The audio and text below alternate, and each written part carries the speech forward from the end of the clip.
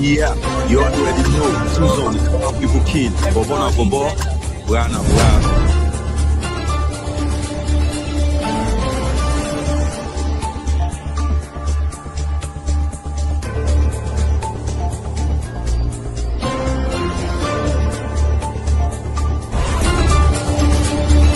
No, but did you hear the press conference of Seleke Kromah, the IG?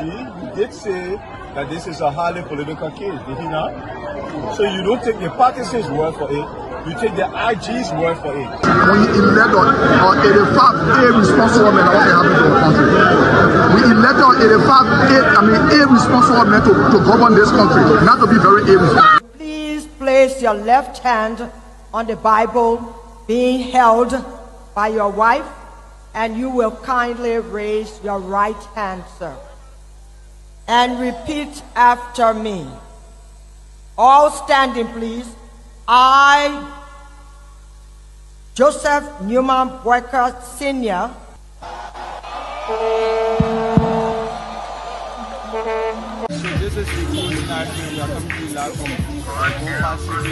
No secret now that your friend and former boss will be a candidate in 2029.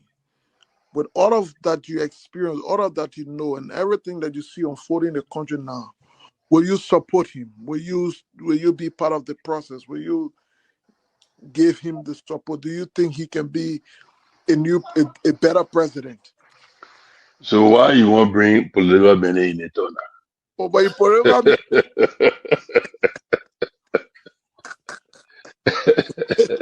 you're political man, before you go out, very active. I plead the fifth again. Okay. When 2029 come and pass, then you finally leave. Mission is completed. Now, what the rules of engagement? When the war ended, the guy said, the captain, the commander said, mission complete. There wounded out first. All men on board. So, this riot situation when it comes across it, because many times you notice that.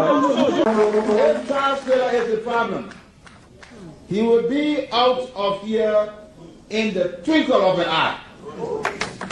And I say, let well-meaning Liberians come home. If we respect this constitution, a government formed in Accra is a violation of Article 1 of the Constitution. Let them come home.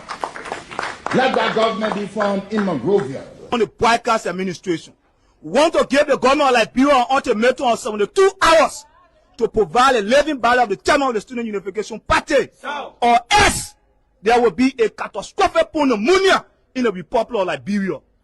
To arrest the chairman of the Student Unification Party, only because the government feel intimidated about the Vanguard Party advocacies.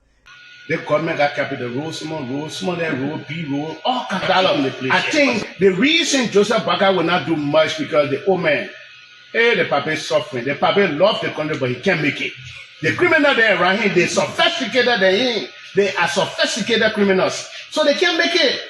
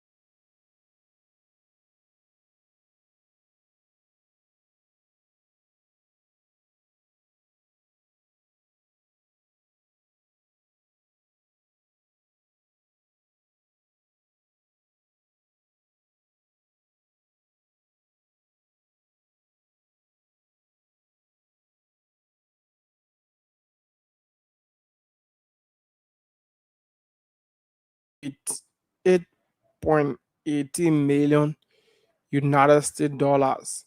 And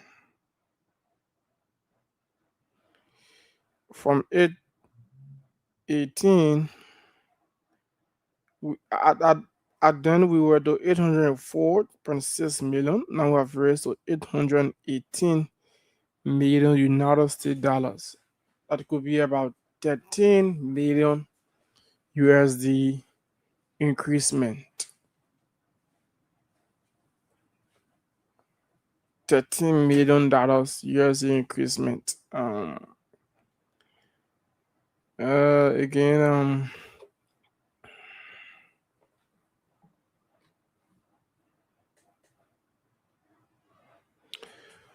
Again, from Mangibi, the superintendent is accused of threatening citizens over budget questions. The news say Mangibi County, Liberia, Mangibi County Superintendent O.J. Godfrey Murray Jr. has allegedly threatened citizens who have been questioning the use of 65,000 reportedly withdrawn from the county budget in recent times. According to citizens, began raising concerns and requesting accountability regarding the withdrawal and expenditure of the funds. However, Superintendent Morris Chinyan allegedly responded with strong warning, speaking during a press conference in 2%, and that's despite the Democrat shutdown. Morris stated that anyone who reads or speaks negatively about him will be paid back badly and held accountable. Superintendent of Mangibi County is there threatening an ordinary citizen who wanting to know more about our funds that were used or withdraw from the county budget in recent time. What exactly entail with that money? Good evening, Chief Pewee.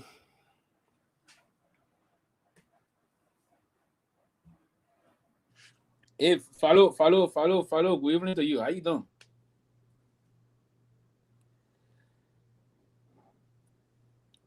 I didn't get it too clear.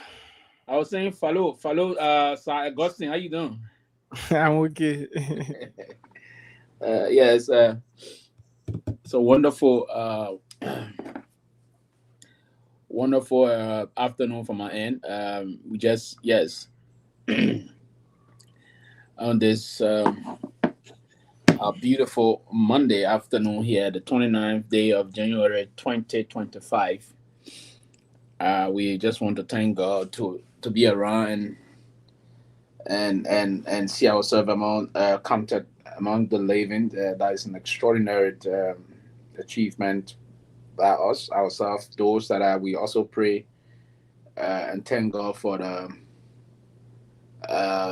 his blessing, and we pray for those that are in the hospital and are not faring very well, and we pray God speedy blessings upon them in terms of speedy recovery and all those things. And we also pray for the departed souls. We ask life they should continue to rest in perpetual peace. We just want to thank God today. Yeah. So what is some of the unfolding Augustine, what is some of the unfolding development from your end today? What are those news? The highlight. I know yesterday we got some news. Yesterday, I know about the former president is back in the country, and we listened to the former president yesterday. I know how you go with it, but probably we will have to gather a talking point. The former president, I'm told he visited the Rela area today. Mm-hmm. He was passing through. Yeah, you were passing through, and there was just a lot of someone was calling me or telling me. I said, "Hey man, stop that! Don't call me and tell me that." This not a new thing. Whenever the former president is here to move anywhere, people will come out. On a serious note, people will come out. So this should not be a new thing to you. This man is extraordinarily popular in Liberia, very popular. And as we move now to the 2029 elections, slowly going there, I will hope he will start engaging more or less stakeholders and having some discussion in various counties. Stop the issue about going president. He will pull people out.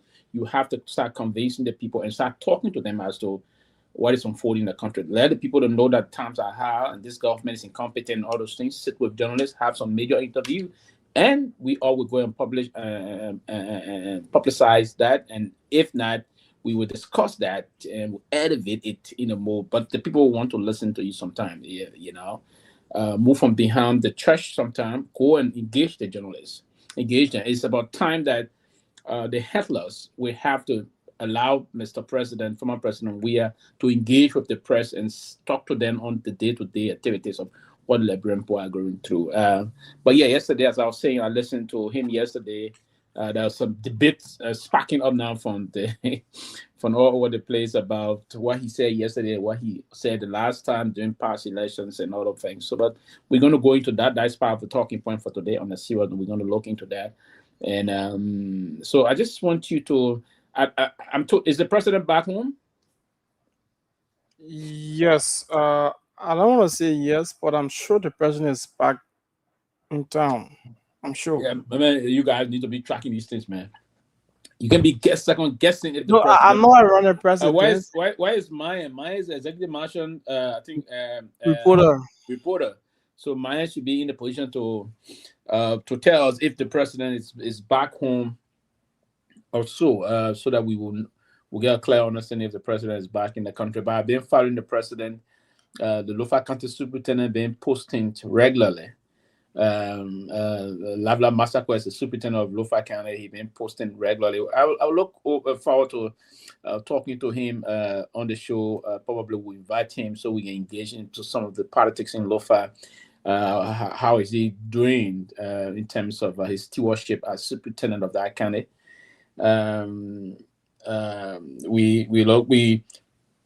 Because Masako and I come a long way at the level of the Lofa University Student Association for the University of Liberia. We discussed.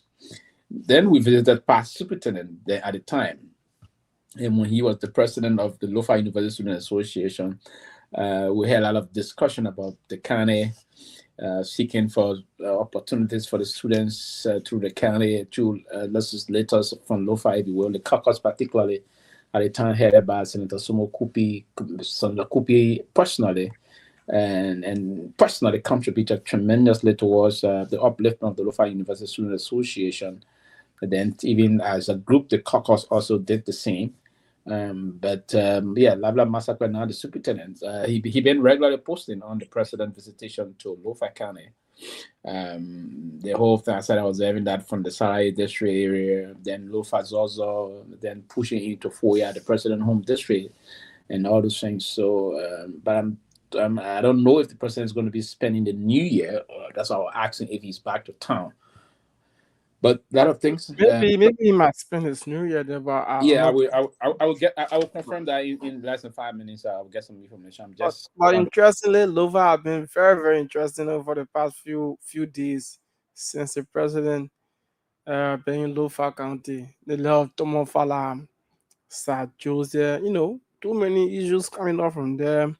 Tomofala was just on the radio the other day, openly pledging his support, not just pledging his support, but informing the people all over that if President Bouaka will be contesting comes 2029, and will make sure, 100% sure that he support the president come back to the presidency, because he believes that the president is his own blood from Lofa County.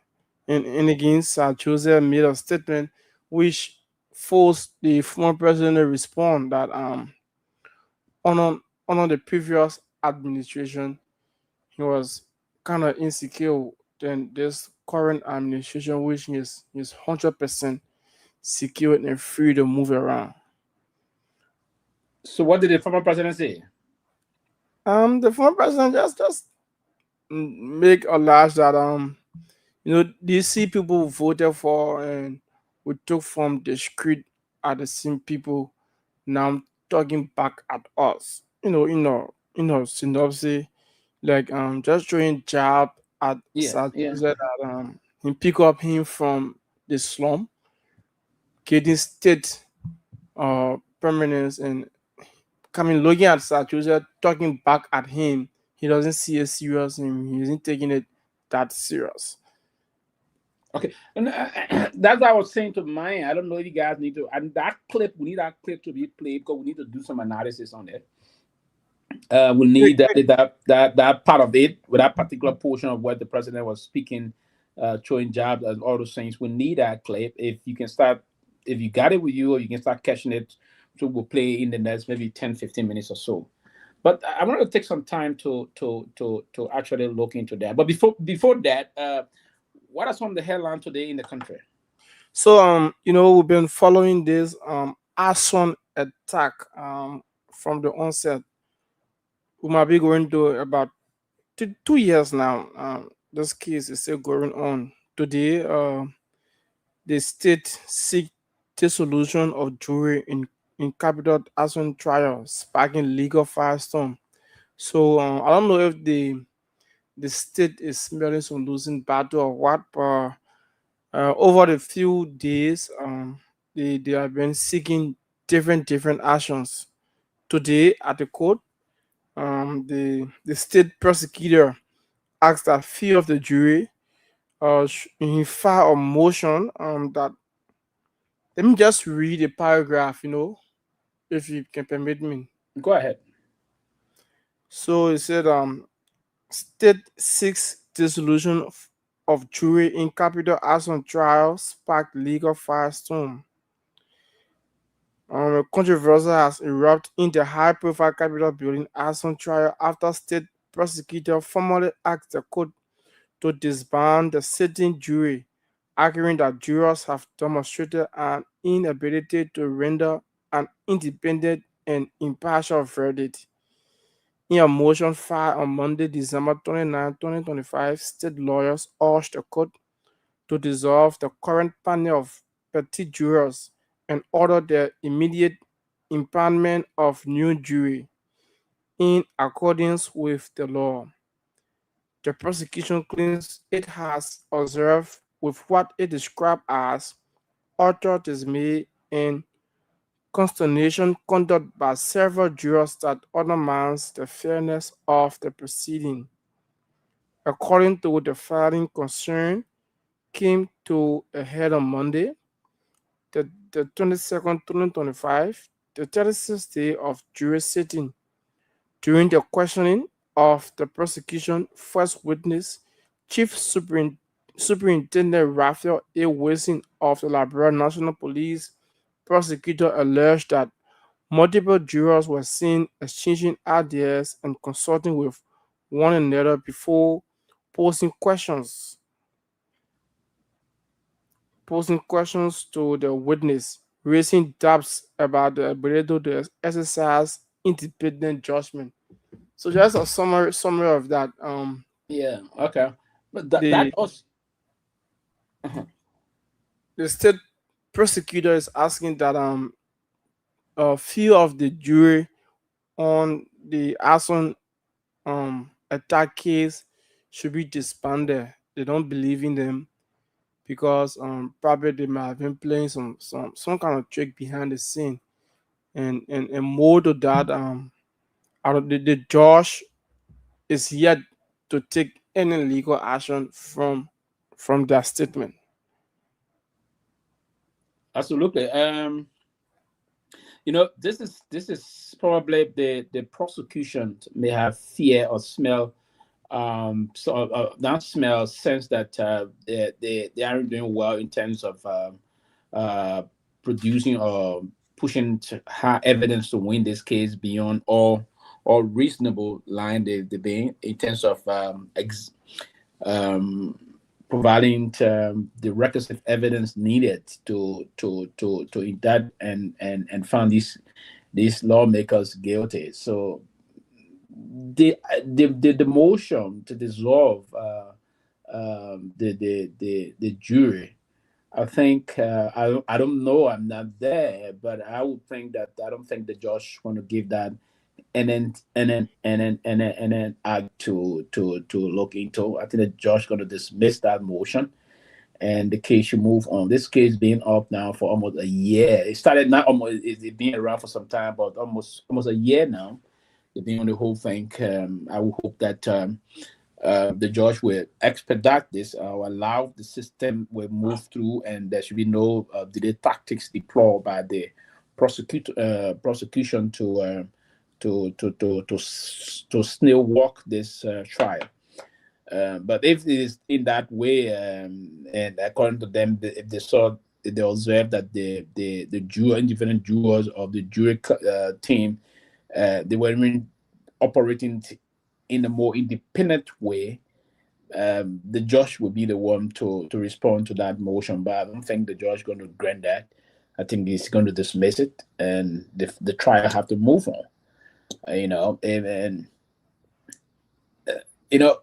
from the beginning of this thing, the way we saw the whole thing, the Liberian National Police levying the charges against these individuals, we knew that there was some political undertone in this process. I agree that that may have been an awesome in itself, but the way you went about unleashing the charges or carrying on the indictment, it was somehow political. You didn't match the weight of evidence in terms of the way to go about it.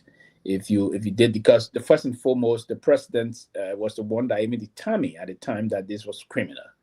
Before the Liberia National Police filed suit, the president said it was an act of gangsterism, and the bandits did that without. So the president prejudiced the case from the offset.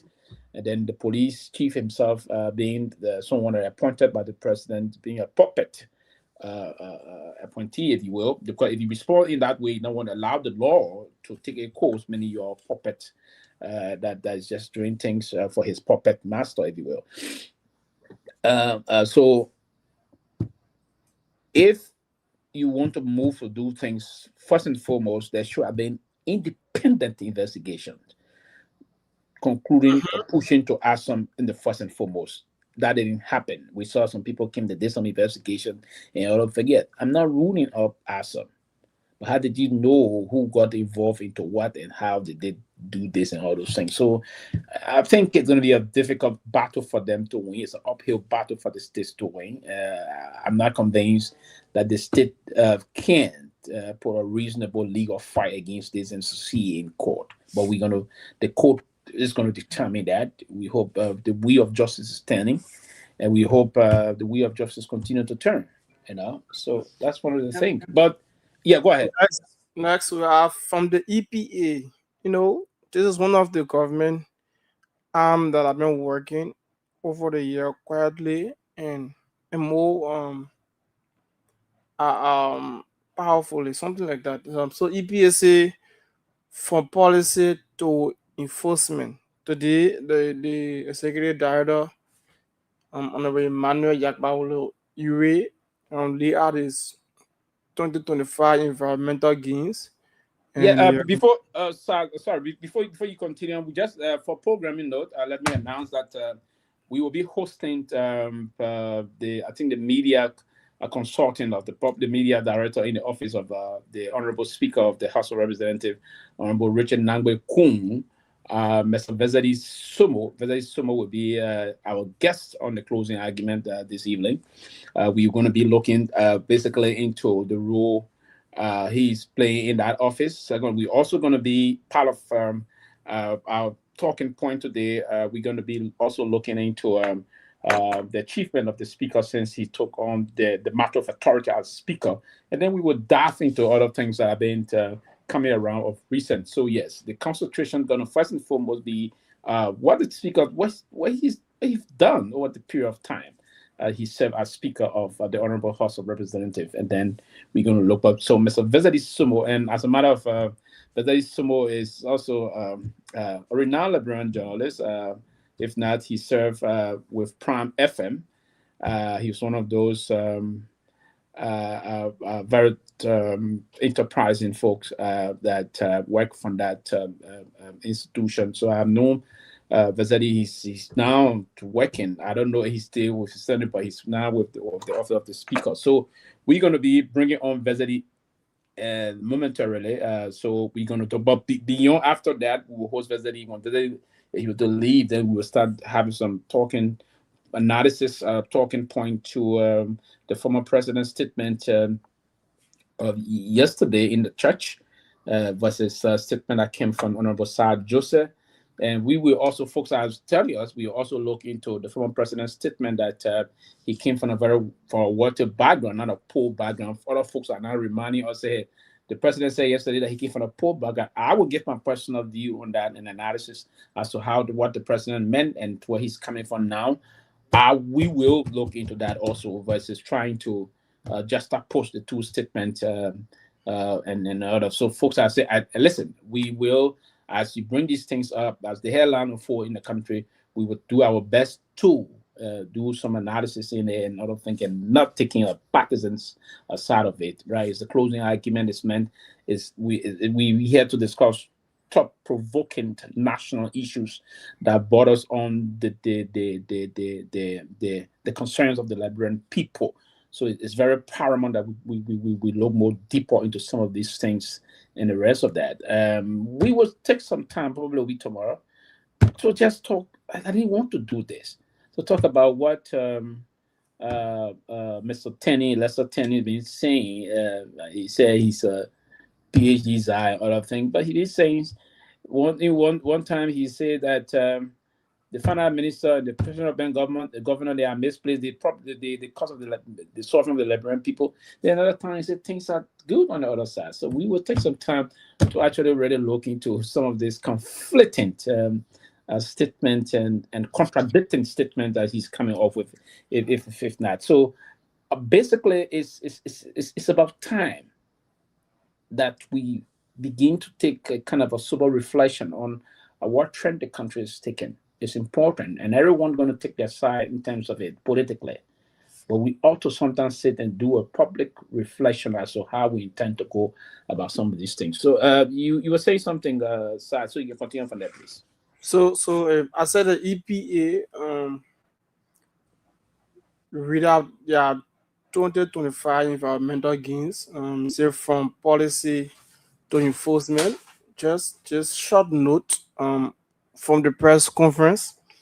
The EPA Secretary Director Emmanuel Yakpawodo-Ure, he stated that he said regulatory performance highlights for 2025 include the insurance of 256 environmental permits, verification of 167 project sites, rejection of over 70 non-compliant permit application, and the conduct of 34 ESRA conference and 11 public consultation. The EPA also reviewed 248 environmental audit reports, trained and certified 101 environmental evaluators, and carried out 140 enforcement actions, imposing 303,000 in environmental fines,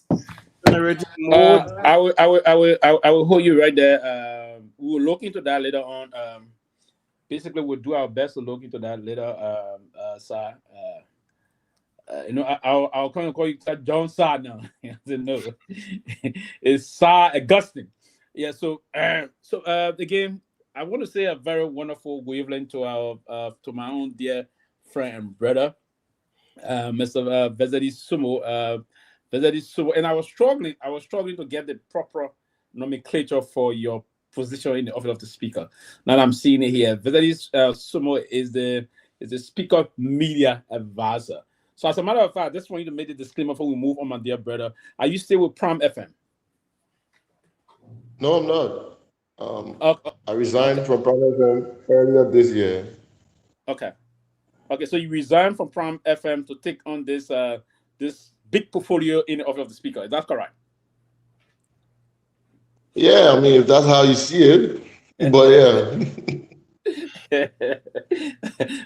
Okay. I just before we can come to this, ladies and gentlemen, we have on the show tonight the media advisor to the Honorable Speaker of the House of Representatives, Honorable Richard Nagbe Kun. Honorable Kun is the Speaker of the House, and Valerie Sumo is going to is his media advisor. He's going to be here to tell us much more about what the Speaker have done ever since he got catapulted to that very powerful seat, the third person in the Republic of Liberia. So we'll be talking to Mr. Sumo, and then we will. Is there any problem with the screen? Let me check it up. I think mine should be behind camera working or something.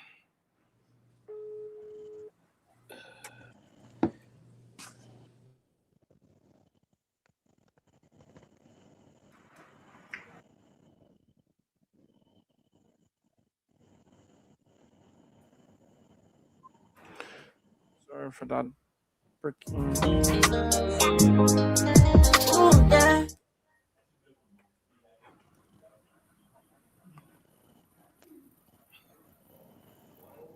Are you there? Yeah. Is there any problem that we didn't know? I think mine is at the behind the camera doing some work there. I don't know, but I think we're good. We good? Yeah. Well, because I seen something on the screen, so I don't know if we're very good. I need.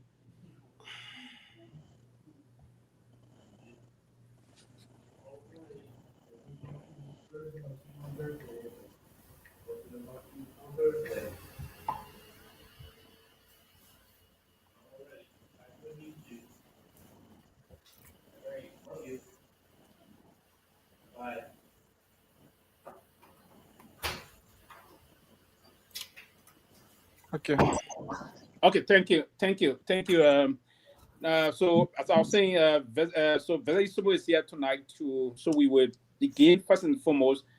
We'll ask Mr. Sumo. He will introduce himself, and then we will move straight. But before Mr. Sumo, you can go ahead to do the introduction. I just want to introduce to you Mr. Tomalin, Chief Simony Joe. I don't know where he got a chieftaincy title from. We need to tell us because I was told he got a big chieftaincy title. So I don't want to be mistaken. I'll refer to him as Chief Simony Joe is here, and we have one of our reporters also is from Kia Radio on the other side in studio there. Sir Augustine and Myean is on the other side in Tube FM, all those things. So we want to ask you to introduce yourself, and then we move straight into the discussion. But the talking point going to start first from the office of the speaker, his activity and all those things. Then we'll move into others gradually. Then we'll change it a bit down the line. So please go ahead, my dear brother, to introduce yourself. Thank you, Sylvester. My own big brother. Let me say good evening to Chief Tomalin George. Let me greet my colleague, Sir Mbayo from Kia Radio, and all those following the broadcast this evening. It's always a pleasure to have such an opportunity to be a part of the conversation. The public discourse is something I always relish, and I feel very good being here tonight.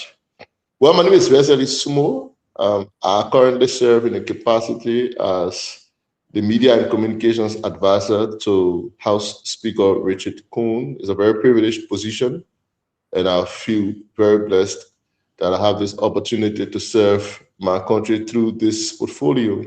Well, I'm a Liberian journalist by profession. I served Prime Communications for a little over 9 years as an active broadcast journalist, serving in different capacities, from being a sports reporter to a newscaster, and then serving as a talk show host, co-hosting, as well as hosting the Prime Morning Drive, serving as lead host for the evening program, The Brum. I also rose to the position of radio director, which was basically the deputy station manager at Prime FM. And that has basically been a relatively short period in the media, but with some very good experience too. And the Speaker of the House, Speaker Kun, appointed the Senate seat to the speakership, thought that we possess the necessary experience and expertise to advise him on his media and public relations. And that's why we're in the position we're in today. So again, I feel good being here, and I'm looking forward to the conversation.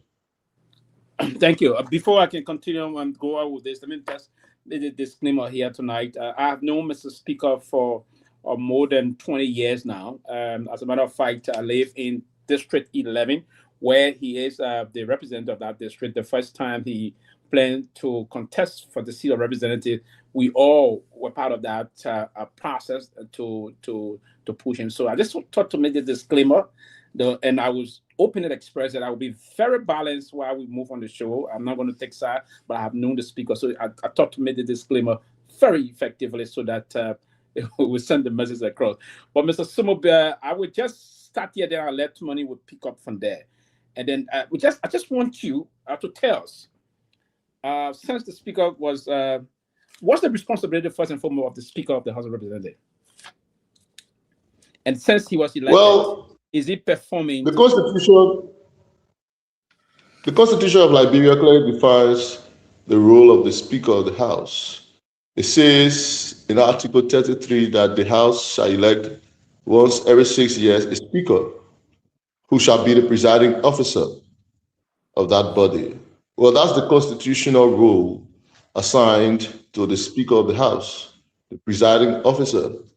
Well, but it also grants the House the authority to make its own rules. So yeah, the rules of the House then gave the Speaker additional responsibilities.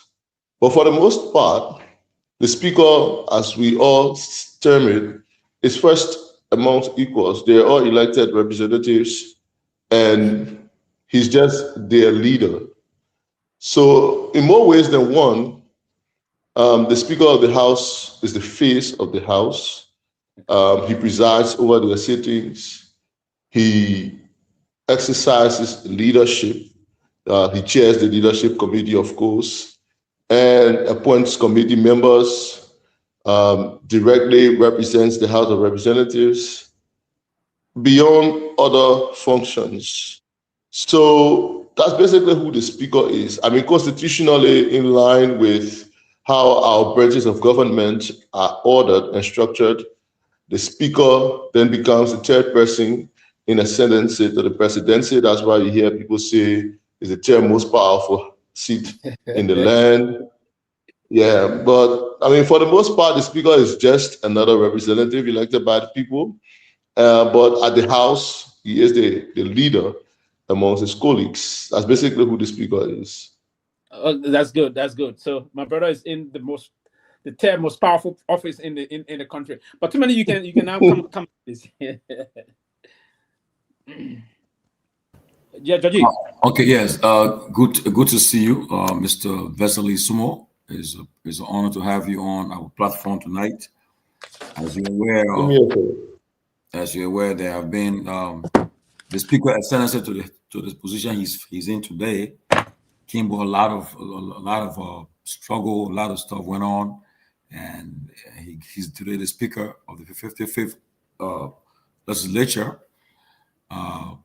He been in the news a lot of time, but basically we want to find out tonight from you what the Speaker has been doing since he ascended to that position, what he has been doing, what have been his accomplishments, and we also would touch on everything that's have gotten in the news involving him. So I want to give you opportunity tonight as the media advisor to the Speaker to be open and honest, as we will respect you. We respect the office. There's a platform, let me make it clear.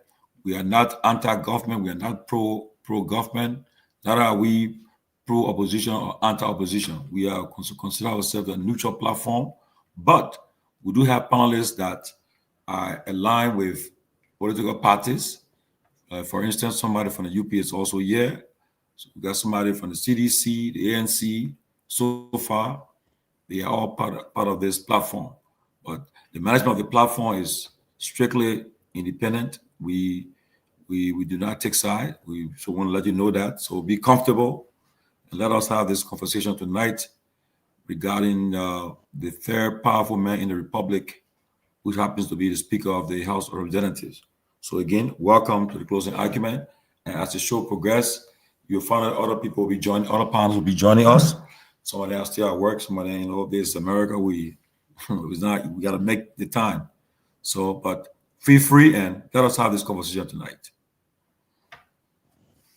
Thank you. Thank you so much, Mr. George. And again, like I said from the onset, I relish this opportunity because it's always a chance to sell my office. You know, I took up this job in the middle of what you referenced, in the middle of the quote-unquote controversy that engulfed the ascendancy of my boss. About this time last year, the House was engulfed in a leadership crisis. The majority members of the House had opted to have separate sittings. They had made a decision not to sit under the gavel of then Speaker Fofana Kofa. And so we had separate sittings by this time last year. It's good to remind the public. They had already, in their separate sitting by this time last year, elect Speaker Kuhn amidst some controversies. And there were the case was before the court by this time last year. In fact, I still remember it was on the 23rd of December last year when the court ruled freshly in this case involving the Speaker, then Speaker Kofa, against the majority when the court used the term ultra vires. If you can all remember, it was on the 23rd of December last year. So we have come a long way. And when I jumped onto this ship around February of last year, we were in the heat of this battle. And so I came onto this job at a point when it was fire for fire, as we like to put it. And we took little time to settle. We had to jump straight into business. But by then it was a power struggle. And I think everyone who has been involved or following this process could understand that we did what we had to do at the time because of the circumstances that were unfolding at the time. Fast forward, thankfully, after wise heads met, they decided that we go to a fresh election, and the Speaker again emerged victorious, this time against Representative Musa Hassan Belete. So Speaker Kuhn took on the gavel of authority at the House of Representatives in May of this year. And it has been 6 to 7 grueling months. I use the word grueling because it hasn't come easy. When you take over under such circumstances, you have a huge task, firstly, to reunite the House. So primary amongst what the Speaker has had to do has been trying to unite his colleagues. And in a political space, such as the Capitol building, with people of different interests, it is very difficult to do. How the Speaker has managed to do so in such short period of time speaks a lot to his leadership qualities. I mean, let's not forget, this was a very heated political debate. It went personal. I mean, there were things said that you wouldn't have imagined. We got to the point where the Capitol building was engulfed in flames. And what happened at the Capitol during that period nearly turned this country upside down. I mean, given the court case and everything, there was a point where people thought we were going into a constitutional crisis. So it was a serious political contestation at the Capitol. Now, when political interests are up against each other in such a way, when they manage to find a common ground, usually these interests are put aside for the common good, but these interests don't automatically disappear. So eventually, it is the job of the person who assumes leadership to make sure that you harness these interests so that they all come together and work for the common good. Now, that is what this speaker, Speaker Richard Kun, has had to do during the first few months of his ascendancy to the speakership, trying to align these interests so that they meet at the point of convergence for national development. So it hasn't been easy. That's why I refer to it as grueling and gruesome. But he has managed to do that to a large extent. How? Well, when the speaker took over the leadership of the House, there was, of course, the majority and minority blocks. The first thing they had to do was to ensure that everyone got incorporated into the structure of the House so that no one is left out. When the Speaker was given the authority to reconstitute committees at the House, the Speaker made sure that every single member of that House was appointed to some committee of some sort. Every single one of them. Some of them turned it down. Of course, at the time, people were still bitter. Some of them turned it down. Some of them accepted willingly. Some of them, not so willingly. But in the end, he managed to get everybody to be a part of the leadership of the House. Then he had to go beyond just writing their names down and announcing them as members of committees. They had to see that he trusted them. So he went beyond just dealing with members of his bloc, as it was termed at the time, to working with people on the other side of the aisle. He quickly reestablished his relationship with some of his colleagues that they had been together but had fallen apart due to political reasons. He started working along with them. And by the time they saw that he was genuine about bridging whatever gap had been created as a result of this political struggle, confidence gradually was rebuilt, and we began to see a more functional unit called the House of Representatives. And so the Speaker has managed to do that. The truth is, it is a political space. You will not get everybody on your side. But the fact that he has managed to get at least a good number of the other people on the other side of the aisle, those who did not believe in his leadership at all, the fact that he has managed to get some of them on his side and they're working together speaks to the quality of leader he is. Then after trying to reconcile the House, of course, there are things he had to put in place.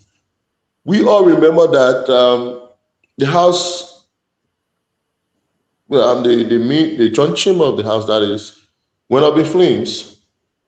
And while the criminal side of that investigation is ongoing, the onus is on those who lead that property, those who are the custodians of that property, to ensure that it is protected. Today, the government is struggling to prosecute those whom they have accused of being the masterminds or the perpetrators of that act, because they can't have evidence, real-time evidence, as they should, due to lack of security features at the House of Representatives. That was one thing the Speaker knew that he had to put right. So immediately the Speaker took over. In his first few months, we installed CCTV camera at the House of Representatives and went beyond that. The Speaker has been able to ensure that, that thing where, because it is the people's building, their representatives work there, anybody could walk in and walk out in the name of going to speak to their lawmaker. Today, protocol officers are assigned at every entrance of that building with a biometric card. You don't just push any door at the Capitol building today, especially at the House of Representatives. A protocol officer has to open the door for you. There's no way you walk through the House of Representatives without a protocol officer opening for you. That is a form of security measure. Today, lawmakers feel more secure. They can sit in their offices and know that nobody's going to bash me or knock on their doors without going through the protocol. That is one system the Speaker, working with his colleagues, has been able to deploy at the House of Representatives. And right now, I'm on the kind of structural reforms that the Speaker has been able to initiate in this short period of time. Now, while trying to secure the building, there was also a need for a better outlook. I mean, that building is adjacent to the Executive Mansion, or opposite the Executive Mansion, that is. The Executive Mansion can be one very beautiful structure with a yard and all the decorations, and the Capitol building opposite it, looks awful. The yard. The Capitol building has a very big space, especially between the main building and that of the University of Liberia. There's a very big yard. For too long, that portion of the facility has been basically abandoned. They had grass, they had dirt. I mean, the Speaker said no, working with the chair on the chair on Rules, Order, Administration, Representative Collier, they've re-empowered the maintenance committee to ensure that yard is given a facelift. Today, you go to the Capitol building, you see that that place is a proper government space where the serenity of the space has been restored. You go to that place today, the parking lots are well structured. Nobody goes there, they park their cars anywhere. They are well laid out. Nobody goes to park on the grass anymore. I mean, things are in place as a result of the leadership of Speaker Coon. And then, of course, mobility. The workers at the Capitol building had long complained that their bosses had been down. They had complained, and it was taken away from them. Their meager salaries they were making, you had to spend a lot of that on transportation. Today, workers at the House of Representatives have 4 buses. That's not enough, but at least it's a very big step. Today, there are 4 buses. By the time it is 3:30, workers know that they can start leaving their offices and go and board the buses to go home. Those same buses will take them to work in the morning. That has been restored at the House under the leadership of Speaker Coon in this very short period of time. I call it short because, given the nature under which we took over the leadership, in 7 months to have accomplished these things is a major milestone. There's no overlooking that. Beyond that, where the House currently sits, that chamber that we all see on TV is not the main chamber of the House of Representatives. That is where committee hearings should be taking place. When the Chinese built that building, they built that room. Of course, when you check there, you see a projector in the background where the Speaker sits, because that is where committee hearings should be taking place. But because the main chamber has been under renovation for God knows how long, the House has been using that space. The Speaker, immediately upon taking over, decided, no, let's return to where we ought to be. So he began working immediately. I can say to you that upon resumption of their activities, the House, either on day one or in a very short space of time, will begin using their main chamber, the William R. Tolbert chamber at the House of Representatives. That is a very, very big achievement, because if I tell you how much has been placed in the budget years after years after years for the renovation of that place, and we've never gotten it renovated until Speaker Coon has come, then you understand how big an achievement that is. But that is happening under the leadership of Speaker Coon. And then, of course, at the House, the Speaker is just first among equals. He's given some authority, but he has to respect that he is just an elected colleague, like all of his colleagues. And what that does is that it gives his colleagues the confidence in his leadership. So one thing the Speaker told me, or he has always told me, is that he's not going to get involved with his colleague committee works. They say the House works through committees. That's true. But as Speaker, you've got to be very careful how you try to interfere in the works of these committees, because that is where the members of the House feel confident while they do their work. Okay. Okay. Good. I would just take it off from where you just ended in terms of the speaker not going out to perform the function of other committees and other things. In recent times, it's alleged that certain group of lawmakers, I think around 24, 26 of them, they met somewhere around the police academy area. It's allegedly. And part of the discussion is they are planning to remove the speaker and the deputy speaker. But some of the counts they put out for the reason they want to boot the speaker and the deputy speaker out they talk about administrative malfeasance, and also talk about usurpation of function, committee functions. That the speaker and the deputy speaker are often to usurp the functions of these lawmakers. I just thought, because we would say go to the removal thing, but that's one of the things they highlighted.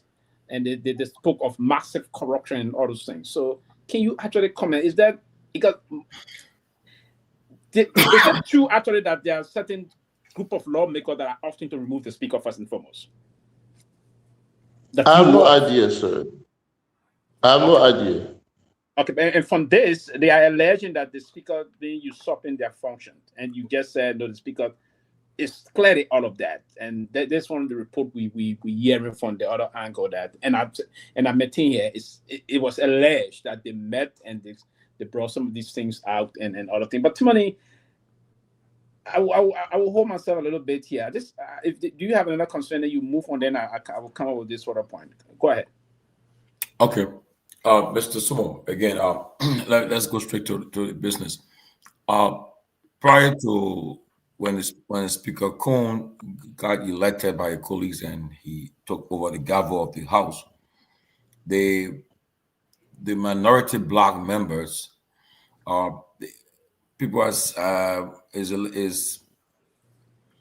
can you tell us whether he have reconciled that group? Because now the crisis is over, and have he reconciled the group, brought them together? Because we're told that those who oppose him, he didn't give them committee, head end of the committees, only those who are loyal to him.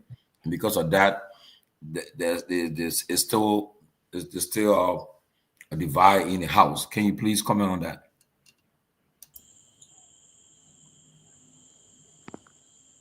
Oh, you are coming a bit broken, but I think I got the question. They understood this. There are 73 members of the House. That includes the Speaker as well, and the Deputy Speaker. Both of them can chair any committee, so make that 71 left. The committees in the House do not reach 70. So it's not possible that every single member of the House will chair a committee. The second thing is that in a political struggle, there are rewards. And those who struggle to get to the top, those who lead the struggle or partake in the struggle, must benefit from the struggle. That's what politics is. They say the reward for politics on earth. You don't get rewarded for politics in heaven. Nobody has gone there and told us that. So we know that those who struggle have to benefit from the struggle. And it is unfair to say that those who had worked, those who had shared the vision of the Speaker's leadership, should be put aside for those who did not believe in his leadership, be very unfair to them. But did the Speaker go outrightly rejecting those who did not believe in his vision? No. I can say to you that the reason why the noise at the Capitol has subsided over the last months is because even if those colleagues of his were not giving committees as the public has been made to understand, the Speaker has gone beyond just naming committees. Look, restoring confidence at the House and ensuring a bit of parity in the political structure of the House of Representatives goes beyond just naming committees. The Speaker had to go beyond that. And so everybody can be leaders of committees. There are very few committees, and everybody can lead a committee. Even not all those. Imagine the speaker had how many persons? 48 to 52 persons who were in his block, right? All of them did not get committees. So they can say that he only gave the committee story. But I know members of those who were against the speaker, more of those in the block that was against the speaker at the time, got leadership roles, even up to co-chairs of committees. I know that for a fact.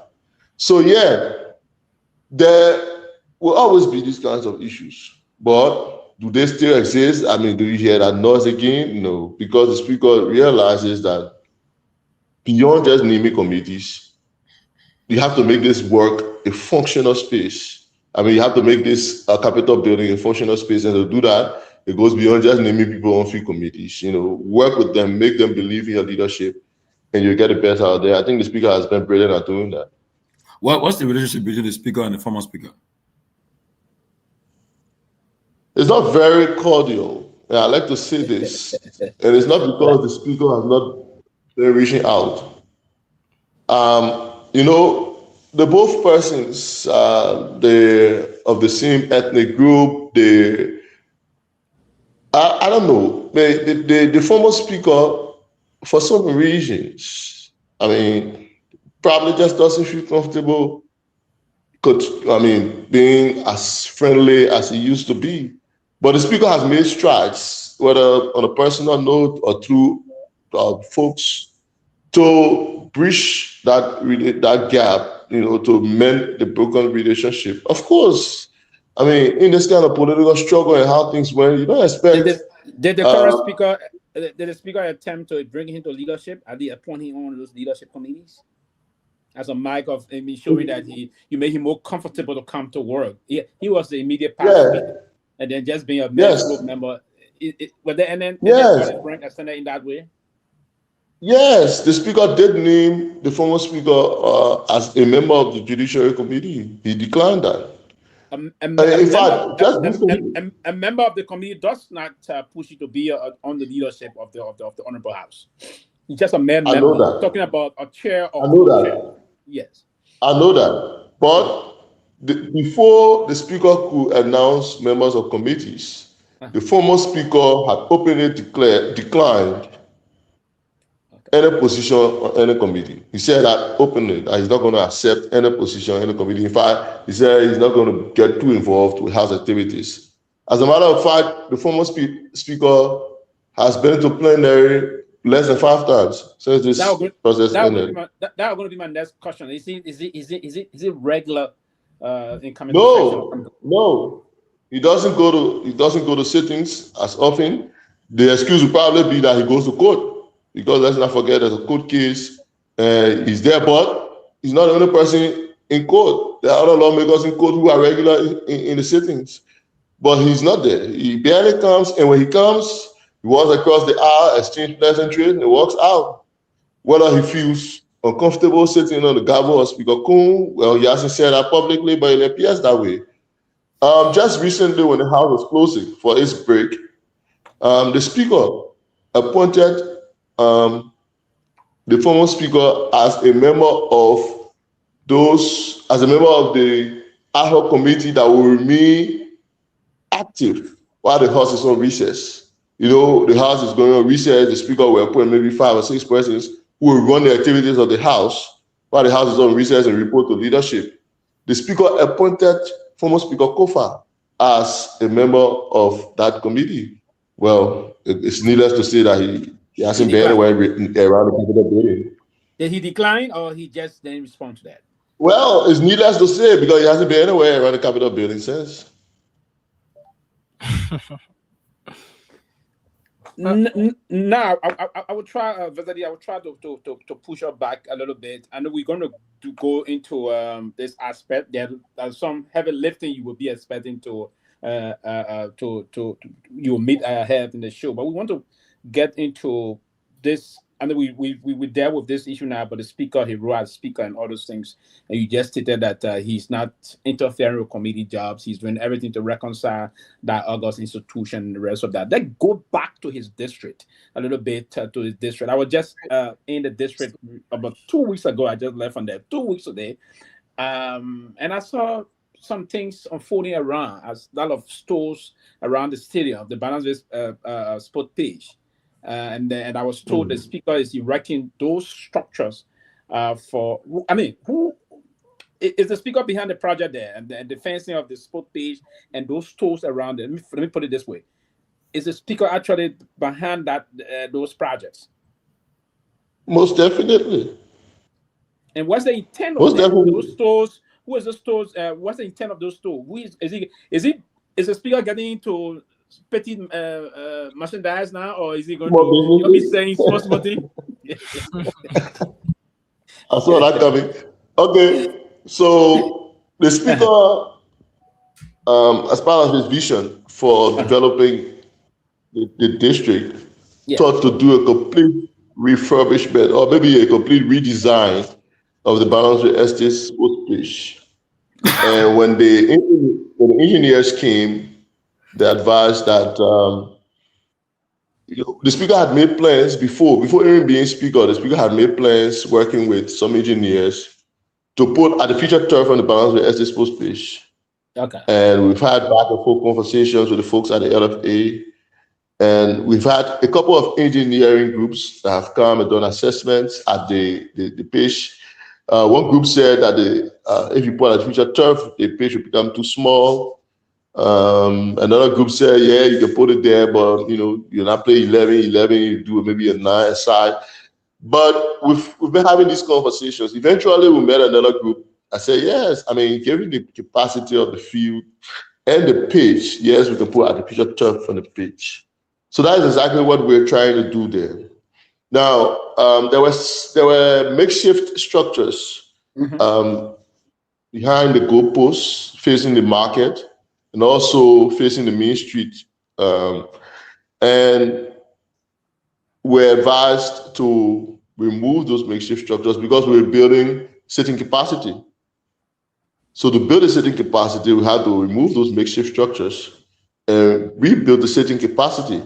But the speaker being the leader he is, he could just remove those structures and build the sitting capacity and leave them. But there were people selling in those structures and making their living. The speaker decided, okay, as part of this construction, build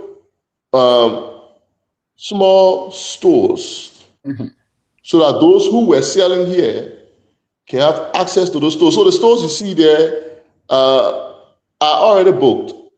Those who were selling in those spaces will be the ones in the makeshift structures. Yes, will be the one that will take them over. Exactly. Okay. That is the idea. Okay. Yeah, so that's why you see those stores there. And then beyond that, since you asked about what the speaker doing in the district, that was just one of several things that the speaker has been involved with. The district as it is has 4 townships. We have part of the district in Johnsonville, we have Dixville, we have Barnersville, and we have parts of Garnersville. So then we also have Corwell. So maybe you want to make that 5. But much of the district is concentrated in the Barnersville and Dixville area. Yes. So the speaker has 4 main agenda items. Primary among the agenda items is education. The speaker is an educator. He goes by the name Accounting Kung. So education is always very top of his agenda. So even before becoming speaker, what he did was to embark on the elevation of 2 public junior high schools in the district. Well, Mr. Pewee, you lived in District 11, and you live not too far from the Eastern and Goodrich High School. And you know what I mean when I say. I'm in Dixville now. I'm in Dixville. Yeah, but you used to live not too far from Goodrich. Yes, correct. And you know what I mean when I say that Gurish has been overcrowded. Very well. The reason behind that is because Gurish has been the only public high school in the district for all these years. So whether you lived in Dixville or you lived in Kehleboe or wherever in the district you live, the closest public high school has been Nyenwolo Gurish. So everybody go to some, they will send their child to some elementary school in a yard, not too far from the house. But by the time the child reaches 6th grade or 9th grade, then they have to go to Gurish. And so Gurish became overwhelmed. To mitigate that, the speaker thought, but there are 2 public junior high schools, one in Dixville and the other one in Kehleboe. If we elevate these 2 schools to senior high, nobody has to leave from Dixville to come to Gurish when you reach to 10th grade. You stay in Dixville, attend Dixville Public High School. The same with those in Kehleboe. So on the speaker's vision, those 2 schools were elevated to high schools. Today, Gurish is not as crowded as it used to be. Ask anybody. The speaker saw that long ahead and used that method to decongest Gurish. Because if even you needed to carry out renovation or you needed to improve on the facility at Gurish, the overcrowdedness of the place made it almost impossible to see these things come to fruition. Now that the school has been decongested to a certain extent, we are carrying out some developments at Gurish. Today, we are building a modern basketball gymnasium in the fence at Nyenwolo Gurish. I don't know whether you took up time to visit the school when you were around. You go there, you'll see a modern basketball gymnasium being built by the speaker to help with recreational activities. Now, it is in the form of a basketball gymnasium, but it will serve multi-purposes. Because, you know, the school, as a public school, carries out a lot of activities. And most times they have to do it in the auditorium when classes are ongoing. Building an outdoor basketball gymnasium provides an opportunity or another space for some of these activities to go on. That's a way of also providing a recreational space for students of Nyenwolo, not just the students of Nyenwolo Gurish, but also the residents of District 11 residing in the estate. Now, beyond that, road connectivity has been an issue. You know, there are parts of the district that are remote, and during the rainy season, it's difficult to commute. You say you live in the Dixville area, you will speak to that. So road connectivity has been a major issue on the speaker's agenda. The speaker has been working along with the Ministry of Public Works to help improve on the road conditions in the district. On his own expense, the speaker had a yellow machine in the district doing some grading of the roads during the rainy season. Well, but that was just an individual doing that. He wants to ensure that the Ministry of Public Works pays attention to the road network in District 11. And we can guarantee that we've gotten some words from the Ministry of Public Works that in this dry season, there will be some major renovation on road works in the district.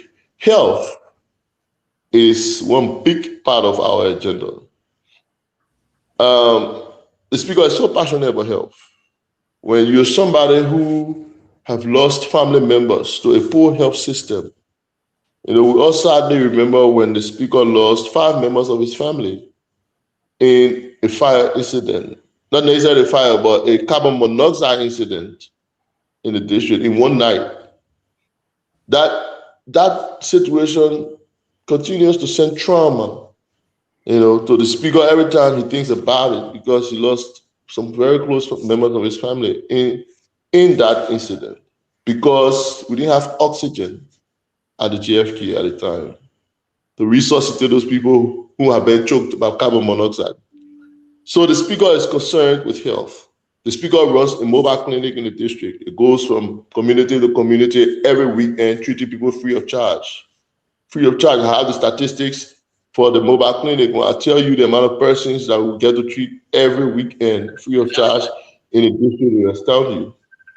But just beyond having a mobile team going, we want to make sure that the health system, because it's about working through systems. What if the mobile team leader or somebody is ill today? The mobile team is not able to go in the community. Won't somebody get killed? So we want to work on the health system. The Kehleboe Clinic has been a major part of what we've been working with in the district. We've given an ambulance to the clinic, we've bought beds. We continue to support the Kehleboe Health Center because it's a major referral hospital. Unfortunately for us, the MSF clinic right to Barnesville Junction, which is not necessarily in our district, but was a big help to us, got closed.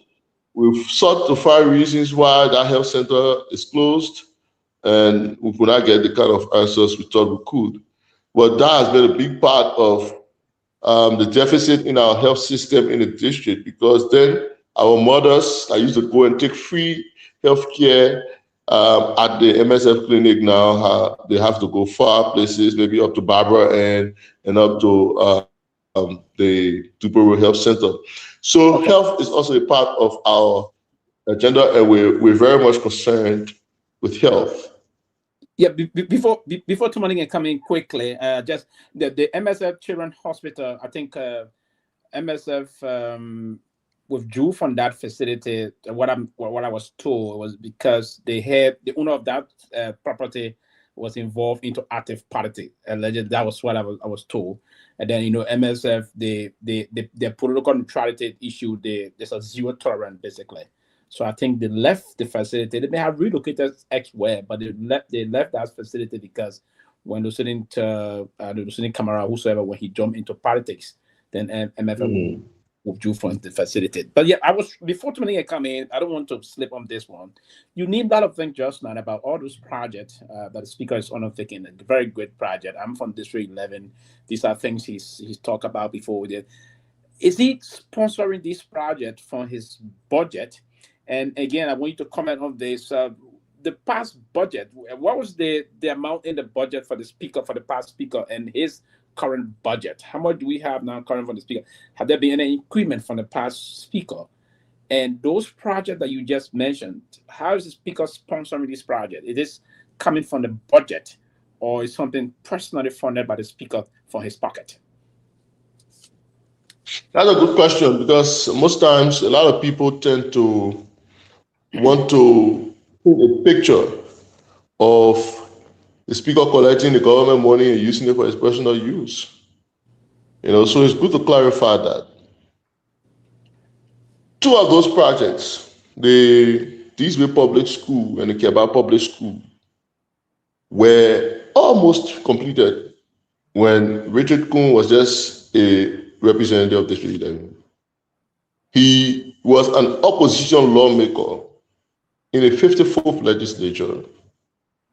Of course, not on the leadership of the House, not in the leadership, and not on any major committees. I think he was just a member of the Banking and Currency Committee. But he was able to sponsor those projects from his lobby with friends, international partners, and from his meager salary. Today, Richard Kuhn is the Speaker of the House.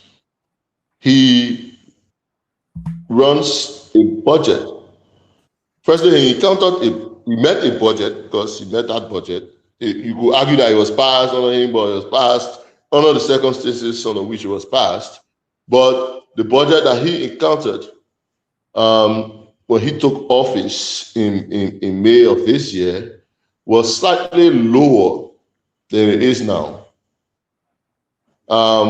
His budget this year, in the tune of 1.3 million, is slightly higher than the 1.1 million or so that he met there in 2025. That and somebody asked, okay, why the speaker increase his budget? The speaker, everybody. I've been seeing this argument about all the top people in top offices increasing their budgets and all of that. You don't want to take the figure for it. You want to see why which specific lines were increased and why. And one key reason why Speaker Kun, by the way, the Speaker does not increase his own budget. Before I go further, I want to make that clear. The Speaker is not the person who says that and say, make my money this, make my money this. The people who work on the budget are the members of the Ways, Means, Finance, and Budget Committee. They design the budget. Do we still have the legislative budget office? Because I'm inclined to know that the legislative budget office, they are the one behind the budget for the. They formulate the legislative budget, working with the Ways, Means, and Finance Committee. Yeah. Excellent. In fact, Mr. Otelo Taba, Otelo Taba is the current head of that legislative budget office. Okay, then you respond to this in 30 seconds, then Tomalin will come with his next point, then we move on. We have that. Yeah, so to move on. It's not the Speaker who decides his budget. The folks at LBO, working along with the Committee on Ways and Means, were the ones who decided, okay, the Speaker deserves this. So it is what the Speaker sees that he works with. So they decided that we will add this to the Speaker's budget. They know why they did that. You want to ask them, I'm sure they will be available. But the Speaker works with what he's given in the budget. Absolutely, and I think they will prepare the Speaker budget in conformity with changing times. As times changes, you have to do it so you conform. Most definitely. That's in the budget. Yeah, that is the honorable. That's the office of the honorable Speaker. It will conform to changing times. Both will have to be comfortable. Somebody can go ahead with the next point. I have one of our panelists. She's at work, so she's on her break. She want to ask a question. Go ahead. You live. Yeah. Hi, Mr. Sumo. My name is Sarah. I'm on my break. I'm following this show. I just wanted to ask a quick question. Who Sarah, please? Your full name, please. Sarah Dopoh. Oh, okay. Go ahead, Sarah. I just want to be. Go ahead, man. Go ahead. I will let Bessie on me. So, I wanted to find out from you. I know I heard you talking about it, but I think you're kind of breaking. Can you distinguish the Speaker's personal project from that of the county development fund that is usually given to representatives for each county? I heard you mention a lot of things that he's doing in the county, but when I think people asked that same question, but I didn't quite understand what you said when it comes to money that he takes from his pocket to do these things, or is from the county development fund. Can you elaborate on that, please? Okay, thanks for the question, ma'am. Monies that come through those monies that are budgeted, they do not come to individual lawmakers. Those monies are in the consolidated account. Lawmakers are supposed to work with their district development councils or whatever authorities they have in their districts to design projects or earmark projects. And they will take those plans to LACE, the Liberia Agency for Community Empowerment. And it is LACE that implements those projects. That's what I know about monies given to lawmakers to the district development for district development. No lawmaker I know. The project that you talk about is the Speaker's out of pocket, right? Most of them. Okay. So my second question is, do you believe that do you know or do you believe that the Speaker believes in integrity, transparency, and accountability? Most definitely.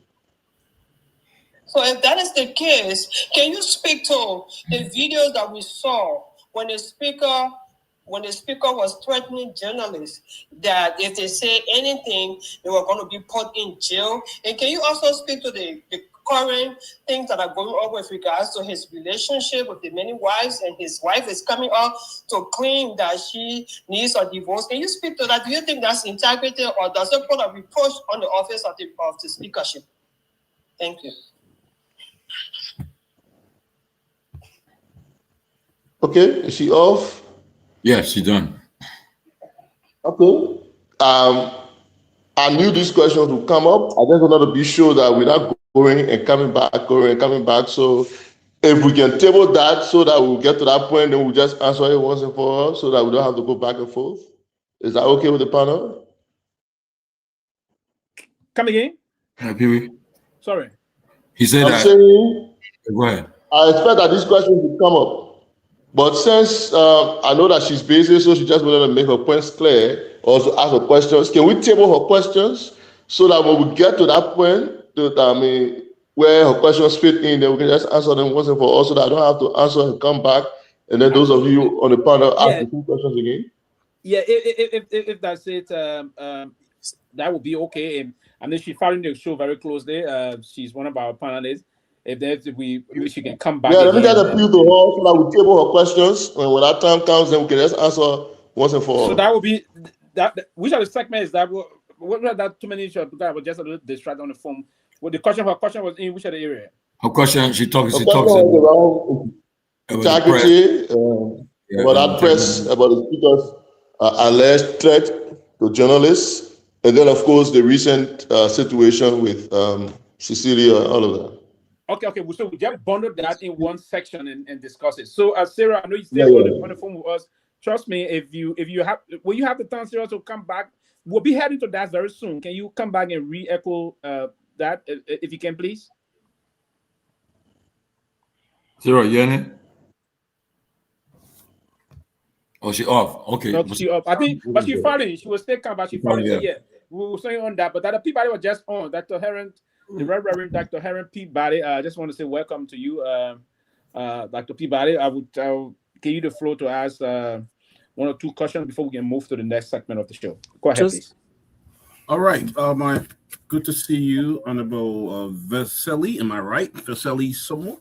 Good to see you. Yes, Vesely Somo is my name. I don't know what well, I got lost. You guys see me? No. All right, I'll go back and come back in. I'll go back out. So why? Just before. Yeah, go ahead. Go. I just feel concerned. The issue of disenchantment and internal grievances is key surrounding the speaker position. Of recent, District 10 Representative Honorable Yake Wakoroba lost his mother, and close to 5 days he took on his social media handle and said that since I lost my mother, the speaker is yet to call me, is yet to show up. Now that my question is, has the speaker settled the internal wranglings among his colleagues? 2, the issue of audit have been one of the speaker's strongest promise when they were in the controversy. I just want to know how far of the issue of auditing the House of Representatives from the Speaker office, where they are, what are the reports now? And lastly, the issue of the buses. You spoke about the 4 buses. I'm concerned. Was it purchased by Speaker Kuhn, or did the Speaker met these buses in the pipeline from the previous administration? Thank you. Good question. That kind of allow us to know, particularly about those things. So yeah, Vesely, can you? Yeah. Let me take respond to that. Then we question. Let me start with the last one. So they always say, government is continuity. The speaker did not take money from his pocket to go and purchase these buses, but you would be amazed to note that there have been budgetary allocations for these buses over and over again, but we've never seen them. Wow. We see them under the speaker's leadership, and that's why we are taking the appraisals for them, because finally we get to see them. It's, there are certain things in this country that get budgeted for and they never come. When you see that these things are budgeted for and you see them come to fruition, appreciate them. I know what I'm saying. So yeah, we see that there are 4 buses under the speaker's leadership and they are in use, and that's why we are praising Speaker Kuhn for these buses. And I hope that answers your question. On the issue of the audit, it's good that you brought that up. It slipped my mind. Yes, you're right. During the fight, quote unquote, the speaker was clear that there will be an audit of the legislature. As a matter of fact, an audit of the legislature was one of the counts against the former speaker. So yes, when the speaker took over, the speaker immediately began conversations with the General Auditing Commission regarding an audit of the legislature. In October of this year, the General Auditing Commission sent a team to the House to determine the scope of the audit. They determined that they would do a system audit of the House.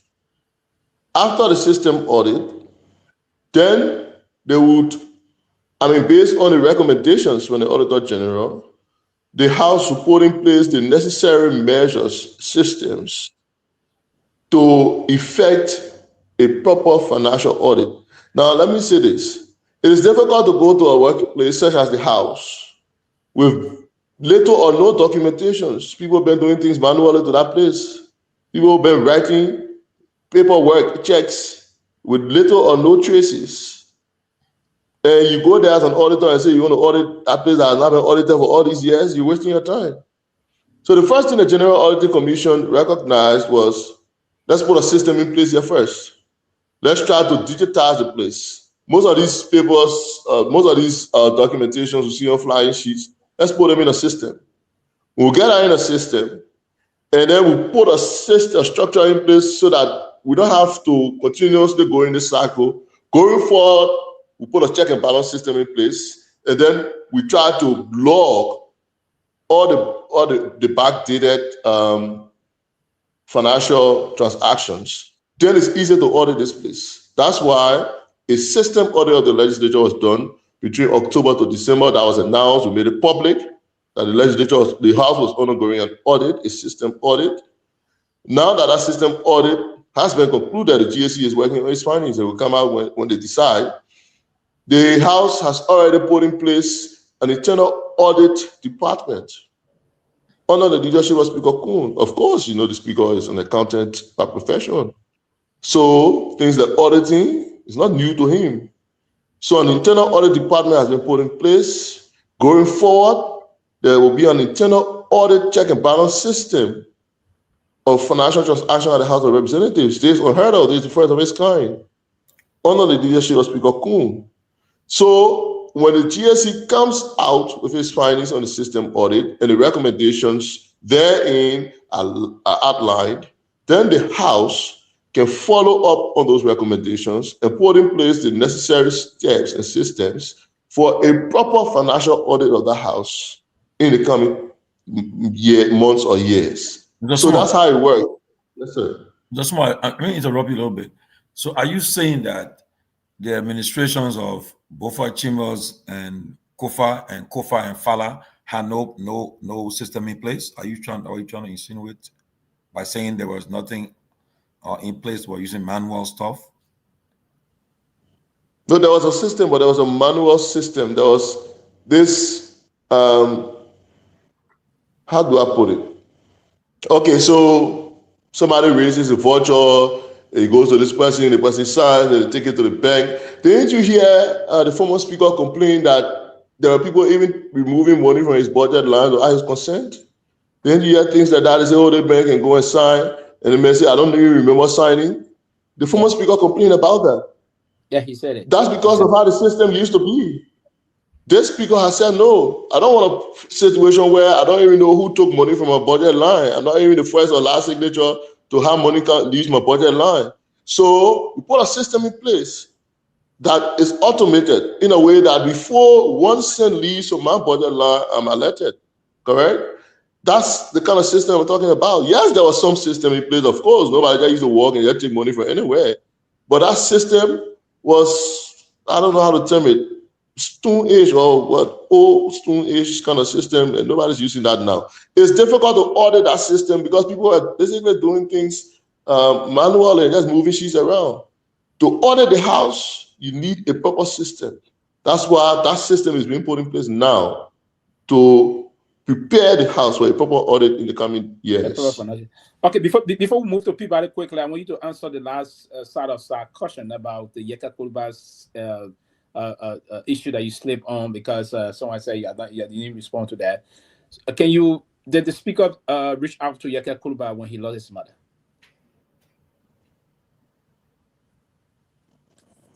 I can't speak to whether the speaker drove to his house to say sorry or the speaker picked up a phone to call. Okay. I'll be dishonest to say that. But I asked the speaker when I heard Representative Kuluba in the media complaining about the speaker, the deputy speaker, not showing concern towards his mother's passing. I asked the speaker, I said, Chief, did you reach out to Representative Kuluba? He's complaining that he didn't reach out to him. He said, we posted in the chat room, we all said sorry. And he was there. I don't know what else he wanted. He wanted the whole house to drive to his house. I don't know. But then the speaker said something happened to somebody else, and Representative Kuluba did not show as much concern, and he's in the public crying. Well, I mean, something like that. But all in all, I know that that's what the speaker. He's the first among equals. Mr. George, did you say something? I didn't hear you. I said the speaker is first among equals. At least he should have either at least placed a call. I mean, and step up the fray. And that's what I'm saying. I can't speak to whether he did it, but I know that the conversation we had at the time, he told me that he was one of the first persons in the chat room that morning, saying sorry. Okay. Yeah. Okay. Peabody, we'll get you in here quickly, then we move to the next session. But you can come in, Peabody. Yeah. Again, as I was giving my greeting, I don't know what happened to my computer, but I'm back. I'm back, guys. Good to see you, Mr. Vasily Sumo. Good to see you. Let me just continue with the conversation. So do you think the speaker will reach out to Yekaku? Do you think he will reach out? You're talking about disenchantment and people not happy. Because as speaker, he's the head. He should be the one to take control and reach out to everybody and not having one side. And so do you think he's going to reach out to Yeka Kuluba? The honest truth is that the speaker has got no issues with Representative Kuluba. Absolutely. And the kind of person I know the speaker to be, the speaker holds no grudges against anybody. So reaching out to Representative Kuluba is nothing, absolutely nothing. And in fact, I want to think that the speaker has done so. The last time we spoke about this was maybe about 3 weeks ago. So maybe after that, some other things. Look, you see, sometimes we have to be careful with what these politicians come to the public with. I know that the speaker reaches across the aisle. He talks to everybody. There will be some politicians, for some reasons best known to themselves, who will come to the public and make it appear like the speaker is not doing what he's supposed to do for whatever reasons.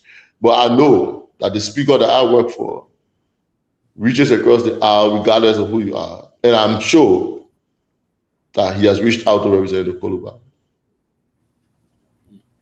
All right, let me ask you another question. I didn't hear you.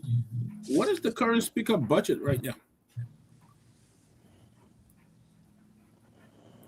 The current budget for the speaker's current budget should be, I won't give the exact figure, but it should be anywhere around $1.3 million.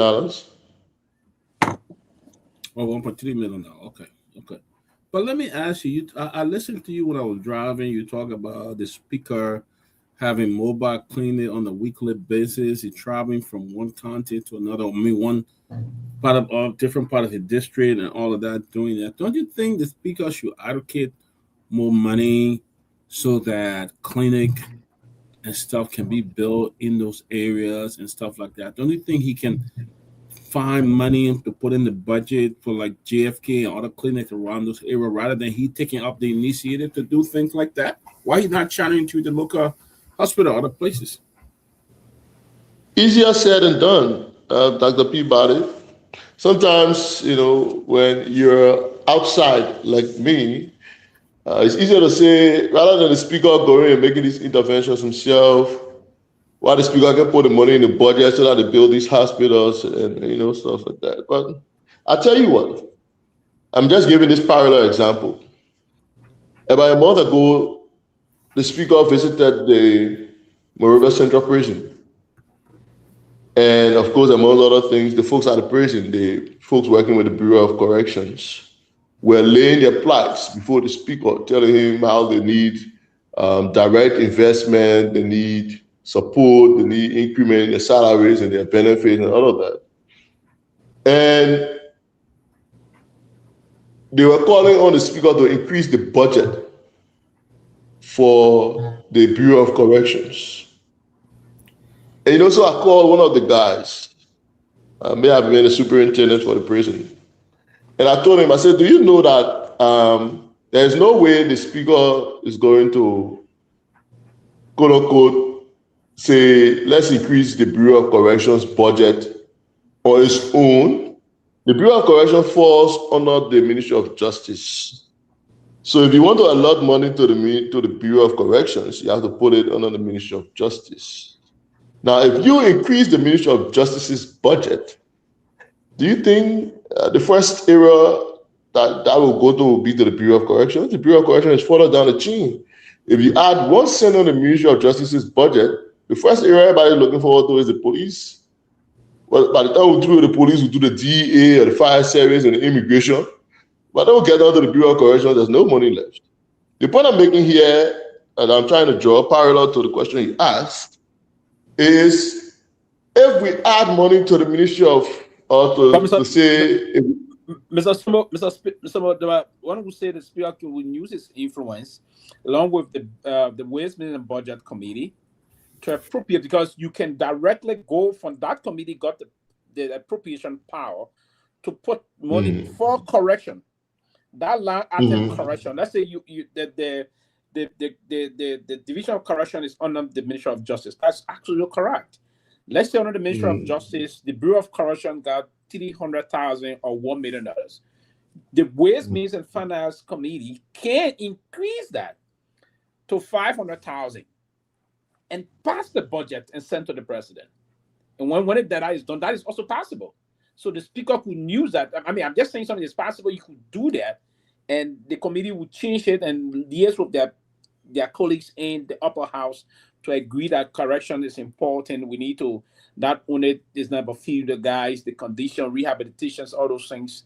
We can push them from $300,000 to $500,000, for example, right, and do those things. I understand, but yeah, it's a very difficult thing because the executive should be the one preparing the budget to the Ministry of Finance to send to the legislature. But sometimes the executive will be overwhelmed with a lot of different things, priority areas, and they will downplay a major area, and the prison and the correction area is one of the very important areas. I was just in Bon County. I went to see the correction area in Bon County, really congested. Prisoners are just very congested. There's no commissary for them. There's nothing whatsoever. That leaves the commissary aspect of it. But that level of issue that we need some support for them too. That's why you're trying to push, for instance, if we could push certain thing in the budget. Let's say the mobile clinic you spoke of. Have we considered thinking about Kehleboe Clinic to put more money in the budget for Kehleboe Clinic that will allow most of those pregnant women, those children, malaria, typhoid, and all those things, diarrhea, and all those things, that the Kehleboe Clinic will be more capable of handling because of some budget support. For example, that's what yeah, let me come to that. Let me answer the question directly. Yes. So you see, the Panelistsville Health Center, which is in Kehleboe, yes, is a major health center in the district.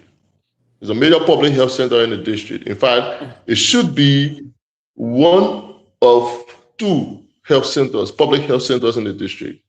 Correct. Now, that has been the speaker's primary concern as an individual lawmaker, not being able to influence things. The speaker has been using his personal funds. Now, the speaker has been able to lobby for budgetary support to that health center. But you see, it's easier said than done. And that is the point I was trying to make. We put money in the budget, for example, and say, Kehleboe Health Center, maybe they know to get anything. Today, we say, okay, Kehleboe Health Center will get $50,000 in this year's budget. I'm just saying. That goes through a sign by the president.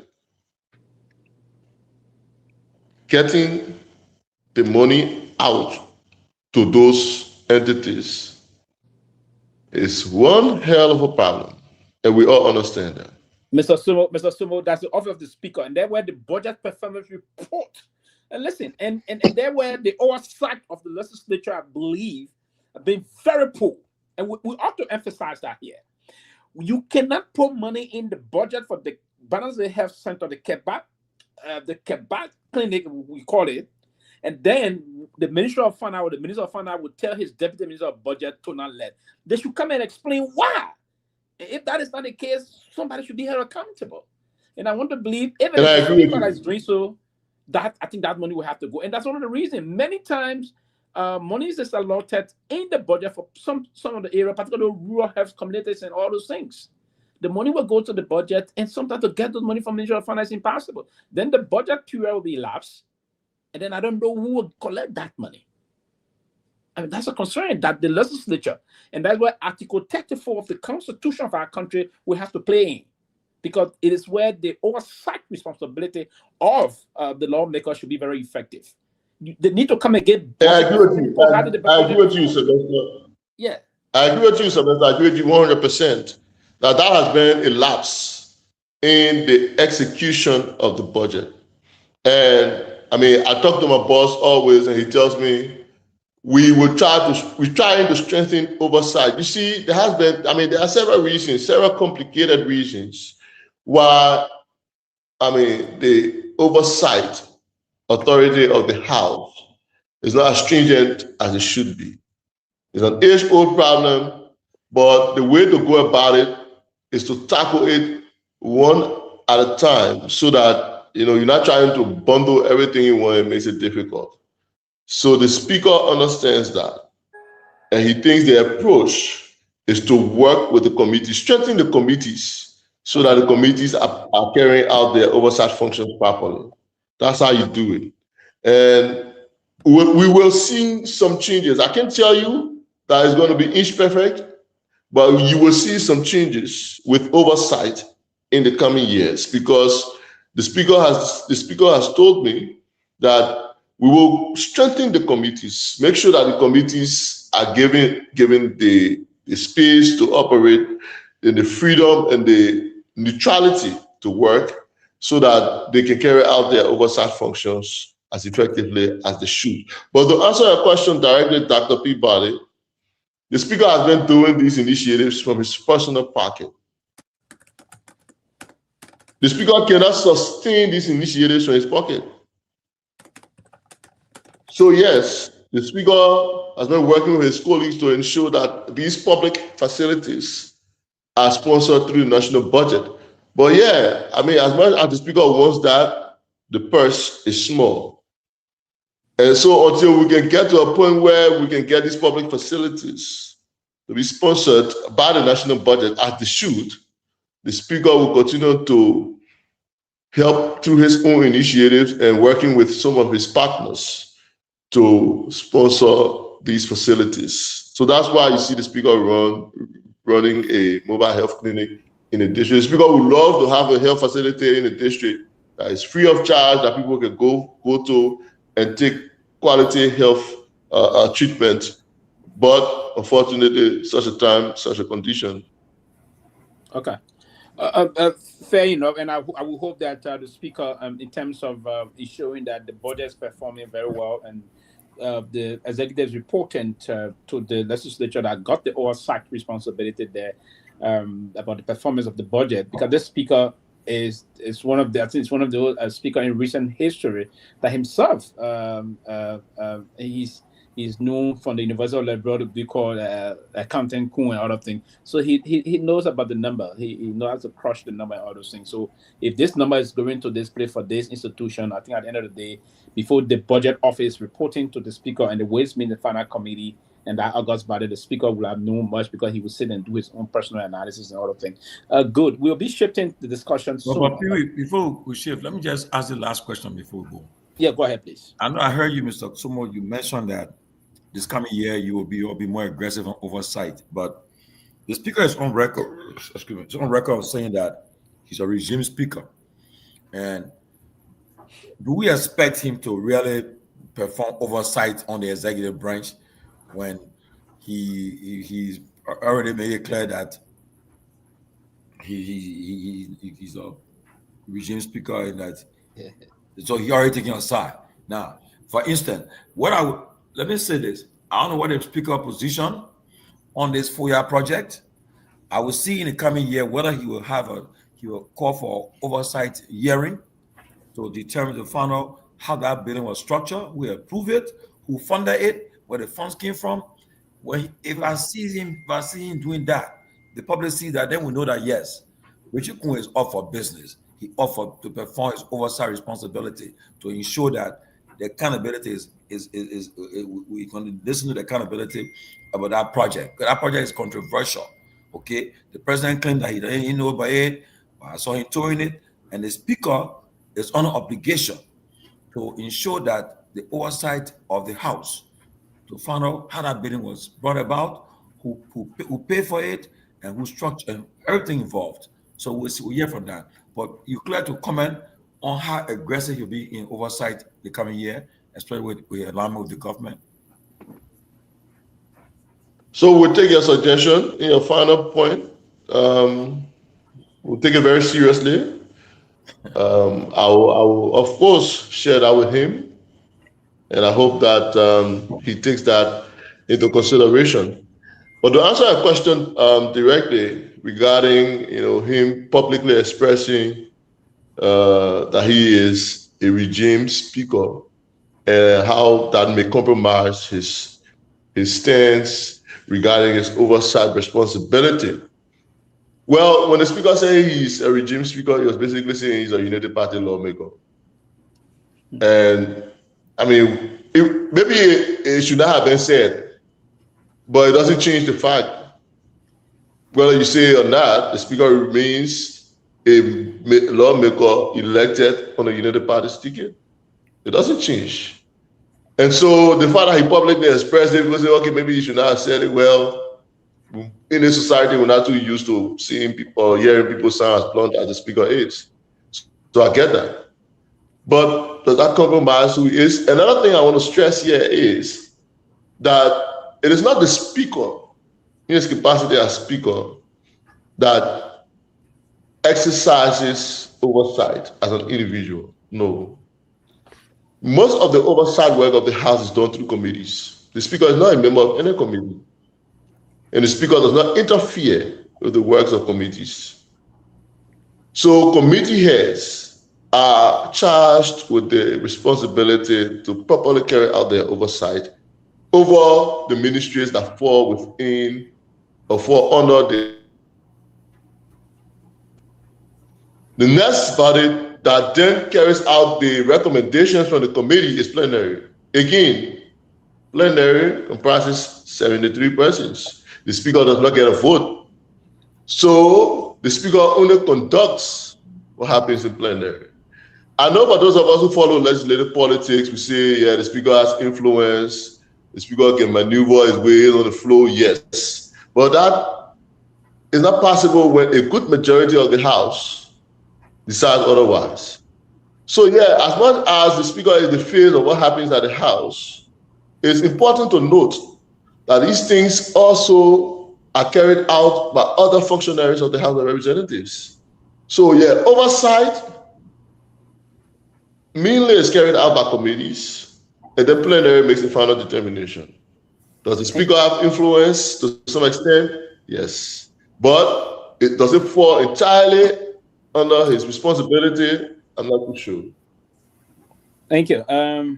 Thank you. Before Raul, welcome to the show. Thank you, sir. Thank you. Before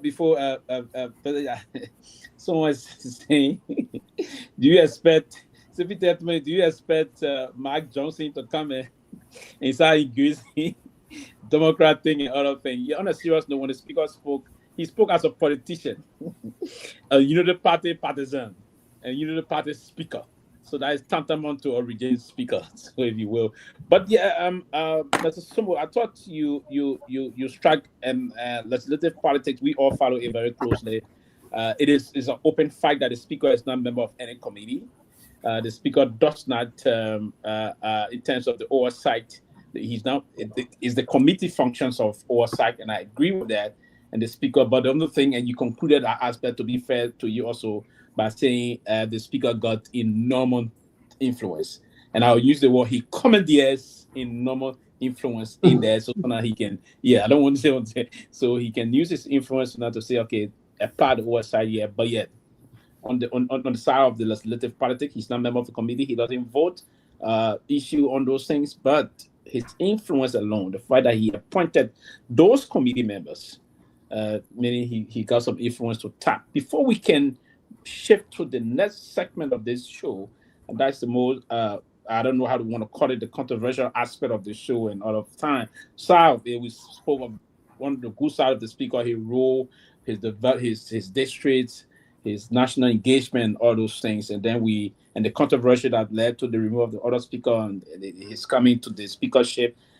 We're not about to shift, but before we can shift, I will give Raul an opportunity, at least 2 minutes, to maybe ask a question from the South. If we're discussing at least 2 minutes, then we will shift now to the new segment of the discussion. Raul, go ahead, please.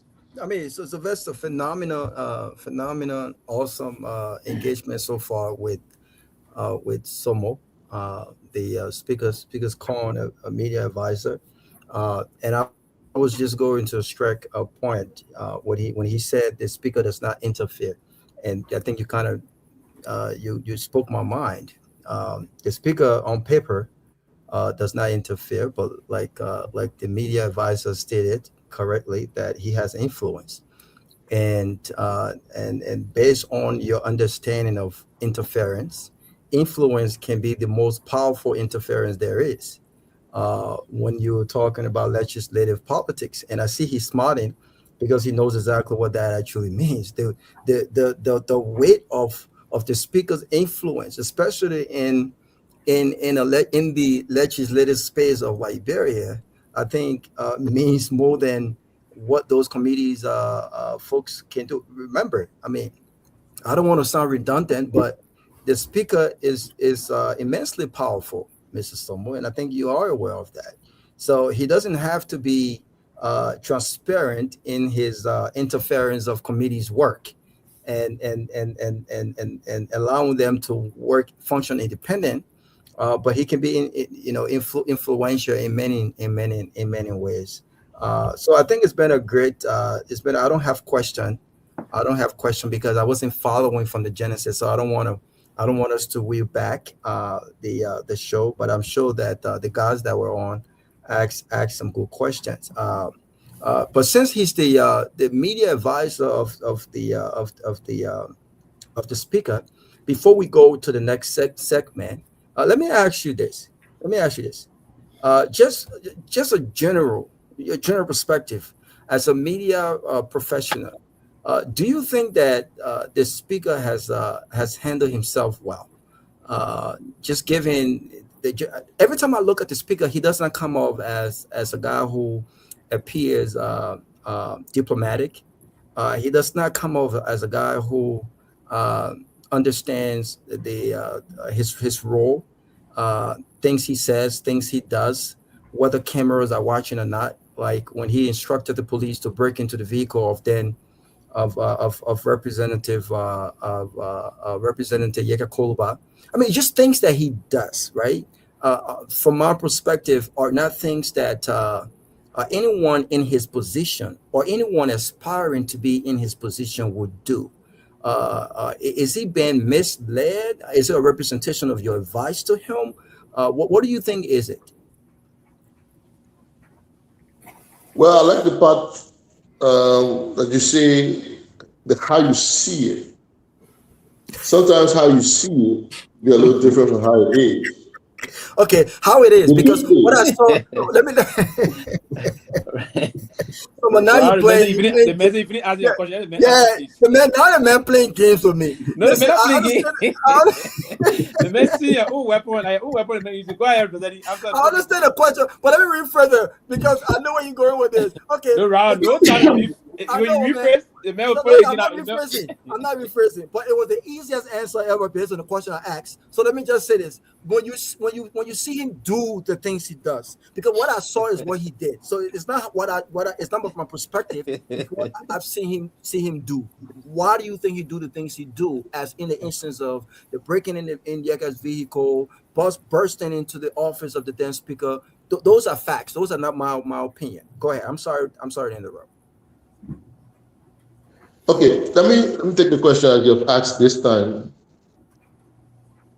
The speaker, Richard Nagbe, as he is, the kind of individual that he is, because it is your person that you bring to the position, right?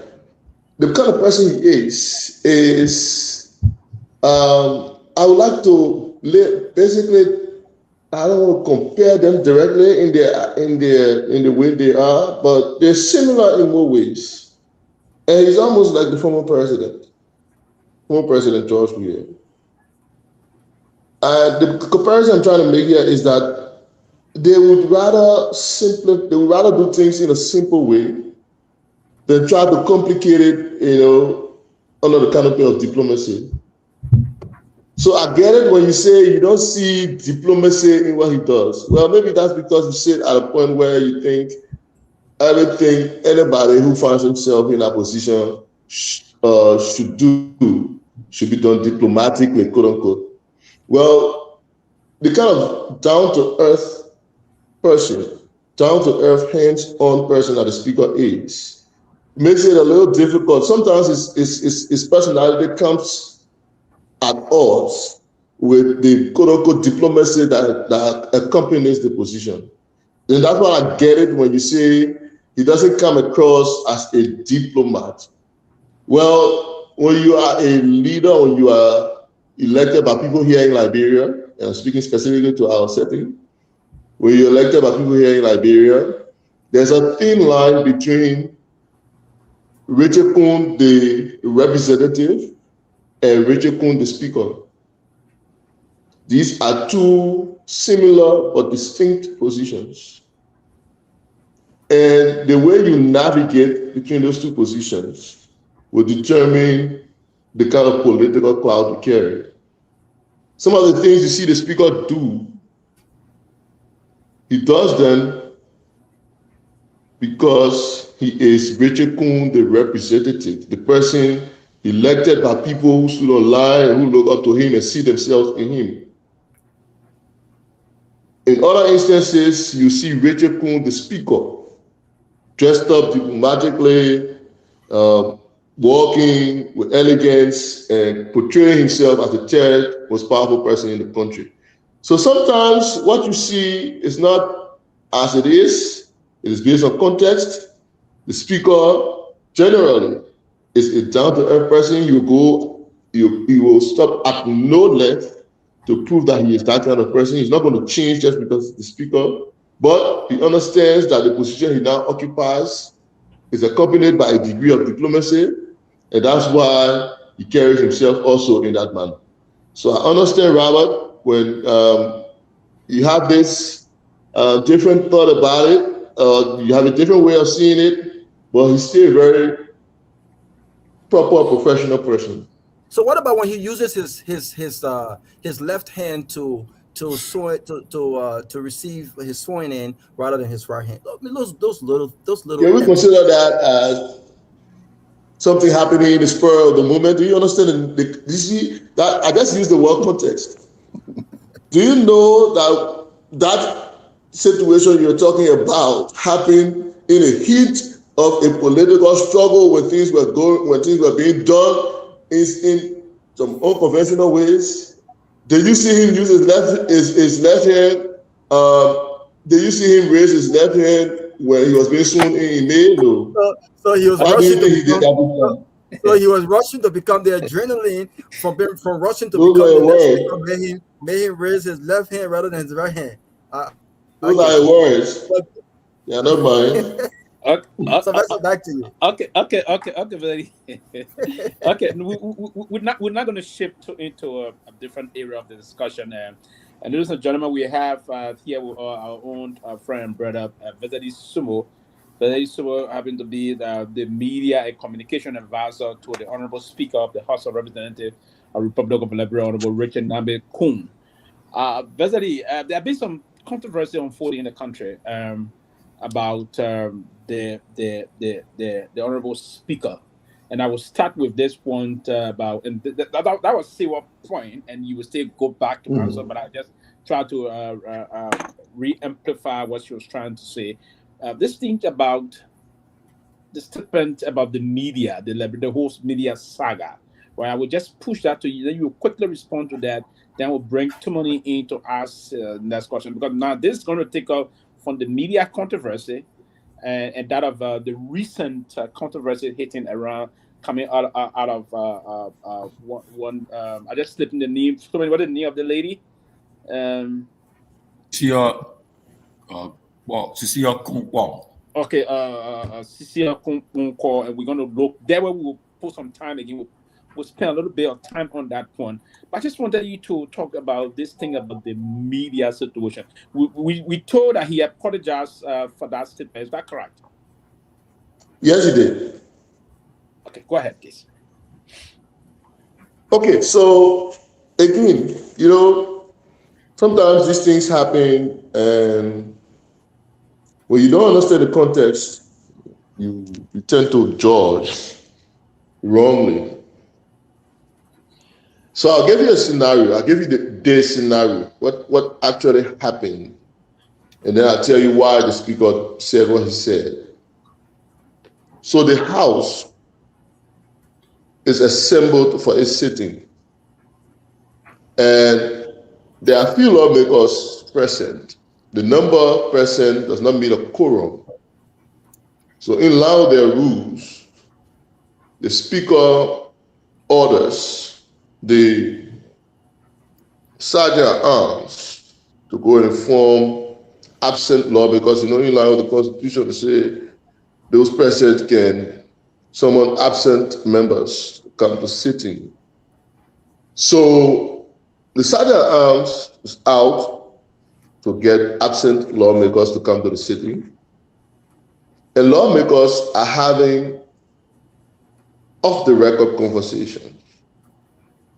I use the term off the record because I was a legislative reporter myself. I covered the Senate for 2 years as an active reporter with Prime FM. When you go to the House to cover the House, firstly, it is a privileged assignment as a journalist. You are accredited to cover the House. Not any journalist works with the Capitol building to go and cover the legislature. So you are accredited. Your entity sends a letter and you are accredited by the House's press department. So when you go there, you know that there are certain things you're supposed to do there. Now, there's a general journalistic rule unwritten that whatever makes the news is news. Whatever is unusual is news. So even though you're supposed to go and cover a particular aspect of a program or an event, if you see something unusual that you think is for or meets the public interest, you're under obligation to report it.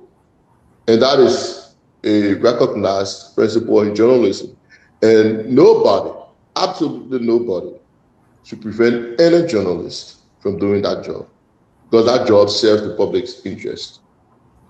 But having said that, when you are assigned to a particular beat, as we journalists can term it, and you are told that what is being said here is off the record, you as the journalist are under obligation, moral obligation, professional obligation, to respect that.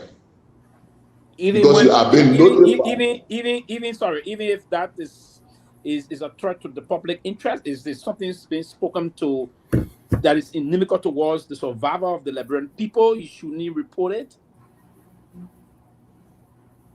As a journalist, when you go to a function and you are told what is about to take place here is off the record, please put off your cameras or your recorders. What is about to happen here is off the record. Sylvester and all those those of you on the panel and those following, as a journalist, you're on an ethical obligation to respect that. Okay. I get your question when you say even if it is inimical to the public's interest, the fact that you're present and you're told to keep it off the record, you're on an ethical obligation to respect it. Okay. That's what we're taught. Because you see, as a journalist, you do not work in isolation. Except you want to be the guy from Ghana who walks around wearing a mask because he doesn't want anybody to know who he is. But as a journalist, you need news sources. And for people to give you news, they must trust you. One thing that builds trust is confidentiality. If somebody tells you what we're doing here is confidential, you're under obligation to respect that. That is how that person calls you the next time when an event is taking place. So that is the answer to your question, Sylvester. That you're under ethical obligation to respect it when somebody tells you this is off the record. So back to the scenario. But let me ask you this question, all right? What is the level of cooperation? Like going back to Sa's question, talking about disenchantment, we kind of use Yeke Koloba as a reference, but there have been it has been alleged and even reported in the Front Page Africa. There are some senators who are not, some legislators who are not happy over the recent passage of the budget and said that there were not much deliberation on that budget and they went ahead and passed the budget. There are other issues concerning no quorum, and I understand, and they go ahead and lead section. That something that I read in the Front Page Africa. What the speaker? In fact, the report also stated that the speaker, there are lawmakers who are planning to boycott the president State of the Nation address and all of that, and they might even try to deny Speaker Cohn a quorum. Can you talk to that? Well, I think that question was asked earlier, and I said that I have no idea about lawmakers having meetings or harboring plans to remove the speaker or boycott the president sooner. I have no idea. There are rumors. I take them as that, but I don't see. I'm not seeing any substance in these rumors enough for me to respond to them. Back to the point I was making. Yeah, quickly, so we can move. So let's back to the point, right? Yeah, go ahead. Yeah. Let me just answer with the media people. So the lawmakers are having an informal conversation, and they realized that they had let the media in. Normally they would shut the door until the session is about to start before they allow the press to enter. But they had allowed the press to enter, and they realized that there was no quorum. So normally what they would do is to put the press by outside. Jerome Gayman, we're not ready yet. But this time the press was there. And I'm speaking to the level of confidence that should exist between the newsmaker and the reporter. So if the newsmakers felt that the journalists that were present were not professional enough, they will put them aside.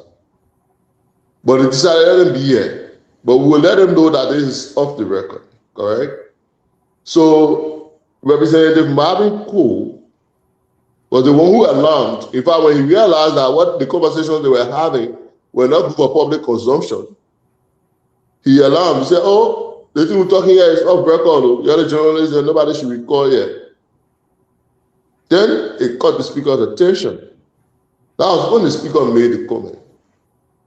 In a joking form, that let me record people, nobody will take the recording for you, take the recording for you, grabbing them by the hair, don't believe it. jokingly. Everybody laughed. Everybody, including the journalists themselves, because they all knew that it was a joke. Sadly, again, bordering on ethics and confidentiality, the very journalists, one of them, recorded the speaker. Now, it goes to say that the speaker's fear was being confirmed because even though there was nothing formal taking place, a journalist had his camera recording. So what is it exactly that he was recording? Because no session has started, what is it that he was recording? Or she was recording? Because you can't say that as soon as the speaker decided to make the statement, the person started recording. No.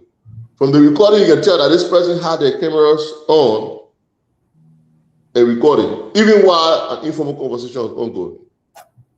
I'm sure they recorded the part where they told them that it was off record, but they edited it so that the public didn't hear it. But that was how that statement came to the public. It went wild. Everybody, oh, the speaker is threatening journalists, the speaker is anti-democratic and all of that. Well, that was the public's reaction to what they heard. I, as a media advisor, as a journalist myself, several persons reached out to me. Oh, my man, you are a journalist, you're working in the speaker's office, and the speaker is threatening journalists. How comfortable are you? I took the initiative. I met with the president of the press union of Liberia. I met with the president of the legislative reporters, Legispool. I assured them that the speaker did not mean what he said. Beyond that, I told them I will arrange a meeting between you and the speaker, both of them, so that the speaker says it to you. That was before the both groups issued their statements. Sadly, the press union's president went about issuing the statement in the nature he did, with all of the words to show that the speaker actually threatened journalists, even though I made the move to correct that. Well, I get that. He has a role to play in society. He has a job to do. He had to do his job. Our job is to ensure that we corrected what happened. So I told the speaker, Chief, when you go in sitting on Thursday, because that happened on Tuesday, I told him when you go in sitting on Thursday, publicly apologize to the media. Because you see, it's rare for us to see a person in that position do that. But I made the speaker do it because I strongly believe that, you see, we have no intent whatsoever to pick bones with the media. We are going about justifying our comments, but that's not our point. It came out in the spur of the moment. We wish we did not say it, but it happened. We wish they were being ethical enough to respect their boundaries. They didn't. In any case, we are the bigger person. We take responsibility. That's why we publicly apologized. And we did not just apologize publicly. The meeting also went on between the legislative people and the president and the speaker. The speaker gave them his fullest assurances, and the relationship has been very cordial since then going forward. Good. The bottom line, the speaker apologized. Good. Mr. Justin Sito, welcome. Tomalin, we take you quickly.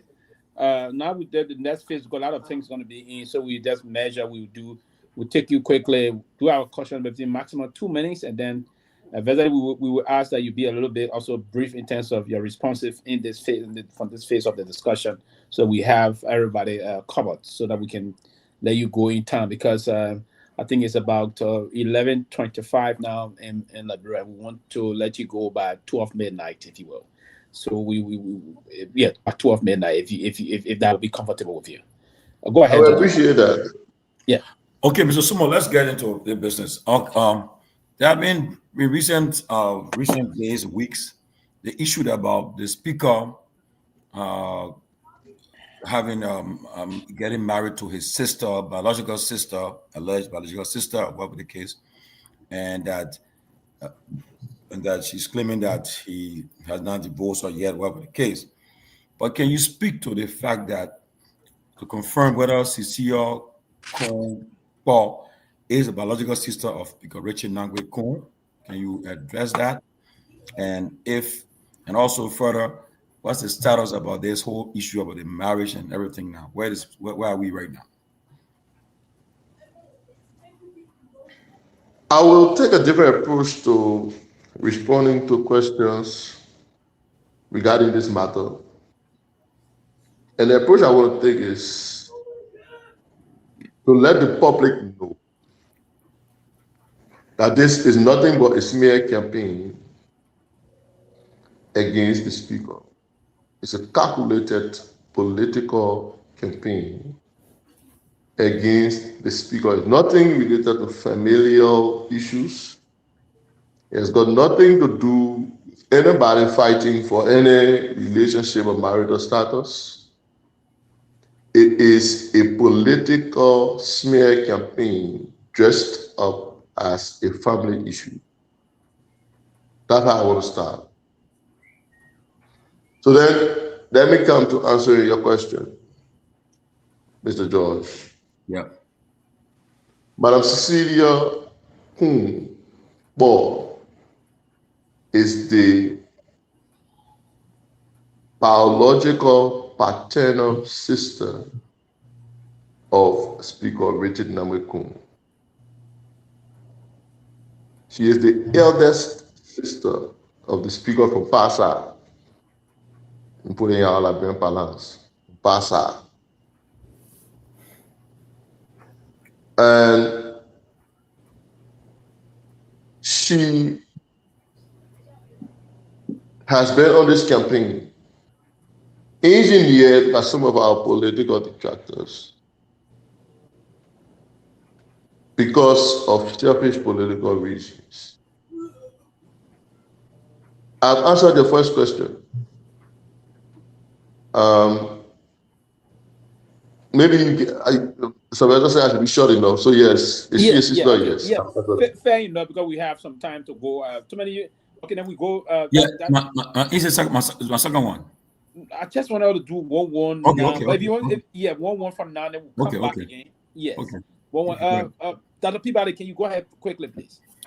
All right. You just said that Cecilia is his biological sister from the Pasa and all of that. But do you realize, even you say it was a smear campaign, do you realize how damaging that have become, especially linking visa, green card, and all of that? Do you know how damaging that have become? Is there any plan that the speaker will have a press conference and talk about this?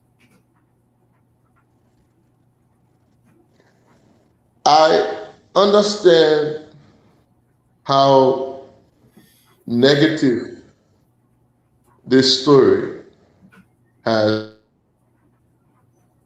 had on our office and on the speaker as an individual. From a public relations perspective, I understand that. Is the speaker going to hold a press conference to clarify? Not so sure. I'm not going to advise the speaker to do so. And I've got my reasons. I'm hoping that for those who want clarity, as the speaker's official spokesperson, they can take clarity from what I see here. And if there's anything, additional information that they want to get, they can reach out to our office or to me as a person, and I'll respond. But to say the speaker will hold a press conference to speak directly to this situation, I can promise the public. Is the speaker still married? Right now? Yes. No. Okay. Thank you. Thank you. Thank you, Dr. Peabody. And so with this one, and that's why I mean, the speaker is the speaker of the third person in the structure of power in the country. But Mr. Simbo, let me say this to you: caution that will come to you if you believe that you don't want to discuss the private life of the speaker from your perspective. You are free to listen, don't allow. I mean, we're going to ask the question. The panelists, group of panelists are going to ask the question. As I may ask questions. Raul will come with your questions, and he obviously will come. Sito is here. Peabody, too many. If you're comfortable with the question and you answer the question, it's not that we will compare you to give a particular kind of a response to us in terms of your question. I know that. I just thought to do this clarification because this border on the speaker is a family issue and other things. So where necessary, you're comfortable to respond to any of the questions, you can go ahead and so that you have the line to you. You got a key of that. You determine how you want to respond to some of these things. And I'm not saying this in any way whatsoever to protect you from defending the speaker. No, I know that. I know. Or to protect the speaker. I'm doing it in a way that I'm cognizant with the with the unfolding issues that come, barrage of other constraints that may come with these things and other things. And so having said that, I will now go to Raul respectfully. Raul, can you come in here on this point? You know, I'm sitting here, Mr. Summer. You seem to be a very smart guy when it comes to this media thing, right? And the first time I heard the speaker speak publicly for the first time about this, I was really taken aback. I was shocked.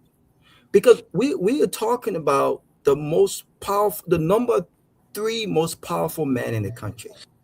And so let's take for face value that this is a media a propaganda, right? It's an easy propaganda to say this is the speaker's paternal sister from Pasa. But do you understand what this actually means legally, right? So you are the speaker and you are comfortable admitting that not only did he commit marriage fraud in U.S. courts, he also committed a criminal offense in Liberia. Do you understand that you under Liberia law, penal law, chapter 14? Section 14.7 states that incest is a felony by the 3rd degree. This is a crime. You can laugh all day, and we can say, well, this guy is a very powerful person. He works. He has the support of the executive, but this is a crime punishable under the law by jail. The Speaker of the Republic of Liberia, by admitting that this woman is his sister, could be charged a felony on the 3rd degree and could be in prison for that. So, and he could also face legal, what in the U.S. Do you understand, by admitting that this is his sister, he got married legally in U.S. court to acquire documents? Do you understand that this is a criminal offense that you have admitted to? I don't know what is it that you say I've admitted to. You have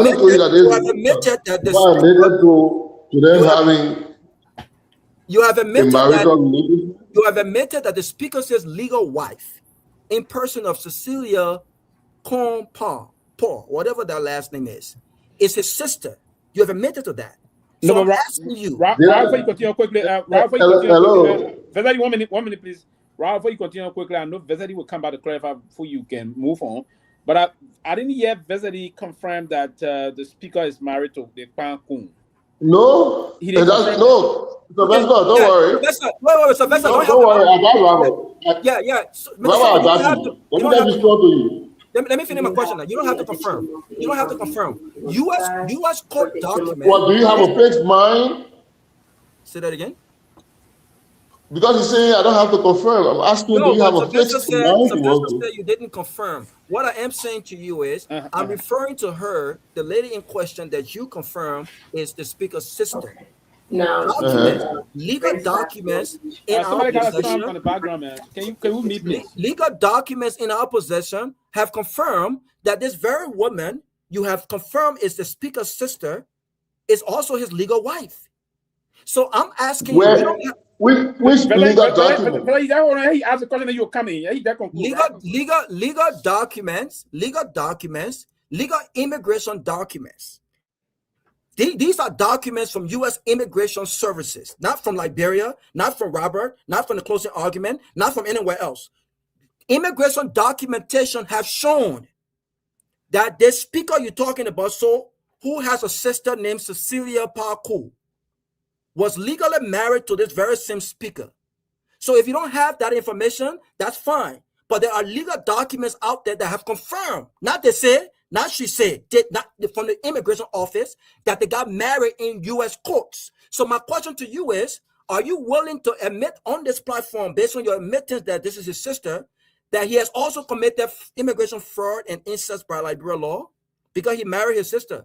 Let me play the devil advocate as the moderator for tonight. Let me play the devil advocate. Before he can answer your questions, how legit is this alleged document for immigration? Because it's been confirmed. It came directly from. Confirmed by who? By who confirming it? It's based on my due diligence. I recently I got the information when she appeared on Spoon Network. Okay. Someone sent that to me. The information that was released, the document she presented was released publicly, and everyone saw that on Spoon Network.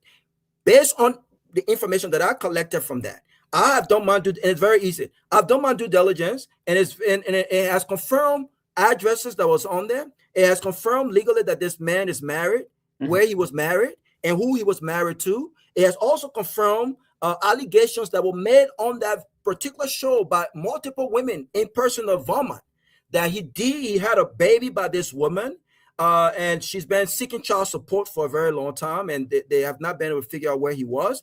All of these are confirmed. They're not they say, Sylvester. So I'm asking him for the record. He don't have to confirm anything today. What I'm saying is based on what we know. If you are admitting that the speaker is married, the speaker, Cecilia, is his sister, are you also really ready to admit that he got married to his wife? Because it's been confirmed legally that he was married to this woman in U.S. court. Thank you. May I ask a question before Mr. Sumo? Mr. Sumo, just end up coming to you quickly, please. We don't want to send. We'll come to you. Ask Robert a question before Sumo answer the question.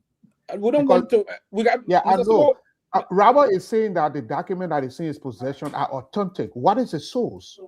That's the question. That's the question I asked just now. That's the question you asked. That's the question I asked. What is the source of the going to be legit? All of things. So Sumo, just go ahead and respond to that because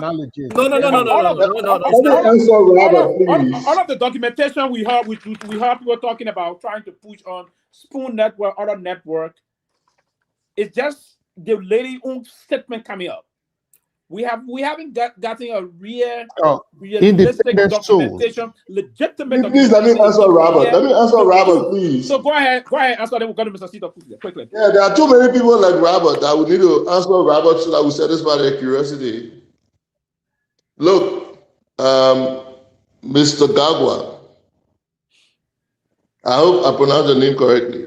Man, you sound like a bastard, man. You sure did. You pronounce it better than I ever heard anyone pronounce it. So I love pronouncing the name. I like you already. Yeah. But I still got to ask you a question. Thank you. Anyway. La loma me calling bastard man in that way. Go ahead, so. Cecilia, my boss's sister, like I said from the onset, is on nothing but a mere smear campaign fueled by selfish political interests. Look, all those documents, quote unquote, that she's running around with in the US, and she claims to have for them, she claims that they're legitimate and authentic. Look, I've not been to the US, but I would like to assume, and those of you who are there can help me, that all these things are in systems. And it would take nothing more than a click of a button. There's a few questions to a particular system to pull out this information if they're in systems. So something like a marriage that took place, like it is in Liberia, will be probated, it will go to the archives, and even in a society like ours that is still behind time in trying to be updated, you can still dig out information in this society by basically just Googling. For Cecilia Kun to go on the media and claim all these things, levy all these allegations, say all these unfounded things, and can't provide one link. She comes with flying sheet of paper to studio. She shares it with people in her different DMs, but she can't provide a single link to a U.S. immigration stuff. I mean, how are we supposed to take it very seriously? I mean, let's be honest, Robert. Let's be honest. You know, she comes about saying she's married, she's a legal wife of the speaker, and she wants the speaker, I don't know, to respect the terms and conditions of their marriage and all of that. Look, people don't come to the public, to the media, to seek redress to legal issues. You want to solve your legal problems, you go to court. She was in the States, she could have sued the speaker in the States. She came to Liberia. Did she go to the court here to sue the speaker for incest? Did she? Certainly not. Did she go to the court to sue the speaker for anything relating to marriage? Look, Cecilia was at CEO this afternoon, contradicting herself, saying that she graduated from school in America, from high school in America, where she graduated from Memorial College in Liberia. To lie hard, especially to lie good people. All I can say to this is that whatever Cecilia is going around the world explaining about the speaker will come down, crushing down to earth, because they are all lies. They are baseless, they are unfounded. It is a calculated attempt to bring the speaker down, her own biological brother. Sometimes I find it difficult to even discuss this issue because it beats my imagination that somebody who is related to somebody by blood can go that level. Thank you so kindly. And you just said something just now. I said she was at CEO. She's in Liberia? Yeah, she's in Liberia. She's in Liberia. Okay, good. I was somebody sent me something before I can get to Mr. Sito quickly. I think we were giving some announcement. She was saying as when their father passed, she's here Sonny on some documentation that Sonny to be a coin. Sonny, she said she's not one. I know she denied her own paternity side now. I don't know. So I didn't know she was in Liberia. But Mr. Sito, I will come back quick to you on this one. What do you think is the motivation behind this lady coming up at this time to be saying these things, these wild accusations that she cannot come to really prove of and to prove in a more legit way? Why gives the motivation? Do we have other unseen power behind these things and that using her as a kind of a shadow to do this thing, to strike this? That's exactly what it is. And let me bring this to the public's attention. No, this question. No, there's not the first time that. No, sorry. This question is not to you. I'm trying to use. I'm sorry. I mean, you can answer this. I mean, you just hold on a little bit. I was giving the basis for Mr. Sito to ask his question, and you use that the fire. So, Mr. Sito will answer this, and then you go ahead, Mr. Sito. Okay, thank you very much for giving me this opportunity, and I'm happy to be back on the show. You know, my question was in line with what Sylvester was trying to push, but here is another problem that we as journalists, we need to be mindful of. If somebody comes to you and say, Jackson Seaton is a criminal, and it brings all kind of document to show that Jackson Seaton is a criminal, as a journalist, you don't take those documents and run with it as a face value. The second thing, this first thing you have to do, yeah, I get your side, Jackson Seaton is a criminal. But let me go and ask Jackson Seaton indeed whether he is a criminal, and if Jackson Seaton has any rebuttal to your story. Then I ask Jackson Seaton gives me a rebuttal. Then as a journalist, I put the view of the two individuals and the public becomes the judge. All right? The fact that Cecilia is moving with this story and everybody taking it as a face value, I think it is incumbent upon Mr. Smo to answer what is the motivation. That's one aspect. The next question, the question that I have for you is, Madam Cecilia Paul, has she ever ran for an office in Liberia before? Yes, she has. There's a reason why I'm asking this question, and it's something personal that I try to connect with her this going Saturday. And when I asked her some specific questions, she kind of a backtrack, but she told me I didn't, and she asked me to be friend on Facebook. You understand? And we became friends. So when the accusation about Kun coming up, then I was looking at other, besides the Kun background, does she have any other family background emanating from Maryland County? Yeah, she's her mom is from Maryland County. Okay. Like I said, she's a paternal sister to the speaker.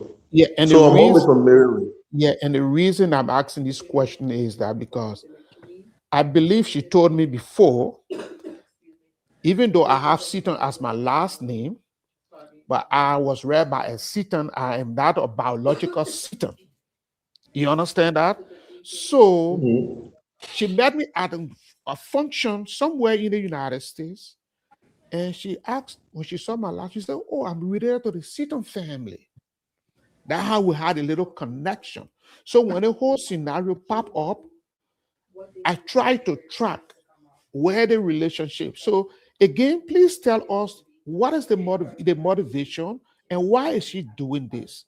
And if indeed she and Richard Kun, did they officially marry in the United States?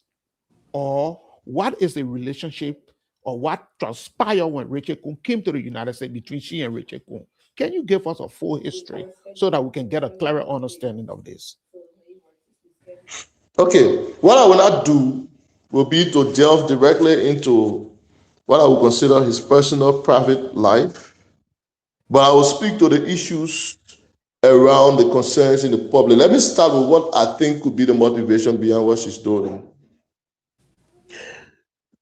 The accusations, as we're hearing them now, are not isolated. By that I mean, it's not the first time that she has come forth with these accusations. The last time she came up with these accusations, she gave an interview to a local media institution here in Liberia in the heat of the fight, the legislative fight, the fight for the speakership, when we were awaiting the Supreme Court's verdict on the speakership battle. Cecilia Kun came to Liberia and had an interview with the media. That time, it was an attempt again to damage the reputation of Speaker Kun so that her political, I don't know how to term them, godfather or whoever they are, could be favored. I'll give you her political history. She ran on the ticket of she's a sedition. She hasn't rejected that. She's a sedition. She contested in District 17 in 2023. She ran for the representative seat that was eventually won by DJ Blue, Bernard Benson. That is in Broadway, right? Yes. Yes. Good. No, she finished, I think, third from bottom. And that is a political lineage. That is, the party she's with. And she came up during the speakership elections. Eventually, Richard Kun won. She went back into a shell. Mission wasn't accomplished then. She did not succeed. Just when there's news, rumors about, disenchantment in the House, and members of the House meeting, and with claims that they want to remove the speaker, she's back. The point I'm making here is that these are not isolated claims against the speaker. They are well-planned, calculated attempts to damage his reputation. Every time there is small news about disenchantment in the House, this woman has a plan. Her plan is to bring her brother down. There are some family members that just don't want to see other family members prosper. They think they should be the top. They think they should be the best people. And when they see another member of the family progressing or reaching to a certain level, it bothers them. You know, it threatens their spirit. And so they do everything to come back at you. I think that is what we're witnessing here with Cecilia and her brother. She probably did not expect her little brother Richard to be to this level. He is the level he is, and it bothers her. So those who also are seeking to bring him down, she's collaborating with them in that regard, and that's all I see. Let me ask a question. Has she made any appeal like to her brother? I mean, to the speaker, like she wants some compensation or something. Have she done it? I mean, she's in it right now or in the past, like she wants something for him, like want him to give her something, or if there's anything in the works of that nature that happened before or it's happening now, and that perhaps he may have turned it down or what? Is there anything of that nature that she made an appeal to him for something, like you give me this and I will do this, or you give me this and I will stop doing this? Is there anything of that nature? You know, we're talking family issue here. And so when something like this starts to happen, family members will obviously get involved. And so the family has been making efforts to reach out to her. She has never listened to any member of that family. In fact, when this platform is ready, when the need be, I will contact members of that family so that you speak to them directly on some of the issues that you want to ask. Yeah, we'll also, before you continue, we'll also look forward to talking to Ali. It's important because we want to see the family position too on this one, to listen to. You know, that's why in mature society, political, democratic society like here and other, they want to listen. So we want to hear the general picture from the family as to who the speaker is also, and to ask them most of the things she's saying to get their side of it. We're going to do it. Hopefully we can do it tomorrow or Wednesday. That would be okay. Before the new year. That when you're ready, let me know. I'll give you the contact of members of the family so that you can speak directly with them. Yeah, we intend to do that. But you can go ahead and answer too many questions. But you think it's, before you go on, you think this is another form of blackmail politically? Because is it true that the speaker took out, someone was telling me today, is this true that the speaker took out the Côte d'Ivoire?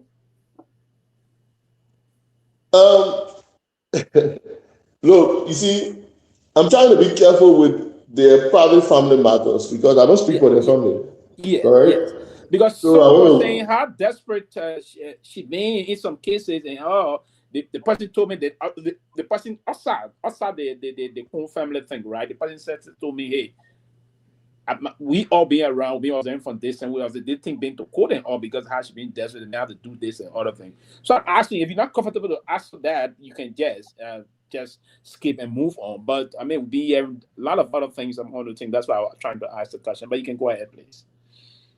Yeah, from what I know about about what this Cecilia woman has been about throughout, since Speaker Kun rose to prominence. I don't know what this inherent family, what this hate is, where it comes from, this blackmail or besmear campaign that she embarked on nonsense. In fact, I'd like to ask Robert this question because he seems to believe her. Have you asked her, why aren't you going to court? Have you asked her, why is she complaining before a media panel or school, or why is she a CEO when the courts are available? Have you asked her that question? If she has authentic documents. I think that's a valid question because you don't necessarily need the speaker in any U.S. court to be granted divorce papers, especially if that individual hasn't shown up to to sign those papers. The U.S. court, they're not going to hold you back. But I think I have serious concerns, and I think you're playing a very smart game. You're picking and choosing how to indulge and how not to indulge, because I think I'm not sure who asked that question to you, You can't confirm if Richard Cohn got married in Delaware. You can't confirm who he got married to in Delaware. But the information we've seen shows that Richard Cohn got married to Cecilia. And so the question that my concern is not whether or not I believe one person over the next. My concern is the fact that record shows that he did get married. If you're saying that Cecilia Cohn is his sister, that's one aspect of the question. The another aspect is, did he get married to his sister for papers? That's another question. You can't confirm or deny that. Record shows that he may have gotten married to his sister for papers, and if that is the case, that might. Which record? Question. It's a crime. That's my concern. But you want to address that. Which record? There's a possibility he got married to his sister for papers, and if he did that, that is a serious concern for me. Which records? It's a records show. Which records, sir? Can we authenticate the record? He got married in Delaware. He got married in Delaware. He got married in Delaware in July 29th, 2015. He got married to Cecilia. You reading what they sent to your inbox? No, that's not what it said to my inbox. I'm reading what I've gathered. You do understand, to your point you just said, that you do understand that there are many ways you can search marriages in this country, right? There are many sensitive. There are many sites that tells you or confirm a marriage date once you have the full information of the person that you're trying to confirm, and once you have the state in which they got married. And I'm trying to tell you, based on the information we received, record shows that he got married. Robert, U.S. immigration systems are public. No, not immigration. Marriage confirmation. Marriage records are public record to some extent, based on the information. So, Raul, that's a very important point you just tried. So, did you put the name in? Yeah, Richard Nagbe Cohn. Specifically, they will ask you for the state, Delaware. They will ask you for the city if you have the city, and you put the city information. When you put those information in, it confirmed that he got married July 29, 2015. But what is even skeptical about this? The very same date that is confirmed on these sites are the very same date that the Cecilia Cohn indicated they got married in Delaware. No, because you your sides. So I come around. So proof what you saying if son got which county they got married in Delaware? They got married in I don't know the exact county. So the county that then I mean that side is Delaware State. Delaware State. Delaware State. It will have to come in the county.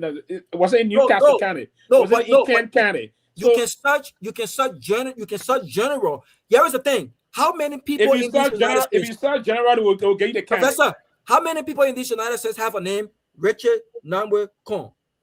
And it's a coincidence that confirmation marriage record will show Delaware of all places and not Minnesota or not Texas. I'm just saying, I want the media. You know, I like Somo, but Somo is a very smart man. He is not going to sit here and get himself into conversations that he's not aware. If this is a sister, fine. That's one aspect. Okay, that's fine. That's a sister. But did he get married to his sister in U.S. court? Someone, would you confirm that or deny that? Who is supposed to prove that? No, but that's another point also, and we'll move on with it. That's another point. She will have to prove that by going to court, not going to the media.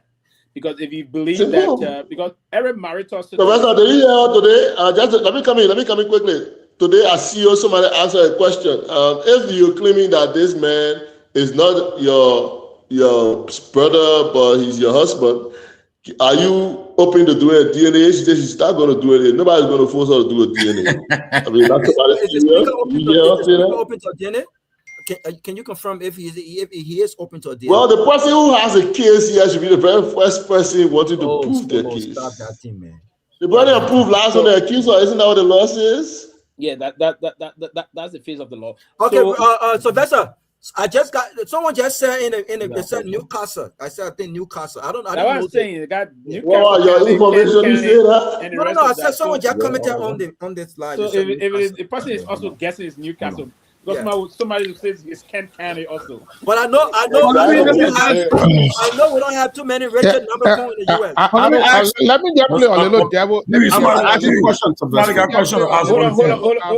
Hold on, guys. We'll to be able to obtain those kind of information, you have to pay for it. I don't know how. Of course, you have to pay for it. Of course, you have to pay for it. You just go and just Google somebody. Yeah, you're saying, I know you have to pay for it. Yeah, but nobody can get you somebody marriage license.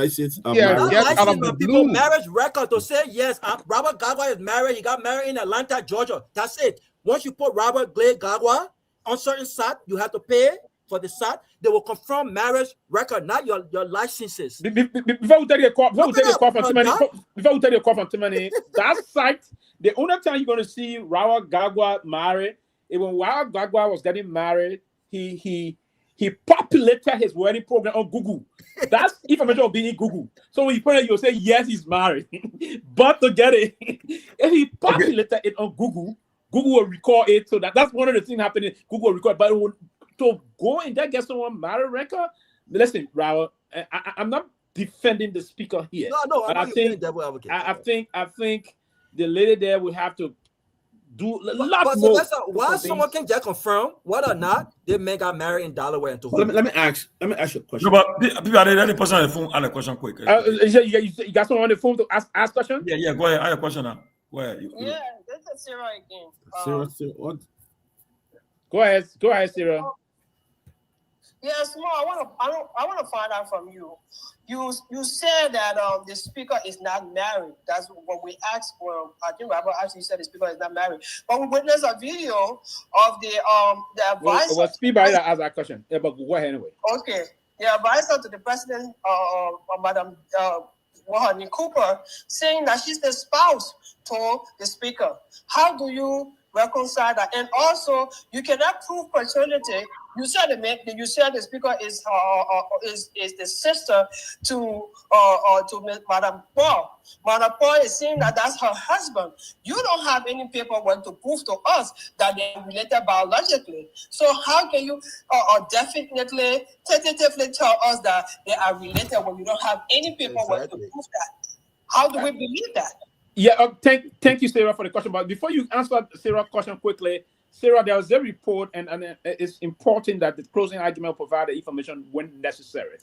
There's this report of this lady in question also putting her name on the announcement of their deceased father as a sibling told the dancer. So there's this report when the deceased father passed. I saw that report. Let me just yes. So she's considered something on the deceased father. So that's one thing that she linked herself also that she's a family person. But my point is, what is she trying to prove though? Exactly. Yeah. What's please answer Sarah's question, please. So everybody say who trying to prove? What is the lady trying to prove? Why should she be proving something? She's not. This is her husband, right? No, she's contradicting herself. No, what I'm saying, this is her husband. What's the huh? My point is. Well, so what was the other folks trying to prove when they came? Why didn't go to court when they accused George Weah of having child support issues? Why didn't go to court? They came public because Richard Cohen is a public figure, right? He's a very powerful man. But they did go to court though. When they accused George, they went to court. They went to court. She also went to court. No, for the record, George Weah issued went to court. Yeah, but she also went to court for divorce. According to her, she went to court. She has shown the court record. And he refused to give her a divorce. He refused to sign the paper. So she was saying that. 40 year in the US? Yeah. Okay. They didn't get married in Liberia. They got married in the US. Mr. Summer, please go ahead and respond to our sister's question. I don't take sides. This is the closing argument here. No one taking sides, Sarah, please. I think they've been fair. fair. I don't. Okay, nobody's taking sides, but no one taking sides, Sarah, please. Robert has believed Cecilia. And I think no. There's a husband. Someone don't say that. Sarah, you have to apologize for that statement. You got to apologize for that one. You got to please apologize. Please, don't misquote me. I did not say that. I said according to her. According to her, this is Richard Cohen is her husband. You, on the other hand, will not confirm or deny, other than the fact that you said that's her sister. That's his sister. His sister is one thing. Okay. I'm asking you: is it possible that he got married to his sister July 29, 2015. You can't deny or confirm that. Let me answer Madam Dopoh, please. Yeah, go ahead, please. So these two people live in Liberia as siblings. They grew up in Barnesville, Dry Rest Market. They are living human beings. I saw them grow up together. They're here in Liberia. They saw her go to Cathedral Catholic School with the name Cecilia Kuhn. Her classmates that she graduated with from Monrovia College are alive. They saw her with the name Cecilia Kuhn. She entered the University of Liberia with the name Cecilia Kuhn. I think I know her from real college. I think I do know her. I know her from MC. Good. She got temporary employment with the entity we used to call Sweetie Relief. There are former workmates of hers that know her to be Cecilia Kuhn. I mean, do we have to go looking for her birth certificate? Of course, those things can be altered. She can change her birth certificate. People have changed that. I mean, somebody who can come on public radio and lie that this is somebody that also can change anything.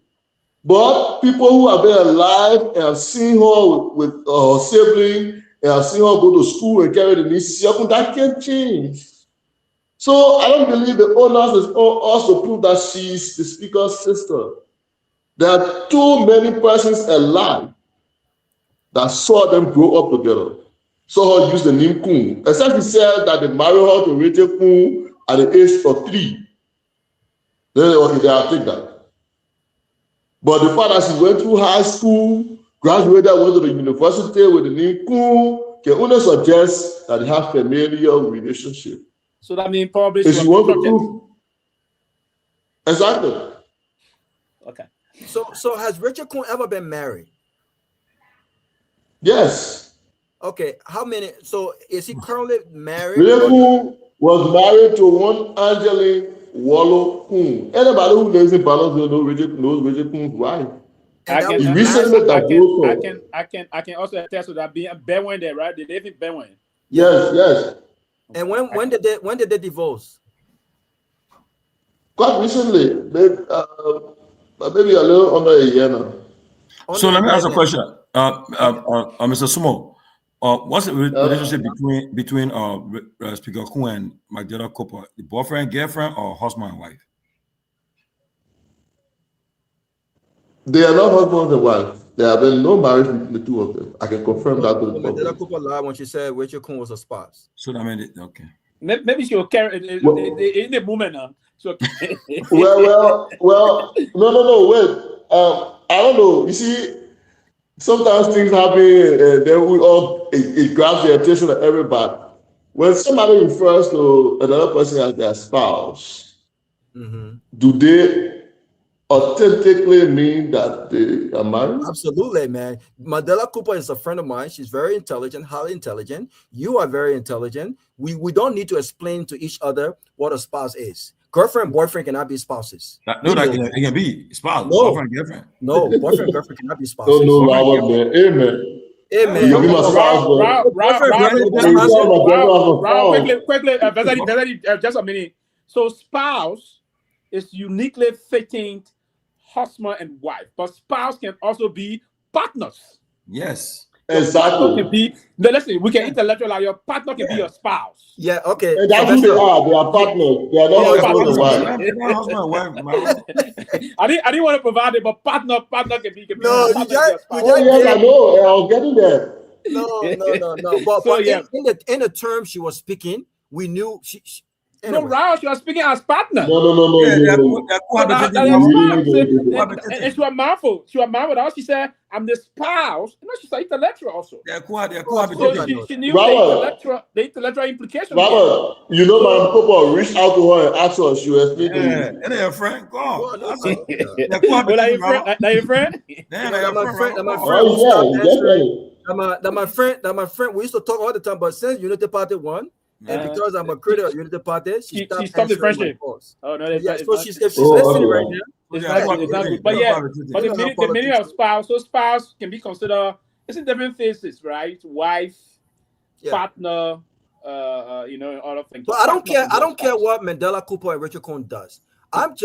My concern is the distraction. I think this has become a distraction. I mean, Richard Cohen wants to have But my concern is, I believe if the story of Richard Cohen, if the story of Cecilia being his sister, that's one aspect. My main concern is, did he get married to his sister in U.S. code July 29th, 2015? And someone will not confirm that. As this story develops, information will come out. That's as far as that story has more additional development. It only has more malicious and fake news coming out. That story is not a developing story. The developing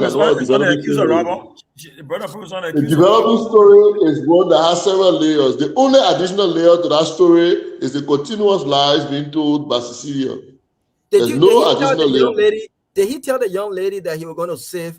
This is allegedly, based on what she said. This was the funniest part. Did he tell the young lady he had the baby with that he was that he was going to save $10 every month and give it to the baby when the baby turned 18 years old? That is really funny. It's good that you said that it's funny. No, honestly, it's not very comical to me.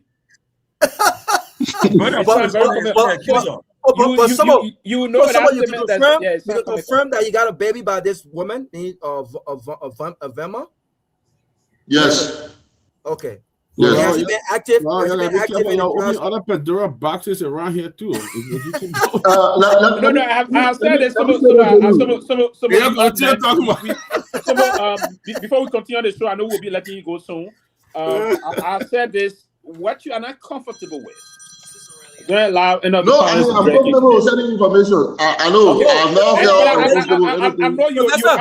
Sylvester, someone has already read the room. The only information you're not comfortable with is Cecilia and Con being married. Yeah, everything I know this, and for the record, the speaker, I'm never, and he said this to me before. He said, "Bo, whenever if I were to have child or children here, I can never have it." So if you see someone saying this thing, so it's open that he will not. The speaker will not deny. Of course. I want to say this to Robert. And that is fair. I know him to be a very compassionate person and other thing. I don't think he will want to have children or child somewhere and try to neglect that. Or I was growing up in Barnesville. Let me say this to you, Robert. I was growing up in Barnesville. I was not close to the speaker. I was growing up in Barnesville. I was not close to the speaker. But I knew Speaker Poon at the time. Richard Poon, the name I used to hear, was one of the young guys in Barnesville who was well off by our own standard. Even at a very young age. At a very young age, Richard Poon was the head of secretariat, the chief accountant for the Norwegian Refugee Council in Liberia. Yeah, that's correct. Richard Poon was also the head of was also the chief accountant for Mobile, what we call Total now. That's somebody that been making money way back. For somebody in the US to claim, that Richard Coon does not pay his child support, that person just wants to come to look. Firma has been in the US all these years.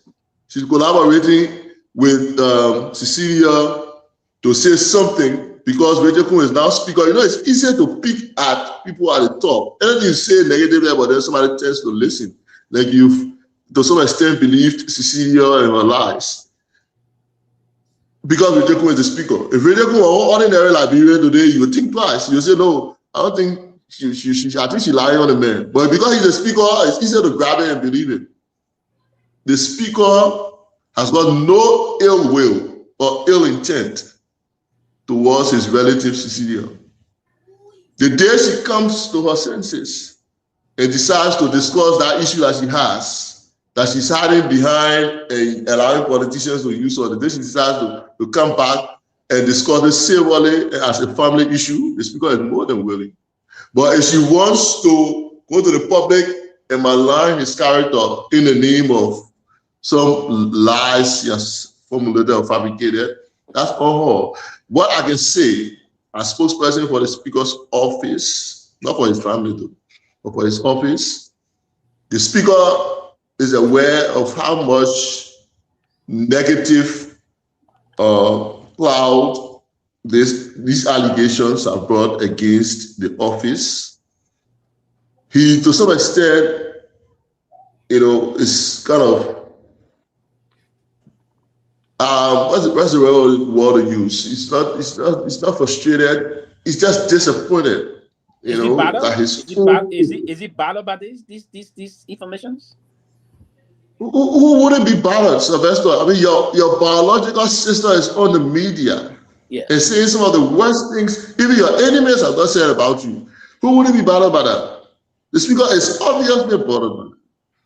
He would have wished that his sister would see beyond what she's seeing now, the politics of it, the whatever gains she's getting out of it. He wishes she could see beyond that and understand that there is a bloodline here. But again, we all human beings. Yeah, I know. Go ahead. We'll let you go now. We'll let you go maybe around between 7:30 and our time and 12:30. Latest 12:40 this time. So we'll get the next 25 minutes with you. We'll go around again and see the question. But let me ask you this question, because the sister, this kind of a relationship thing here, you're doing this to a brother and all of like, is the speaker being, I don't know how I want to put this. Is he being forthcoming in terms of helping his relative, that the sister will be doing this? Is she doing it out of desperation that he abandoned her in terms of some intervention of helping all of things? Is he a person that come across in giving to? I'm knowing to be and listen, before I post this question, let me put this other one out here again. I know to be a very generous person in terms of the area, in the balance of the area. Before he came as speaker, very free-handed guy. On the campus, accounting, all the senior boys came out. We had a group of boys that he built and all those things. Some of them now work with the LRA and other areas. They're doing well, other things. But he's been, and even the way he was magnanimous to helping all of like our visually impaired, my own dear friend and brother Nuku, and I'm told Nuku is currently in his office. Is that correct? Nuku has been working with the speaker from the day he got elected as lawmaker. That I know. So, what's the relationship between he and his family in terms of the way the largesse from him? Is the family benefiting from his largesse? In the general side. I will let the family members answer that question themselves. Okay. When you get in touch with them, please ask that question to them. There you know, Dr. Peabody, please. Yes.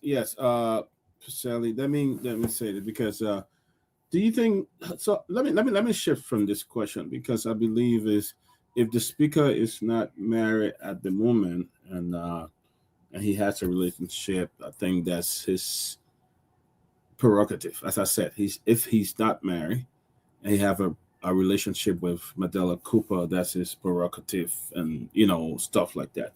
But I don't know why the sister, maybe something is hitting that she wants to come up and say something that she want the public to know something. You can't overlook that as well. But let me ask you on another level. You want to say allegedly the sister, because she's not saying that.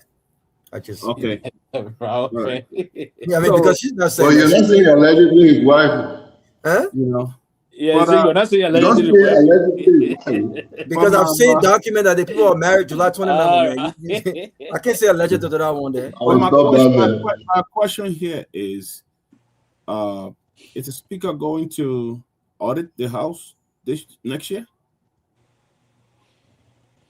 Yeah, I thought we spoke about the audit. How soon can the librarian expect that? Well, it is not the house that decides whether it audits itself or not. The authority to audit public institutions is vested in the General Auditing Commission. It is the General Auditing Commission, through the Auditor General, that decides when and how to audit a public institution. Or has he made a recommendation? Has he made any recommendation? Yes, he has. And that's why, like I said earlier, the GSC was invited, they came and they recommended a system audit. That system audit has been conducted. We're waiting for the findings and the recommendations therein. As a result of that system audit, that's why the House has established the Internal Audit Department. So when the findings of the audit, the system audit, are revealed and the recommendations are enlisted, then the House will put in place the measures to soften the ground or to prepare the way for a full-fledged financial audit in the future. We hope that can happen sooner rather than later. But the Speaker is very much committed to ensuring an audit of the House of Representatives. Thank you. Fair enough. On the side of auditing the House of Representatives, there's this news. But before I will hold on to that, I will bring in Rawa. He will ask his question on that because we wanted to focus also before we let you go on the structure of the legislature a little bit. So Rawa, come in with your next one. So bear in mind that we're wrapping up now. So we would have the last phase of the question, right. And then between now and 10, let's about 7:35, we will let him get his closing argument for the 5 minutes, and we close by 7:40. So we got about 19 minutes to go. Please go ahead. And I gotta say, I like Somo. He's I mean, we're talking about the Speaker here. This is the media advisors of the Speaker. Even though I didn't think it was a wise idea for the Speaker to follow through with these rumors that this is his sister, blah blah blah. Even if we assume this is his sister, like I said, we have another issue here that the Speaker might have gotten married to his, well, based on what I'm saying, got married to his sister for U.S. papers, right? Someone won't confirm that, but I just like the way he's conducted himself. He's not defensive here. He's not coming here to fight and insult and create. I like the guy. I would love to drink a beer or two with you when I'm in Liberia next, without the Speaker, by the way, without the Speaker, just you and I. But I do think that this is public record, Sylvester. Like, jokes aside, I'm not looking for the Speaker's marriage certificate. His wife and him have that information. But I think based on everything that I do know, even if she's lying in some cases, whatever the case is about the relationship, I don't know if this is his sister or this is her brother. I don't know that. Only DNA can prove that. But what is concerning to me, like I said, is that I believe that the Speaker might have gotten married, if this is his sister allegedly, to his sister for paper, for documents. And this is what some more have not addressed. Whether or not the Speaker got married 2015 in this country, in Delaware. Based on everything that I've seen, it looks like he did get married to his sister allegedly for document. And if that is the case, right? And she even talked about performing marital duties. I wasn't there. I don't know how true that is. But even the act of getting married to a blood relative under Liberian law is a crime, and that's my concern.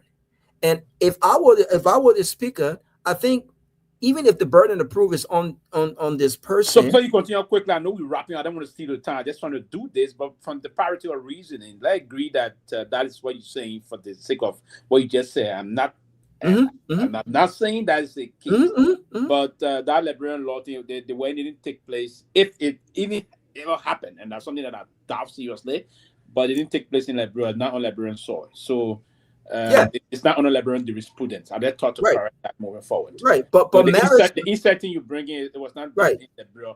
Then it will have to be under the jurisprudence of the U.S. if they were violated.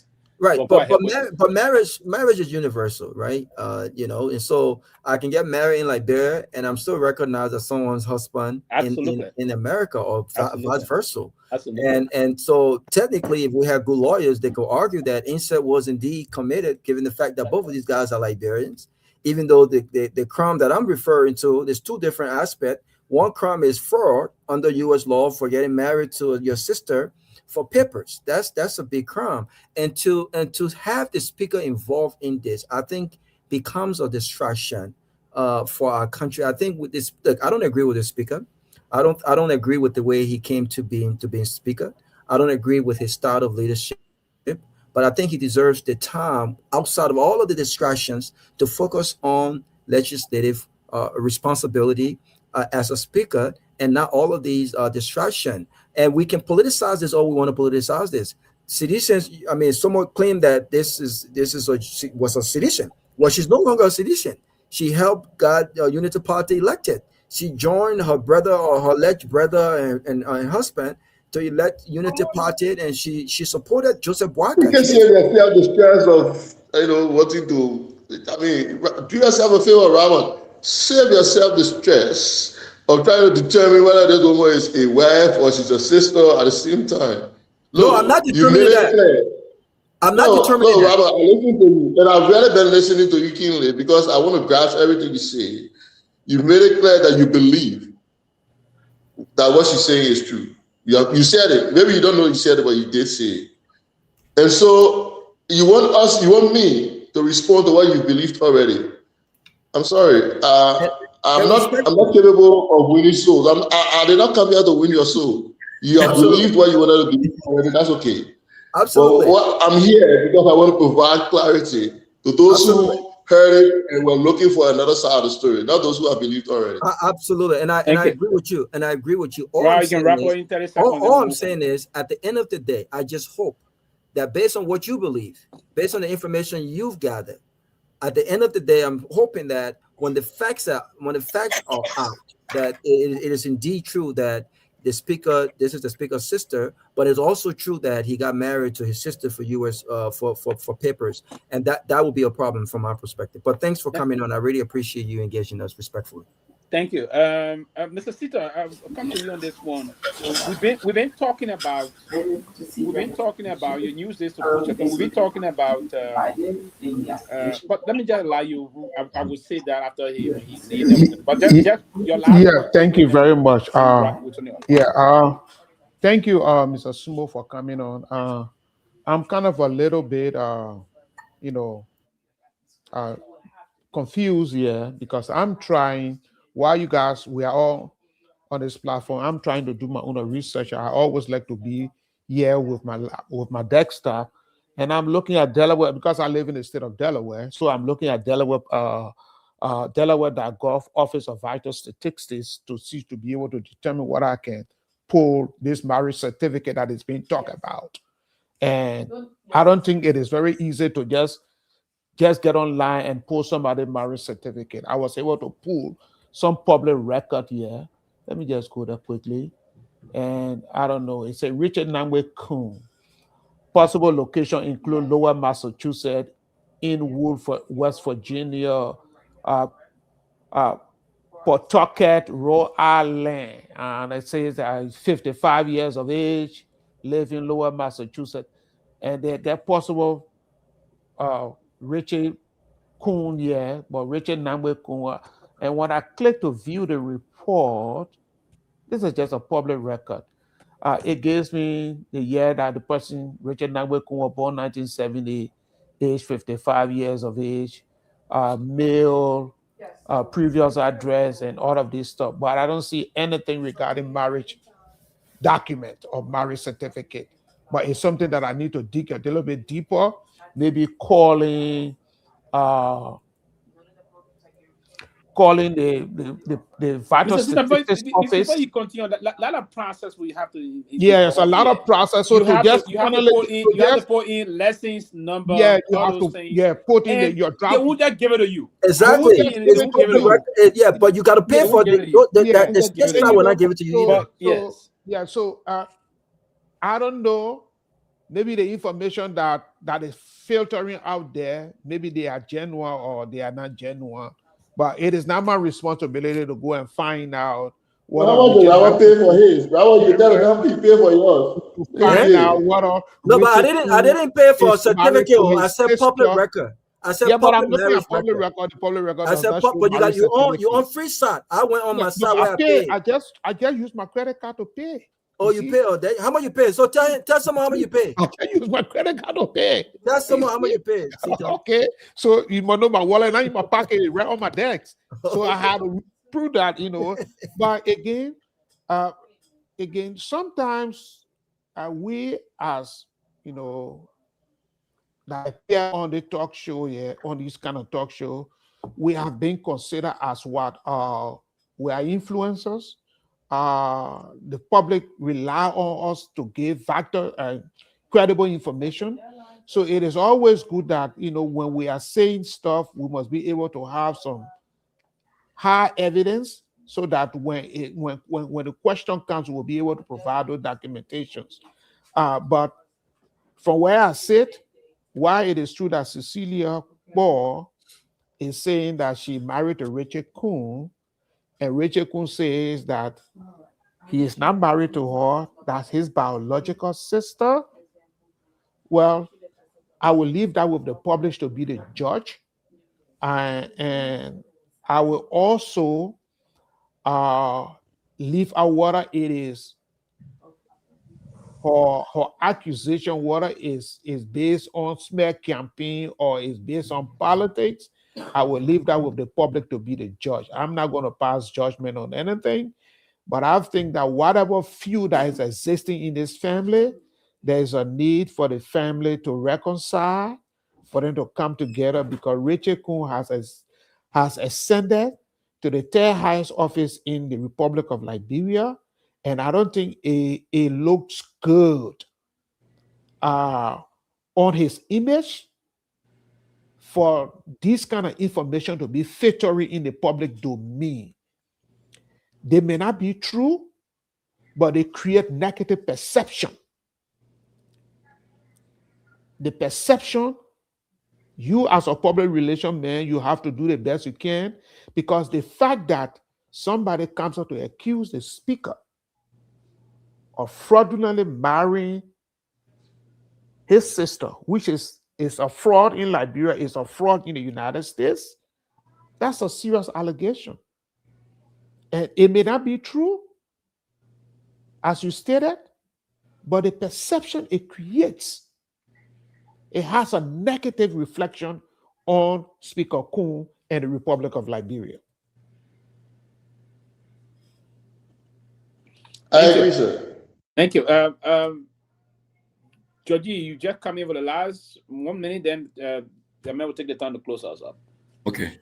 So before, but Sarah says she want to ask, she want close to. Then after Sarah asked, go ahead, please. Go ahead. Go ahead. At least just 30 seconds, please. 30 seconds, so then I can close. Yeah. Oh, okay. So the reason why I'm asking this question because Mr. Vasily Sumo, right? Vasily talking about being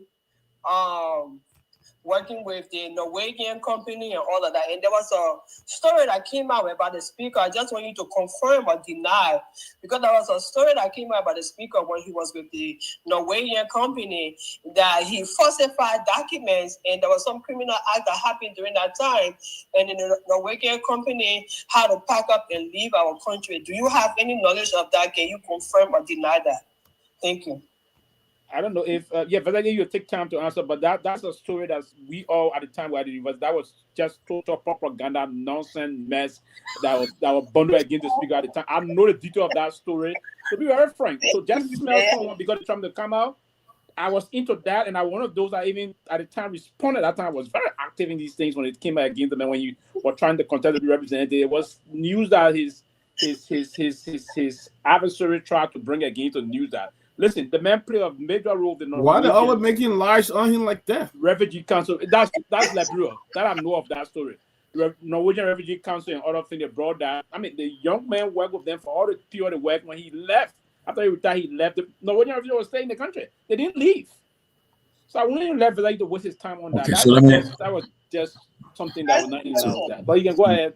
Okay. And then let me close. Okay, but look, let me say this. Mr. Sumo, I think you have, I'm sure, for the first time coming on the platform engaging, people are texting that I think you held your ground.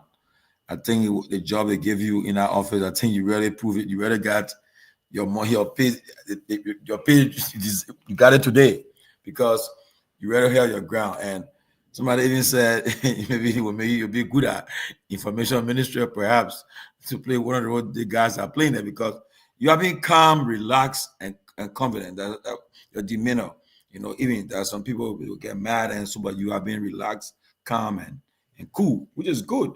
As a journalist, Mr. Seaton is a veteran journalist who I knew from Liberia before he came to the States. So I know that's why I'm sure, you see how the journalist and behaves, a veteran one who experienced, and I think we have kept it here today. But again, this is why I think the question was asked about this thing. But I think that was your role here today to come and set the record straight. So the whole issue about this speaker issue, So now the burden of proof is now on Cecilia. I know Cecilia very well, I know her very well, and the burden of proof is now on her to prove that what she's saying, the allegation she's making is true. She has to prove it, because anything should go to court. The court is a place for redress. And you ask a question, why up to now she hasn't gone to court to resolve this issue? But like Mr. Seaton said, in a toxic political environment, so politics is involved in this thing. You can see that politics has been played into it too, because there's been lingering and going on.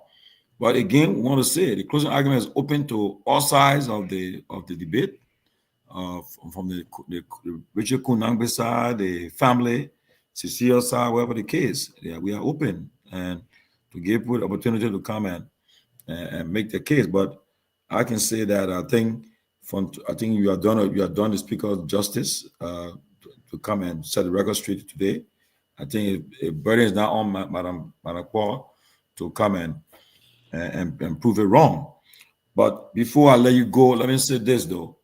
I want you to give commitment to us that the Speaker will appear on the closing argument in the coming year. We'll talk about mostly his job and so forth. Make that commitment, because when I know about elected officials, I don't know why they stay away from the media. I don't know why.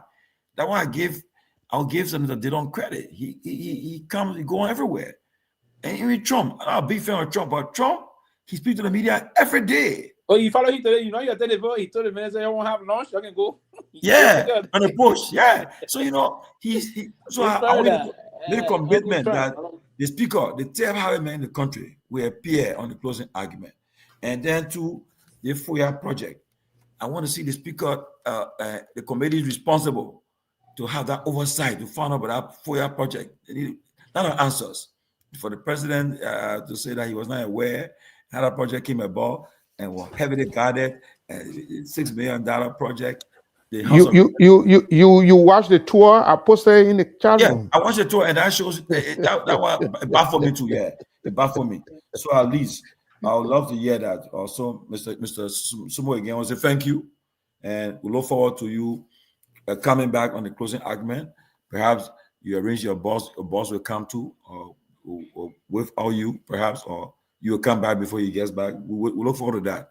But if I don't talk to you again, or if I don't see you, I want to wish you a happy new year, and we pray that 2026 will be a year that the media, and the office of the Speaker and other high officials in the country will be more engaging, so we can keep this engagement, because we're coming to 2026, 2027, and we'll soon be election year will soon be coming. So we want to keep it going. And I want to assure you that the closing argument, we have people who are, as I told you earlier when the show started, they have political affiliation, but for us who runs this platform, we are neutral. We for nobody. I'm for nobody. Here for the people of Liberia and to be my independent person. So you are free to come back anytime. The Speaker can come anytime, and we assure you that you'll be respected, and we have a positive engagement. So say thank you again, and Happy New Year. Thank you. Vezadi, you can take the time to just sum everything, and then you wrap up, please. Yeah. Again, let me appreciate all of you for this time. Usually I will be sleeping now, but I couldn't turn down this opportunity, this kind of platform, to just not just clarify, these baseless and unfounded allegations against my boss, but also use it as an opportunity or a platform to let people know the good things that my boss has been involved with. So I appreciate all of you for this opportunity. I'll end by speaking to Mr. Seaton's point regarding the negative PR these allegations have given our office. I agree with you 100%. The thing about accusations is that you don't see them coming. We didn't know that, Cecilia will wake up one morning and start running around the place with her allegations. So most times when it comes to things like allegations, you basically are left to respond to them. In my role as media advisor, I also coordinate communications in the office of the Speaker. And I know that I have to be proactive with these things. If there are structural, administrative, or political issues, I know that we can be proactive with them. But things like allegations and accusations coming from random sources, it's difficult to track them before they come out.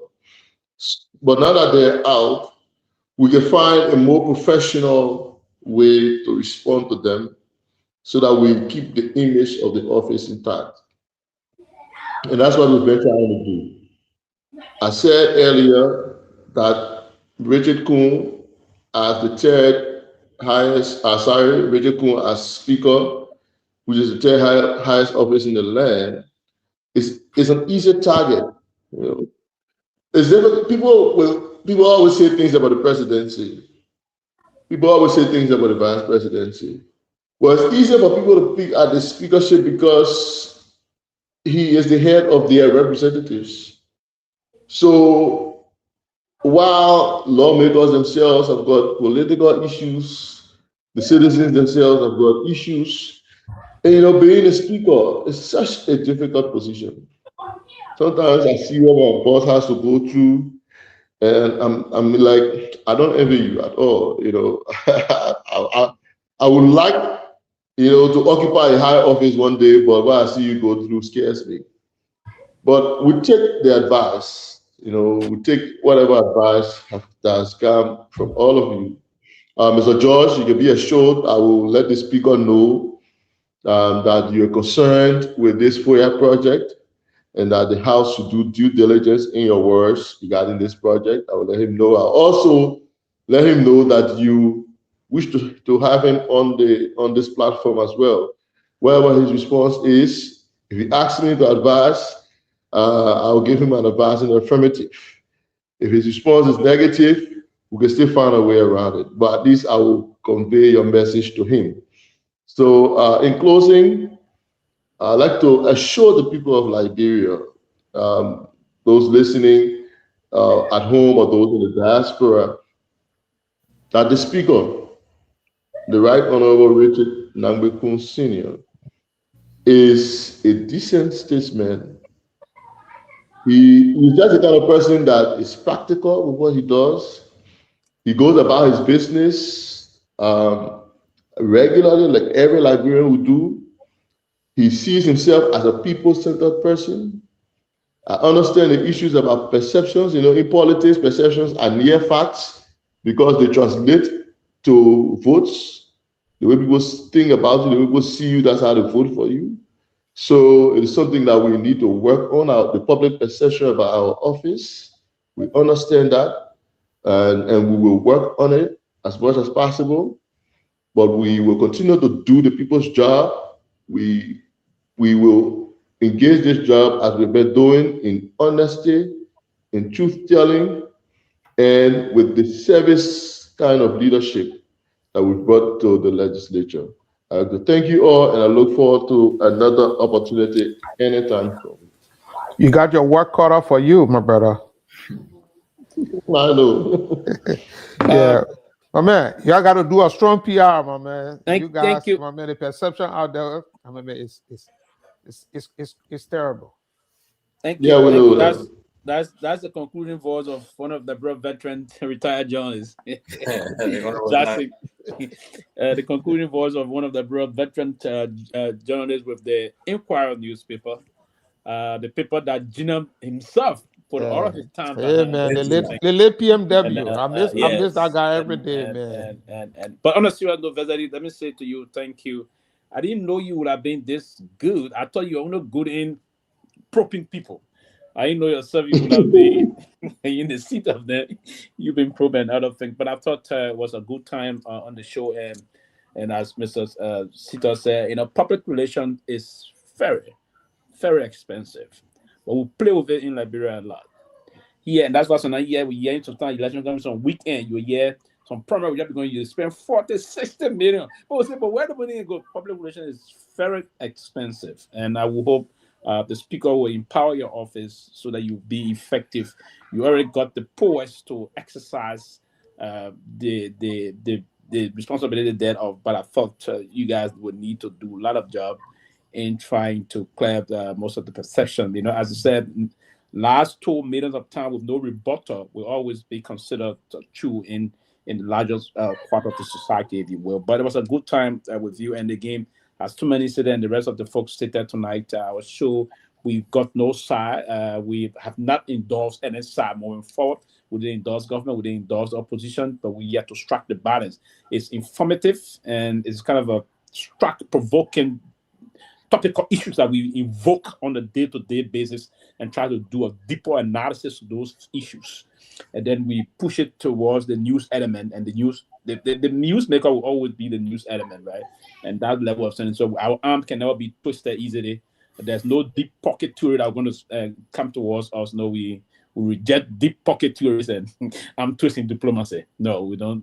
But it was a good time on the show on a serious note, and we extend to you a very Merry Christmas and a wonderful New Year. And please extend to the office of the speaker Merry Christmas and wonderful New Year also. I know you were on the show. It was great. The interaction was many thanks, and the same to all of you. And thank you. Yeah. Man, thank you for coming. Have a good one. Thank you. Enjoy your weekend, my man. Enjoy Monrovia, Liberia. You guys are, man, you're balling in that town. They Christmas, you're not playing. Yeah, good to see you. Good to see you. Man. Good to see you. Yes, sir. Okay, guys, we have like 13 minutes. Today, I can assure us we're going to close on time. We got 13 minutes. So we just go around and get our own assessment as to how was the show and moving forward. And I don't think there was a lot of things that were forward in the country, but we'll take some time. Hopefully tomorrow. We don't have the time now. We don't have the luxury of time to discuss those. The president was on the stage yesterday in his church. The former president, I would say, was on his stage in the church yesterday, and I think responding to some of the things that are being unfolding in the country. There's a lot of debate now sparking up. Some people are saying, I mean, we'll take time tomorrow to look at that. That the president says something yesterday, he's not changing tune. The president saying now he came from a rich family. And yesterday, people said the president said he did this and other things. So it's a debate. So we'll take some time to navigate that. And so, that's a rich for that, like, bro. Yeah, that's a rich for that. President big that thing. He said some unity party people they love him. They can go behind the scene and be begging. And he also said that he took some people from the street. He built a sport attacking him now. So there's not a debate coming up. People that are from the street, he took them, and they say they're not safe now. They're not safe. So I don't know who are those people. So rather, it's a big debate, but we don't have the time. We're going to be, if we agree to stay here for the next 1 hour, but no, we have to go, and we'll come tomorrow to look at that. Tomorrow, honestly, we don't have a guest, so we will really look at all of the statement from the president. There is a guy, there's a representative from District Number 2 who might try to get on. He made a very, very big pronouncement that he owns property in the U.S. 2.5 million, and he's selling all that property to develop his district. So we'll be bringing that guy on. Of District Number 2, he took off from Zaza Kava's wife. Mr. Dixon reached out to me, and so I Vat Dixon. So we'd love to bring him on and let him talk about how he's going to use $2.5 million to develop his county.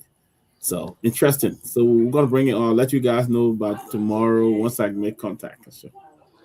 And also, I will appreciate if somebody can post former President Weah's statement in our chat room. We got everything queued for tomorrow. Yeah, but to post the comment what he stated in the chat room, so that when we come tomorrow, we'll have a lot of background to discuss. We'll that's very important. And I also see that the LRA stated that they generated a lot of money, but there was some kind of a shortfall. Somebody posted in our chat room. That's an issue that we need to talk about. In lieu of the budget conversation that we have not had yet, we need to talk about that. Yeah. I mean, I agree with you. So what we do, we reach out to the former president's office and also the ARA will reach out to them so that we'll do our due diligence to get an opportunity to come in to because when we're talking, we want to make sure that they reach out to them to tell us we're talking about this. Yeah, to provide some clarity on what the former president meant by what he said. Yeah, so we reach out to the office, and we will come from the office because the parents will be talking about it, and also the ARA will reach out to them to send somebody to come and talk about it. And while on the floor, let me just congratulate our own man, Mr. Seaton, as your academic achievement. But even though you didn't talk about it, but want to recognize you, congratulate you, and keep soaring. And that's kudos to you. We're proud of you, especially being a member of this platform. We're proud of you. Congratulations again. PhD, what PhD mathematics? No, that's not PhD. I just did a master program in education policy and leadership. And the entire learning project. Yeah, yeah, you know. So just completed about 2 weeks ago, but I chose not to publicize it until it was finally confirmed, and even the graduation was held. I didn't even know that I was supposed to go and graduate. And then when I saw the souvenir program, my name is in the souvenir program, that I obtained a master's degree in education policy and leadership. And that's why sometimes when we talk about education issue in Liberia, you remember I talk about the school feeding program that the government is having. I did a lot of research on that. We did a lot of research on access, barrier to access to education in Liberia, especially the rural part of the country. But again, it is always good to be on the platform, and it's always good, to be at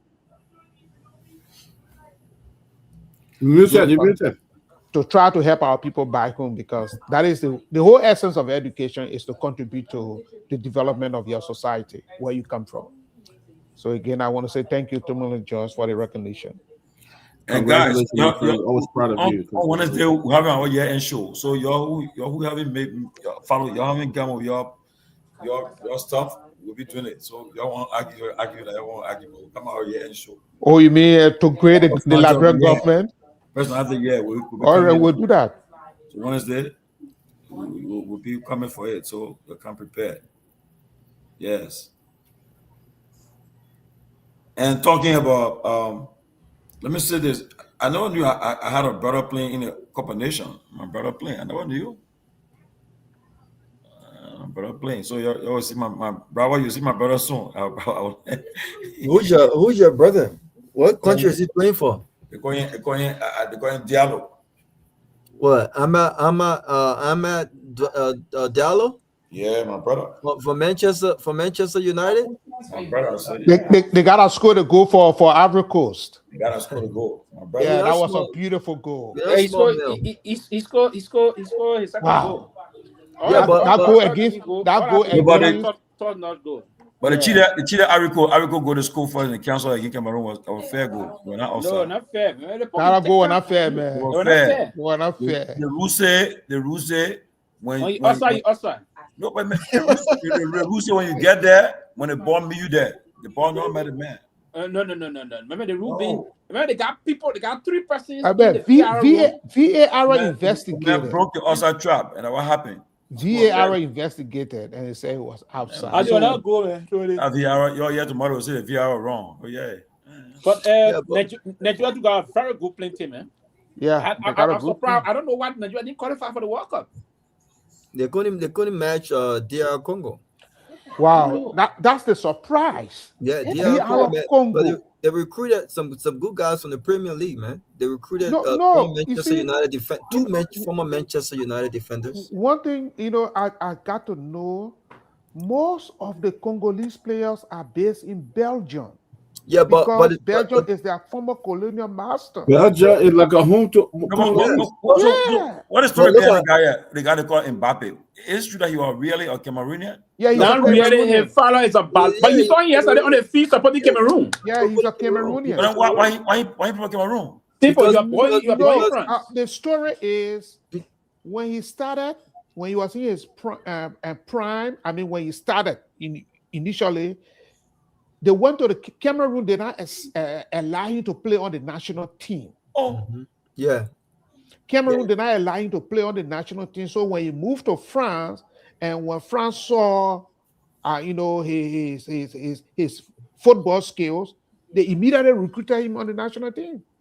Yeah, they wanted him to pay. He explained that they wanted him to pay to play. To pay? Yeah, to get on the national team. I think the coach wanted money. At the time, remember, they had more quality Cameroonians outside than this guy. So he said, "No, I'm not going to pay to play." But what they didn't know was this would have been one of the top talents in the world. So by the time he became a household name, he already decided to play for France because the French national team recruited him, welcomed him, and they made him feel at home. And so he became a French citizen. You see? Yeah. So he said, "I'm a French." But the entire France national team, they're all 90% of them are all African. They're Africans. Like even the guy who won the Ballon d'Or now, where his name said, where is he? Dembele. Yeah. I don't know why they didn't, but the beginning. I think he's from Mali. But why get to that ball? Why get to that ball? Lama, what about it? Lawa? Well, Paul. The other balls I wanted. What about him, man? Oh, you're talking about the kid from Spain. Yeah, but you're too young, man. Lami. Yeah, why get him? Because he got more impact, man. You know how many times he's been nominated. He just coming again. He will get it. Lami Yamal will get it. Lami Yamal will get it, but he just coming. Dembele is a world-class player. So in France, they want to support. He want to support his fatherland. Yeah, supporting Cameroon. So even Messi playing the World Cup. Like he playing? No. Even Zidane's son, he was on the field too. Zidane's son is the goalkeeper of Algeria. Yeah. You know, so he was there supporting Algeria as well. You see what these countries are doing? That's what Liberia is not doing. No, I think there were 3 of them, Bo. These countries are tapping into professionals from other countries with heritage to their own country. Liberia, Robert, I think there were 3 of Zidane's children on the Algerian team. No, I think it was only one. Only his son is a goalkeeper. Yeah. I heard the announcer making reference to 2 other players on the team that are related to Zidane. I'm not aware of it. Maybe because I'm talking about his biological son. How true is that he said that all the people that go on World Cup, they're giving them $9 million each? Somebody will tell me, is that true? Nah, man. Who getting the player? It's my life. Is it giving the country $9 million each? And that person, I do know FIFA. I don't know that man. FIFA do give countries some money. Can somebody check it out right now? They get let me check it out. Because somebody said but I don't know how much. But listen, Pewee, do you know that Liberia gets about $2-3 million from FIFA every year now? Yeah, depending on the project now. They got it. All the teams that are playing the first division, they get them money. Yeah, they got a FIFA Gold project every year. They give for football development across the world. They give money to every FA for football development, depending. So Liberia will receive certain amount depending on the capacity of Liberia. We got a good LFA president. But Jimmy Johnson talking about Liberia never qualified. Who won? Look at Cape Verde. You remember during the George Weah 11 when we used to flog Cape Verde at fun? Look at Cape Verde today. You know what they did? They went to Spain and they recruited 2nd, 3rd, 1st division player. Almost 100% of the players playing for Cape Verde today, some of them were not even born on the island. They all born and raised in Spain with Cape Verde heritage. Today they're playing the World Cup. Next year, Joe, they're going to be in the World Cup. Even though they haven't performed well at the AFCON, but they're playing the World Cup. Yeah, so Liberia can go out there and recruit folks. Look, you got the young kid called Sidon. He plays in the championship in England, 22 years old. You know he's not going to get called by the English national team. Why are we not engaging him in England? Ramon. Yeah, let me provide this information. FIFA gave roughly between $1 to $8 million to an association per annum, and $1 to $8 million. That's what it gave, and it's for what? For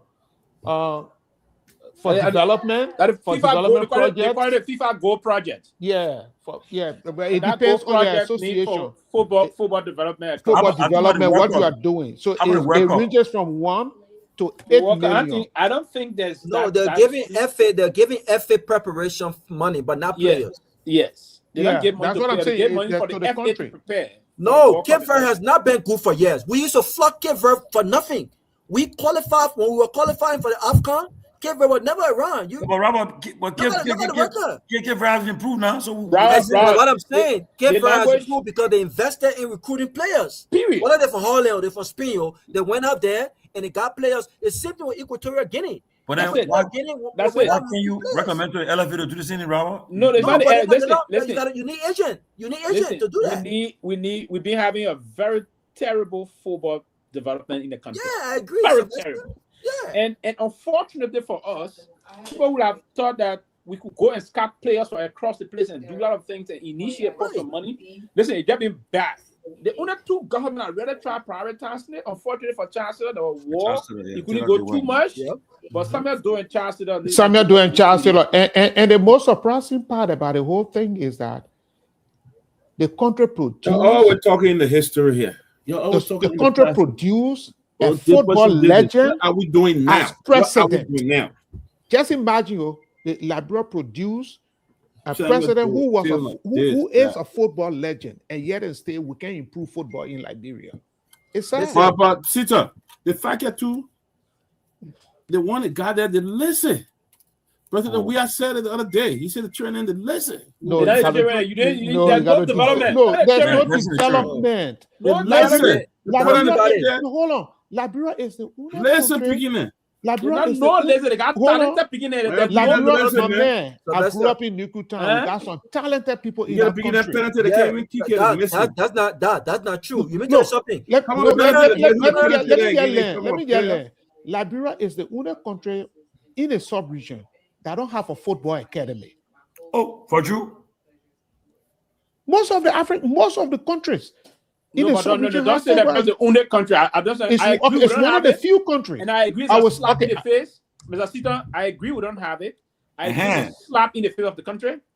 On a serious note, because we love football in Liberia. Listen, coming out of Peking Institute Factory. Developing Liberia. That's true. They give them 8 million. Yeah. Every contract in the worker give them money. They give them for the 2026 it's 10.5 million for 2026. And for each country. Each country that qualify 10.5 million. Each country that qualify 10.5 million. Listen, even get a preparation for the game. But people are putting money there. But listen, that money is not going to that agree Liberia qualify for the World Cup. We're going to the FA. Listen, 1 minute. When that agree Liberia qualify for the World Cup. Yeah. Before the World Cup, this time around, immediately after the draw, right? Those money will be sent in segment, right? Yeah, for preparation. Different kind of preparation. Some of the preparation will say you got to play some friendly matches. You will take the player for exposure. You need some. Now, before we used to get our material from Diadora, I don't know which material or you're going to be all those kind of things for enhancement, this and that. Those. Where we get it from? We're not even in no competition. No, they have the FA has the contract with Ethiopian sportswear that currently provides. It's called WANA, WANAN. Yeah, so that's okay. That's good. So that's but the Peabody, that's not true though, because you remember Coach Ensu Keita, the youth coach. I think he's been one of the most successful youth coaches in short period. He has been a success because you know what happened right now? Liberia has have about 6 or 7 players that came from his program. They're currently in Europe or somewhere. They're picking call Devon Tail. Devon Tail just signed a $3.something million deal in Czech Republic. Liberian kid, 18-year-old kid. You got Emmanuel Flomo. Emmanuel Flomo was also part of that Keita's under 17. He also plays in the Czech Republic too. And the team we're talking about is a championship team. They play in the Champions League. This is where the captain of Liberia, Oscar Dolly, 26 years old, he represents that team and he consistently starts for that team all of the time. You got Emmanuel Flomo. Oscar still playing? Yeah, the man playing for Xavier Plot. So how is he not playing? He play for long. Yeah, he's one of the biggest players out there. Okay, And then you got Emmanuel Flomo. Emmanuel Flomo is scoring goals like crazy in the Rwandan Premier League, but he signed for Sudanese Giant. Now, Al Ahly is a big club in Africa. They play in the Champions League and everything. The guy, Sudan? Yeah. Where in Sudan he playing? The water? No, they're fighting right now, so they participate in the Rwandan league. But he signed for the Sudanese club called Al Ahly. So they're based in Rwanda right now. And they play in the CAF Champions League. They play against some of the biggest teams in Africa. And they're one of the biggest teams in Africa as well. So Emmanuel Flomo and Kanyas Cole, both of them got signed recently. They're making good money for that Sudanese team, right? And then you also have this kid called Emmanuel Siet. He's in Salzburg, okay, playing the Premier League. A lot of the kids are doing well. So imagine if the Liberian government was really investing the kind of money they should be investing in these programs. Then the players will be out there performing. Robert, you informed. Why, Robert? Let's give a segment. They come in here, man. So we can get players there. So we can get after the players there. And then you got your boy Liberian defender Samson Dewey. Samson Dewey is also playing in the Europa League for Victoria Plzeň. You know what I'm saying? So right now we have roughly about 15 to 20 Liberian kids that are under the age 24, from 18 to 24 years old. But the coach away, Liberian coach nobody.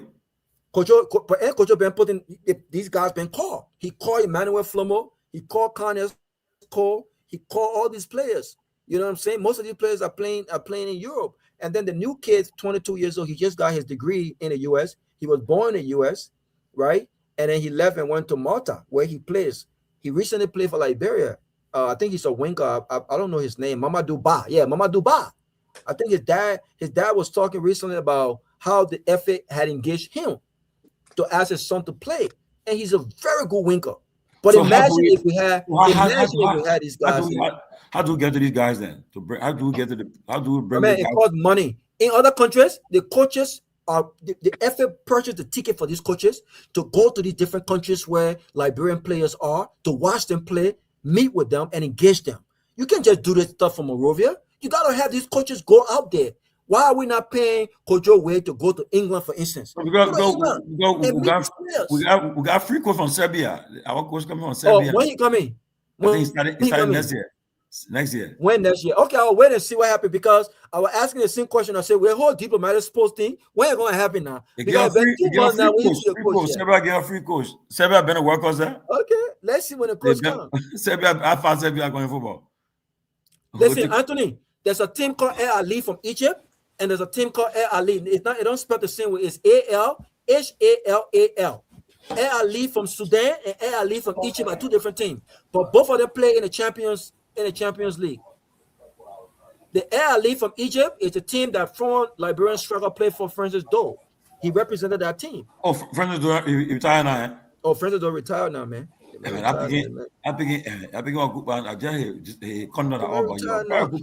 was talking to former Lone Star goalkeeper. You know, he lives here, Louis Creighton.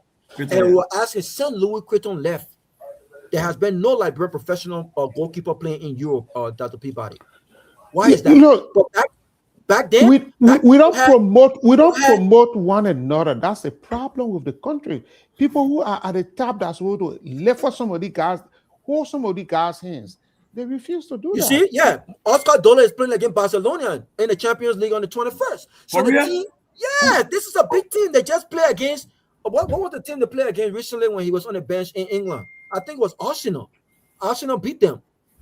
This is a big team. Why not withdraw from all international tournament and train a player for 2 years and explore? No, man, that's not a good thing, man. That's not a problem. You gotta keep them engaged. Put in there beating I think it will solve the problem. Oh, but no, recently they did so well in the World Cup qualifier to the point where the next AFCON qualifier we're not playing the preliminary. We're going straight to the group stage.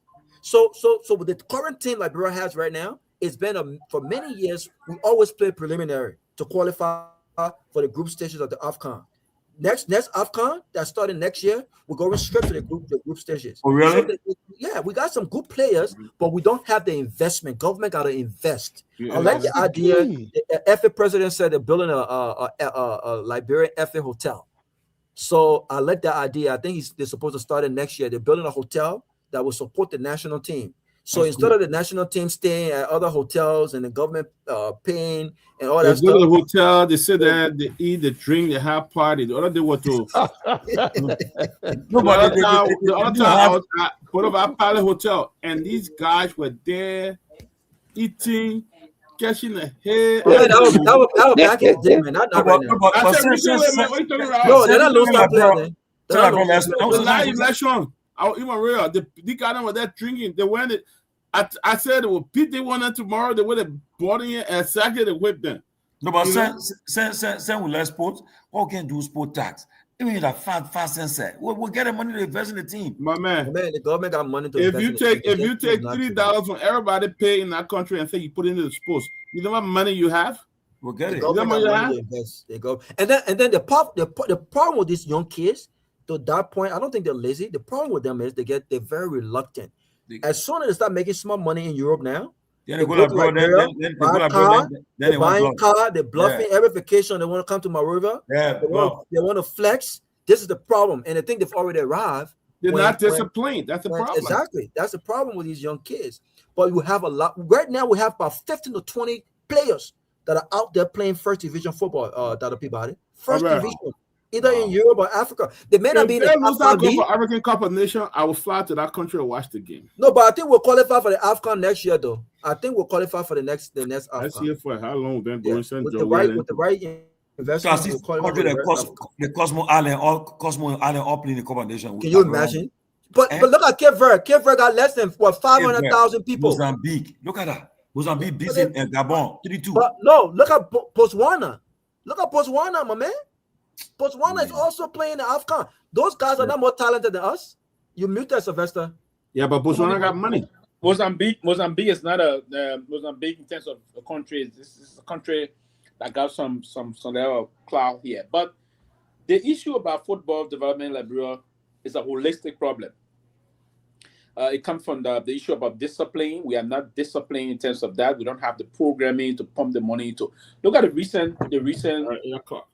Our last performance there before the World Cup. Why do you think some of the reason why we didn't qualify for World Cup? Too many we sat that night and we listened to Justin Kono. Yeah. You can remember we sat to the parliament, we had conversation with him, right? Yeah. And you saw Kono trying to they were going there. And if I think you note, I mean, we just been the level of discipline have been in Liberian football for a very long time. Sorry to interrupt. Just one second, your land. Flex. Those players you talk about are playing in France. They're playing in the second, third division league. They're not playing in the number one league. In Liberia, we got so much big mouth that Peabody. When we bring players from the second division league, the Liberian people can say, "Oh, that second division league player bring here so." Yes. You already got player. They're bringing quality player to you. Then you're saying, "Oh, that second division league player bring here." But other countries are taking advantage of them. They're utilizing those second and third division players because they play in a better league than your local league. Yeah, so all the players they talking about, they're playing in France. They were not even born in that country. They went out there to recruit them. Exactly, and it will have to come from the area. I believe discipline is one of and the discipline you're saying about the boys are in Europe. We said this: it didn't allow us to qualify for the World Cup, the 2022 World Cup, the 2002 World Cup rather, in Japan and South Korea. We missed on that because of indiscipline. Imagine. Liberian football, I know who are the head of that thing that caused that. You come into a major game with Ghana, then people talking about going to a wedding program. Man, I saw that game, man. Is that something no, serious? Man, Anthony said it. My man. Look, right, we spoke to a mega sport journalist. The man perspective. He said the game, but was just reckless. Go, Bravo. All they needed was just one draw, man. Bravo, let me Ghana, you beat Ghana with their number one team. The first draw team beat it 3. Yep. Remember that? They both sent their third team. Yeah. But let me tell you, Robert, I remember it was 2004 in Worcester, Massachusetts. We have President. We are asking our question. No, man, Sonny, I was very Tomalin. I did everything in the world. You think, wow, I wanted the Kromah career work up, right? I will do anything to compromise it. But the thing, quality. They didn't say the game, but they were reckless. I also heard that politics was involved because FIFA did not want Can you imagine Liberia would have qualified for a World Cup under Charles Taylor? Yeah, I don't think that was the issue. That was just a sad thing again. The player blunder. The blunder. No, but the player blunder. They were having. Well, John Nagbe couldn't hold on to have a wedding after the game. Exactly. No, but besides that, on the field of play, you saw the game. Diba was injured. Okay, Francis, but then the team, the way they drew the team set was funny. And besides that, let me share with you too. Ghana, the team that Ghana wanted to carry Liberia. Nigeria in Liberia. Nigeria made sure that they changed it. The whole team was changed. I'm telling you, ask them about that story. The Ghanaian team. 20. Ghana carried the weakest team in Liberia. Oh yeah, but they were not professional on that team. They the weakest team they carried. They were even good for Liberia. It was because we can't talk all and men talk all, but nothing of men will have the higher. They carried the weakest team. Pewee. The story was this. Ghana were prepared to let Liberia go. But guess what? Nigeria went to Liberia and made sure that the Ghanaian cheated the whole team because of that team. And what you really trying to tell us? I think what Tomalin is saying is that if Nigeria, it was between us and Nigeria. Nigeria, the result that happened in Monrovia made Nigeria to qualify. So I think what he's saying is Nigeria were in Liberia, made sure that Ghana not get a game. If you come and stare us. If you come and tell her, then I mean, it will come to your first statement when you met we are in Worcester. You tell her the Nigerians can and brave the people in Liberia. No, I'm saying no. Yes, I will say to you. Ghana, listen to this. Listen, no, I tell you, camera will be listening, but my camera will be off. We are saying, I did everything in the world to play, but I wanted to have, I've been doing to go to World Cup. I want to go World Cup, but what happened was, our players and they didn't allow. I mean, we didn't. We should understand. But my question is this: the team Ghana were bringing for Liberia, right? Ghana said, "Look, we got Liberia last game. We let Liberia go." But guess what happened? Nigeria went there and ensured that the Ghanaian cheated the whole team. The team that played at Nigeria did not have much professional in that team in a way. Yeah, because what? The professional they were prepared to play Liberia on a soft note. But you see, they were now in football. I heard your point. In football, if you exhibit your first class team, you're on the high line of winning a game. Yeah. And after the rating is, the rating of the game. Yeah, the team that came to Liberia, the rating of that team was not even the second tier. It was the third tier. Intentional. Right? No, there was no professional team. There was no professional. I agree. But it was intentional. The professional then were not playing. That means it was about to for us to get trusted. Exactly. No, the train kid play. They said no. The train kid play for their life. They said they would not let Liberia. Are you playing for your life against professional players that understand the game? The leg of George Weah. James Diba. Prince Day. At the time, Prince Day was playing Prince Day. My point is this: had that professional team play Liberia, we would have won the game. No. Tomalin, I think your argument it doesn't hold water. Because when Liberia went to Ghana, Liberia won Ghana. I can tell you behind the scene. Liberia won Ghana with their best team. With their best team, and but guess what now? They came with their third team. Yeah, because the goal was for Liberia to qualify. There were a lot of things that happened in the background that made Liberia not to qualify. When I play Liberia, we also play Liberia. So Nigeria people are supposed to exercise leadership. And the team brought that Liberia did not qualify. Yeah. But how come Anthony Toba? The weakest thing How come Anthony Toba even started that game? Tomalin. Anthony Toba was not supposed to start that game. Anthony Toba started the game. Yeah, here's the problem. Anthony Toba started the game because we caught him when he got drunk when I asked him around Congo time. So it happened on the eve of the game. The eve of the game. They were all drunk. Useless, bitches, drunk. No, man.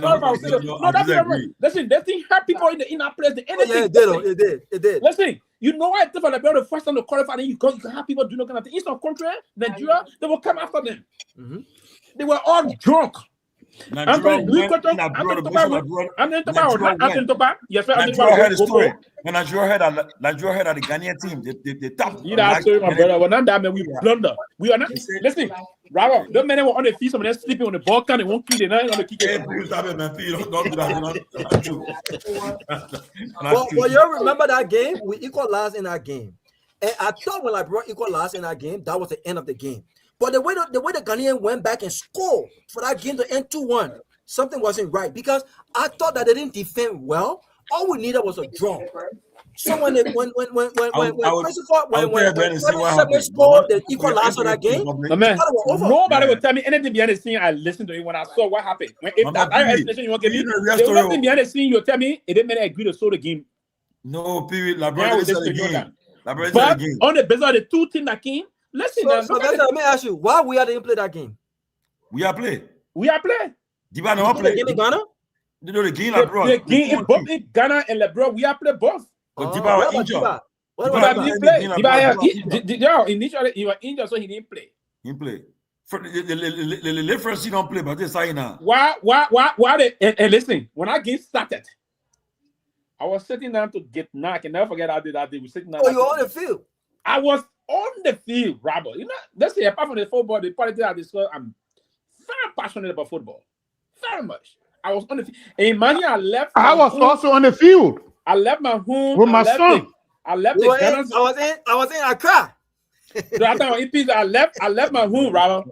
I left my home around 9 a.m. in the morning. Wow. That's when the field was so packed. We had our kuda. When we reached on the field 9 a.m. already, the field almost there was 80% packed on God at 9 a.m. By 12 noon, the field was jam packed. Nowhere to sit. If you play front side, they will say over bowl. Nowhere to sit whatsoever. People there jubilating Zico. Then when the player came on the field, the field erupted. I mean, everybody, the news is we qualify already. Beat Ghana or draw with Ghana.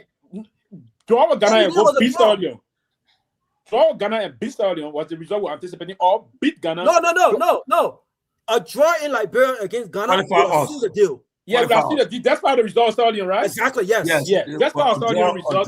It will have something that they think of. Because even I mean Nigeria last game, even had they won the last game, they wouldn't have matched Liberia points. Yeah, the game started. The game started.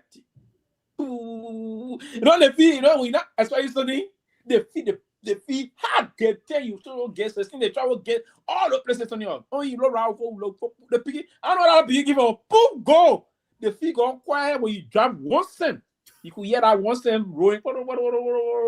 This man, he might make a mistake for you in that era too.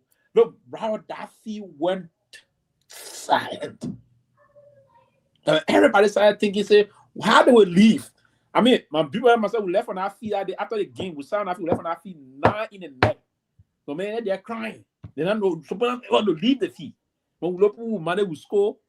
But Frank Seaton issue. That people was saying that people said they sold the Guinness. So the left Frank, the guy really firing. The man was very firing, man. When we look, they brought the man down. But who did they replace him with? I think that was another question. Why was from what I heard, George, we are engineer the removal of Frank Seaton from on the field. No, not engineer. George, we have the technical director. He was directing things. He was the technical director. They were really lose that 1-0 when they went for halftime in the locker room. Instead of President Weah, I was not there. But it is alleged that instead of President, we are encouraging the players. He berated the players. He berated them instead of encouraging them, motivating them to go on the field and do their best.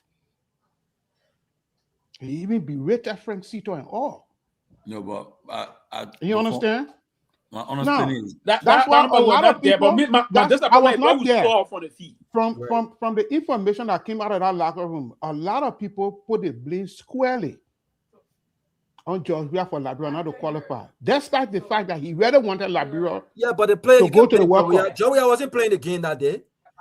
No, he played. He played. Oh, he played. Okay. He played. Despite the fact that he really wanted to take, he wanted to go to the World Cup, but there were a lot of lapses that were made that this blame squarely went that on time. Louis according to folks that was around. Somebody else dispute this information. No, I mean, but that's the information that I got. We played Nigeria home. We beat Nigeria 2-1. Yes, Christopher West. That time, JJ Okocha was at his prime, right? Yep. Okocha get out here dancing, teenage. Listen, there was kind of ball. JJ Okocha struck 3 times from the 18-yard. BBC had an interview with Luke on how he managed to contain JJ Rabbit and JJ Okocha. Yes. 3 struck. None of all that knew that. Everybody was afraid that the draw going to beat the draw 2-1. They were the Zico King and Liberia going for World Cup. Yep. After that game, when we beat Ghana in Accra, and that was after that Ghana game. After we beat Nigeria and Ghana, the momentum was different. Yeah, that team, you go bring Gion team to come by and beat the Ghanaian. That team. No, that team. What's over the Egypt game? We blunder from the perspective of allowing sentiments. No. And responsibility to erode us. The Ghanaian they told we, I said, look, be Papa, you know, make Africa proud. You make all of us proud. So they want you to go work on now. But Nigeria heard it. Nigeria went there and said they ain't happening. Nigeria went and make sure Ghana change the team. I tell you the true story. Okay, I agree now. So what does changing the team mean to you? Because the team that they changed, the trainer that changed, no one knew what the senior player had agreed to. They say, but so the senior, the beginning that came, beginning of play, they play for their life. Play that it'll say that left. So the man that play for they play for one. No, but play for. I mean, I play, but it was difficult because they so what play for the senior player in a play experience beginning. Those are prepared to play against him. Appear there, not play against the beginning again. You see, every coach guys that won't play, they play lose how will play again. The top professional. I think yes, I know. I'm telling you a true story. I'm telling you not this. Well, this true story. You got inexperienced people playing with experienced people. No, listen. Why you not take Liberia Team? You not take some taking it somebody go pull with professional players. Somebody out there, and not just taking it for their life. Play against or tap or Ghanaian team, but the team will change. The whole game plan changed. But it would have been easier for to beat them. Yeah. No, no, not the game. Not the game deeply. I know what the game entails. Pewee, if I play, I said, man, you marking Pewee. Now I know everything set. I'm not going to feel. I see somebody else there. That will beat them for them because it may come in with emotional mark and I play with experience. And the game is experience. It's technical. Also, let me remind you also, Tomalin, that during those days, I mean, you couldn't argue that even though Charles Taylor was going through what he went through, he pumped money into that team. Those boys were set to receive, I think, I'm not sure, was $10,000 each. Yeah, 10K. Yeah, 10K. 10K each had they drew that game and qualified for the World Cup. To Sylvester's point, we're not talking about the kids we got right now. Back then, we had some serious professionals. I mean, you talk about George Weah, the former world best, playing at the time he was playing in France for Manchester City. We're talking about James Salensa Diba. We're talking about Prince Day, who was playing for FC Basta in France. We're talking about Christopher Ware, who was in Scotland playing for Saint Maria. We're talking about Zeze Rabo was playing for Olympiacos in Greece. Olympiacos in Greece. These are teams that were playing the Champions League. Then we also talk about George Gibo. George Gibo was playing Cyprus. It's Greece also. Kevin Segway. You talk Oliver McCall playing in France. I mean, these were some really solid players. The players, we have to all time not player, but I'm trying to tell you, the Ghanaian had a top professional team. So the team that lose our prepared to play, the team that lose our medal play. Yeah, but to the point, you make it even easier now. You bring I don't have to understand my point. Not because you professional. When the Ghanaian, let me say this to you. When the Ghanaian team came, the BBC, because BBC came, they splintered that thing, they carried again live. The BBC sport analysts even rated the game Liberia 80% chance of winning the game. Why didn't they did it? Because that was it. Because I thought why the game against that team. Why did they give it the team? Why did they? When you start getting the fee, we can't talk up. When they saw they say, the team change. Now team to play. The team change. No, Nusa didn't say that they were happy with that thing. They were happy when they saw that rating. But no. Let me bring it to your attention. Maybe you don't know this, and the person I gave it from the guy want to give it to you that way. Before the team came, it was announced more than 3 weeks that the team are coming. No. It says team I'm telling you, the team were announced. No, the team are coming. They say I bet it. No. They were announced more than 3 weeks before the team came. Yeah, it was announced that Ghana was bringing a tier string of team. Oh my God! They supposed to bring a tier team. They said they were announced. They announced it. They announced the team, and then because do you know what they announced? They told the on that the Ghanaians felt this way also. Most of the professional players they called, they didn't come down, and I was saying the thing, they didn't come down on 1-1. Secondly, they knew that they were not qualifying, so the Ghanaians didn't want to waste time too much spending money to put all the professionals down. Yeah. So they sponsored a tier team to go and play the game. That's how our team came. They're not going to spend money because they disrupted the whole Liberia game. They didn't disrupt nothing. The Ghanaian didn't want Nigeria to qualify. No, who told you that? Nobody wanted. Ghanaian wanted themselves to qualify. No, by that time Ghana and Nigeria were competing. Nigeria spent money to qualify, especially in Nigeria, Ghana, what kind of money will qualify? Listen, the thing that has a mistake on our back. It was an expensive mistake. Let me answer the question. Right? Just thinking about the team we had back then, all of the top-notch players. And I'm telling you, these were players that African team respected. I mean, you're talking about the George we had, even Frank Seaton, who was playing in Asia at the time. Frank Seaton was still highly respected amongst the players. I mean, you have all these top players. We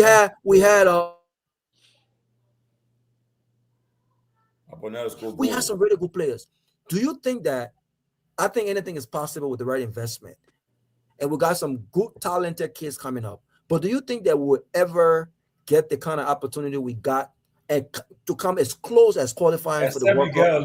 It comes out of leadership. It's like you're a leader of the country. It will be a little difficult. You get a president who love the game. That class of player we invest in the game. Yes. That class of player, you need to build a candidate to get. How many times the president is going to feed? We're going to feed. We need a president who love the game. Dopoh used to go on the poor camp while I live in Dopoh.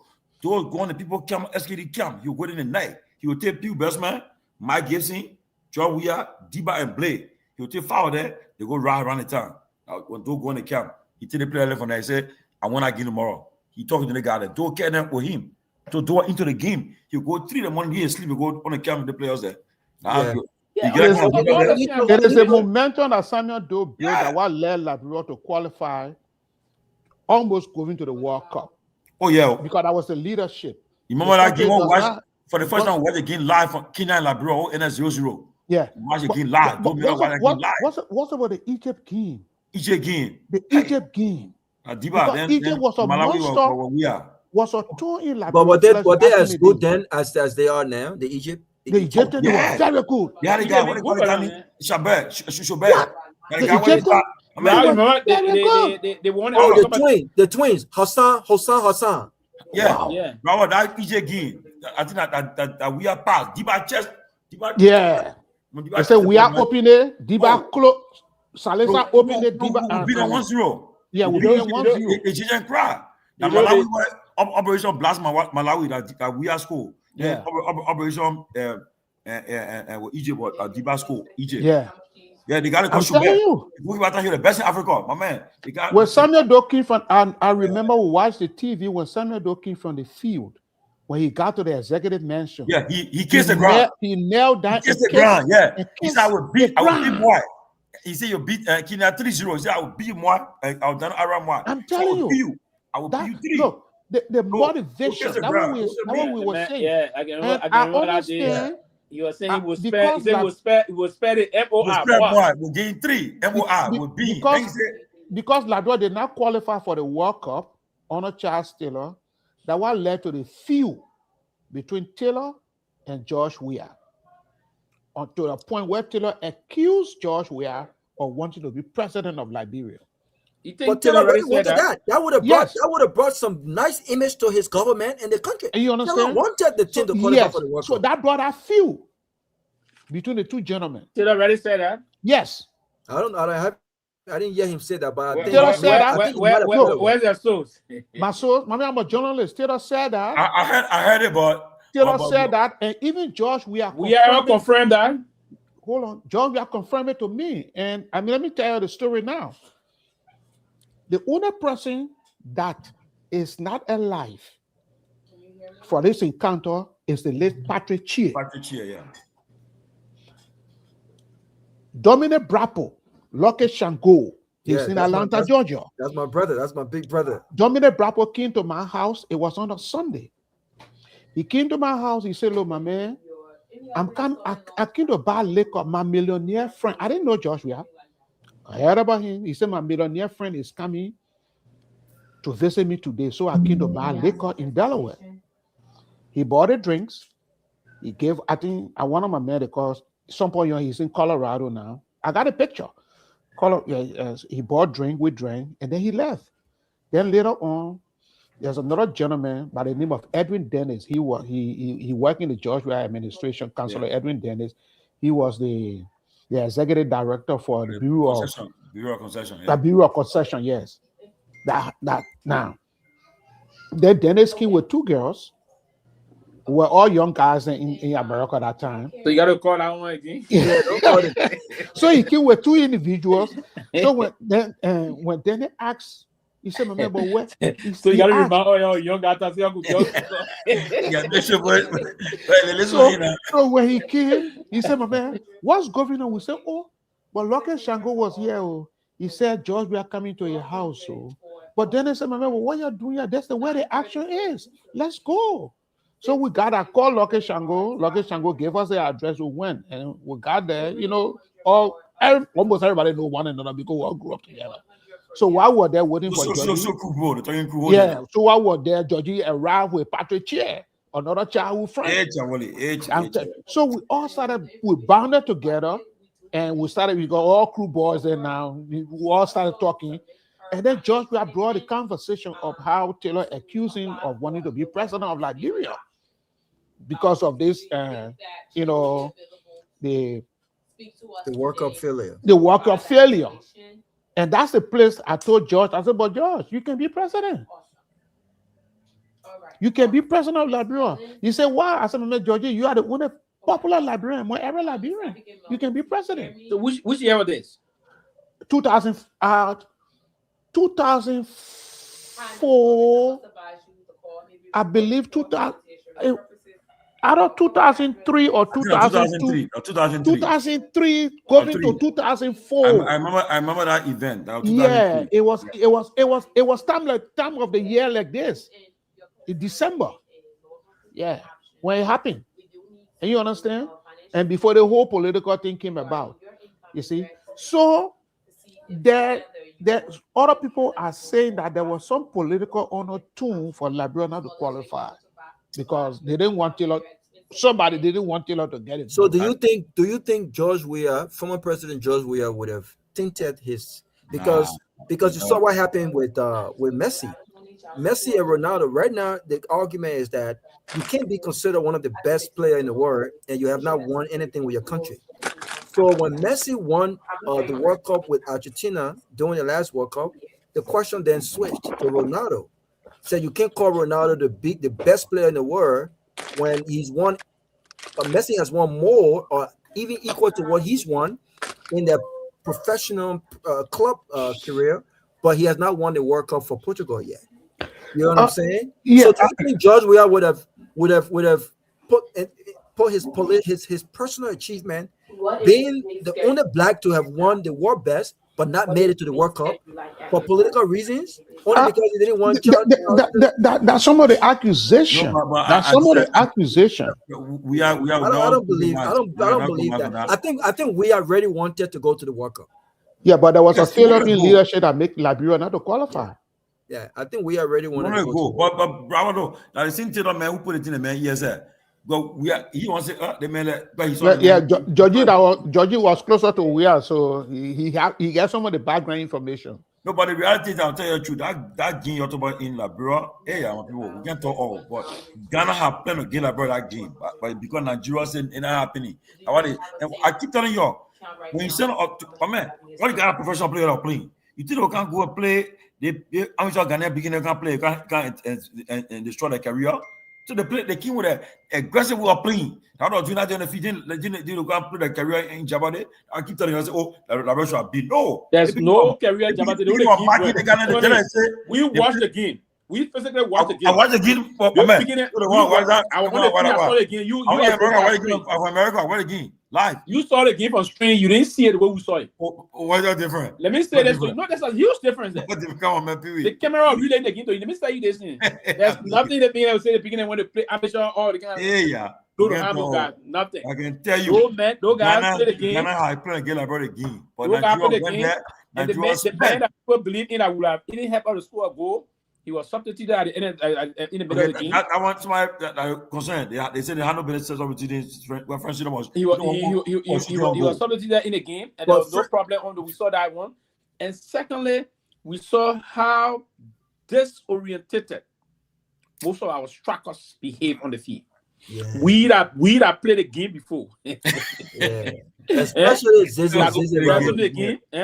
I will say this to you that the loser we knew, the loser that cha, the loser that did this, the loser that did that. Big Ghana beat Nigeria. 5-1. Beat Ghana. The loser that beat Nigeria. Look at the goal Christopher Williams scored, the 2 goals he scored against Nigeria. It will tell you another issue about amateur beginning can play amateur ball. Yeah. That he work scored this in it. Yeah, team we saw. They say, Papa, you know me. They got we have the game that we thought we could make some changes. What they got? What he need? That's saying that he's the point with getting the leg need that brought changes. And it's what they got? Alex Brown changes. My man, listen. For me, I'm not saying anybody saw the game. The only thing I would say, and I was saying by that, man, the guys were already reckless and irresponsible. Where is Alex Brown now, my man? I disagree. I don't know where they are. We had some really good players. These guys were talented. Look at Frank Sito. Nigerian kid that say you're China around. Look at Frank Sito. Basically, today we see all these skinny players. Frank Sito, Alex Brown, George Jibo. These guys were physically built. Even the shortest man on the team, it was between Alex and what's it?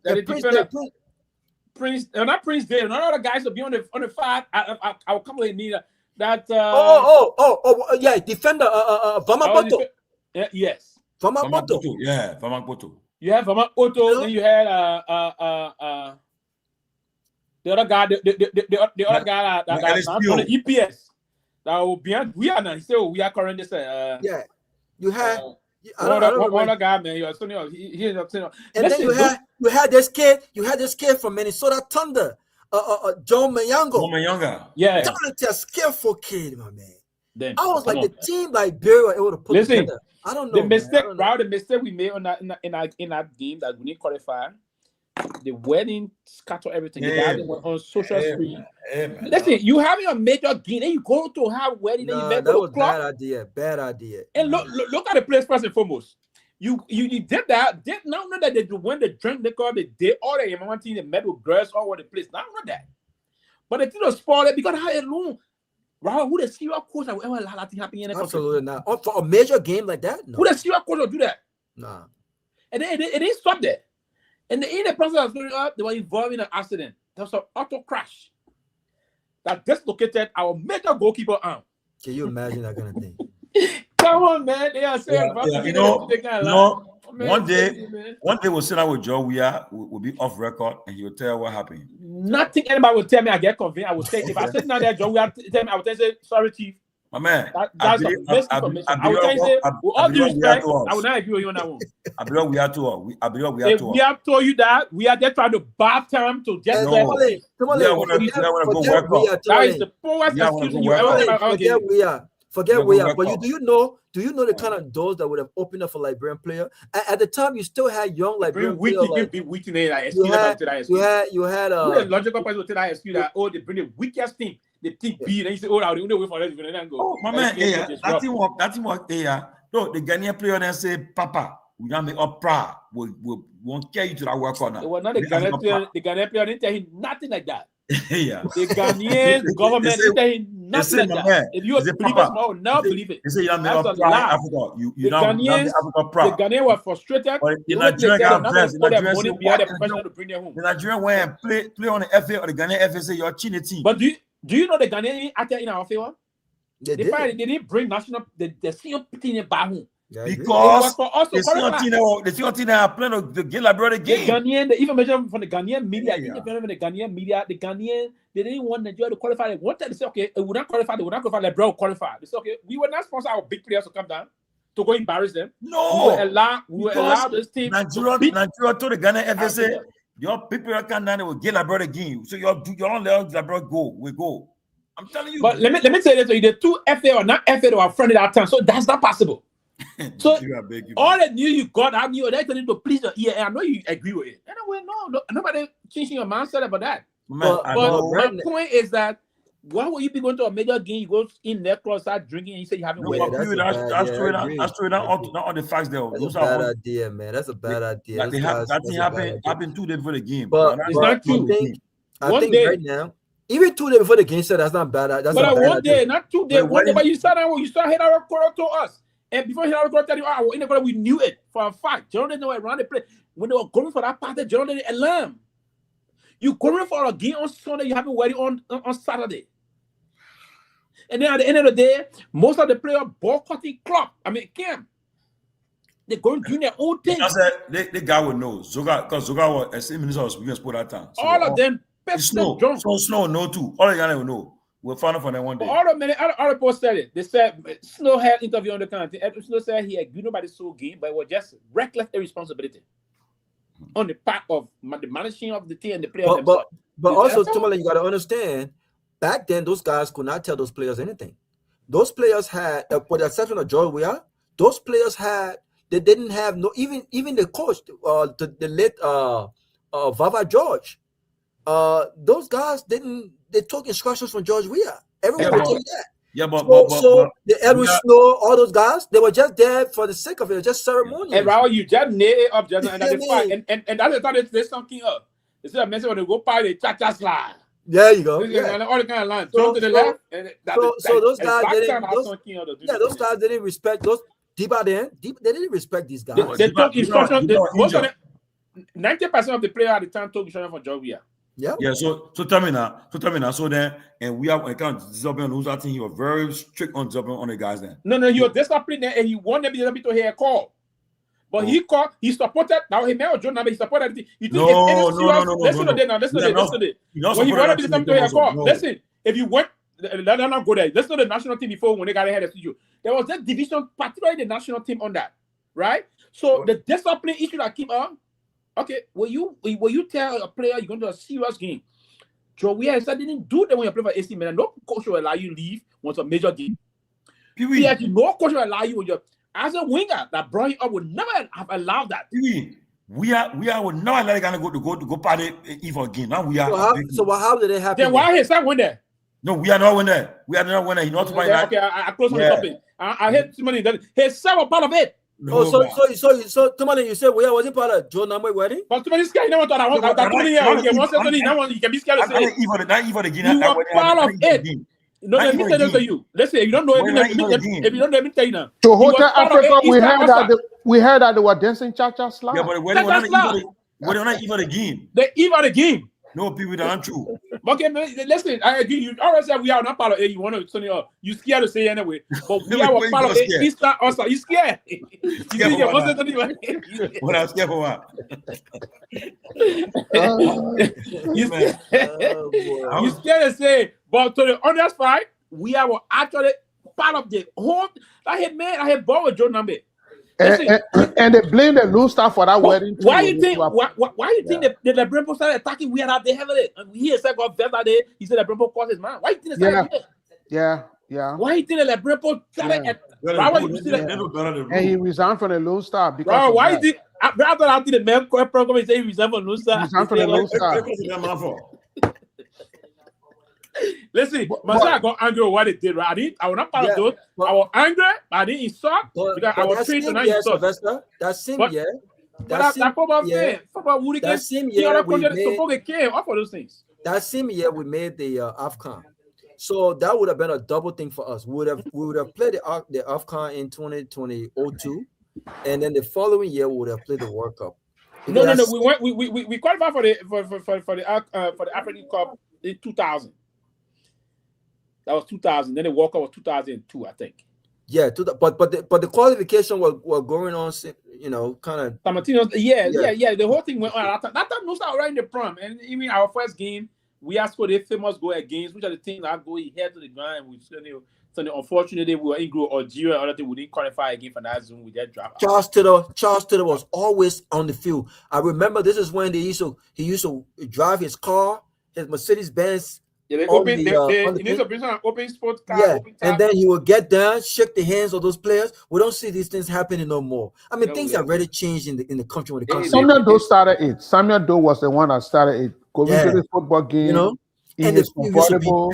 The field used to be packed. He exposed gear. Greet all of the players. But take a seat. Yeah, that thing is a nightmare for the country. The other thing about it, because that thing really traumatized most of us. Right? We're going to talk about it. And if you in other line, do you know the former goalkeeper of Nigeria? That kind of thing is that thing work on the point that man for someone to go to school.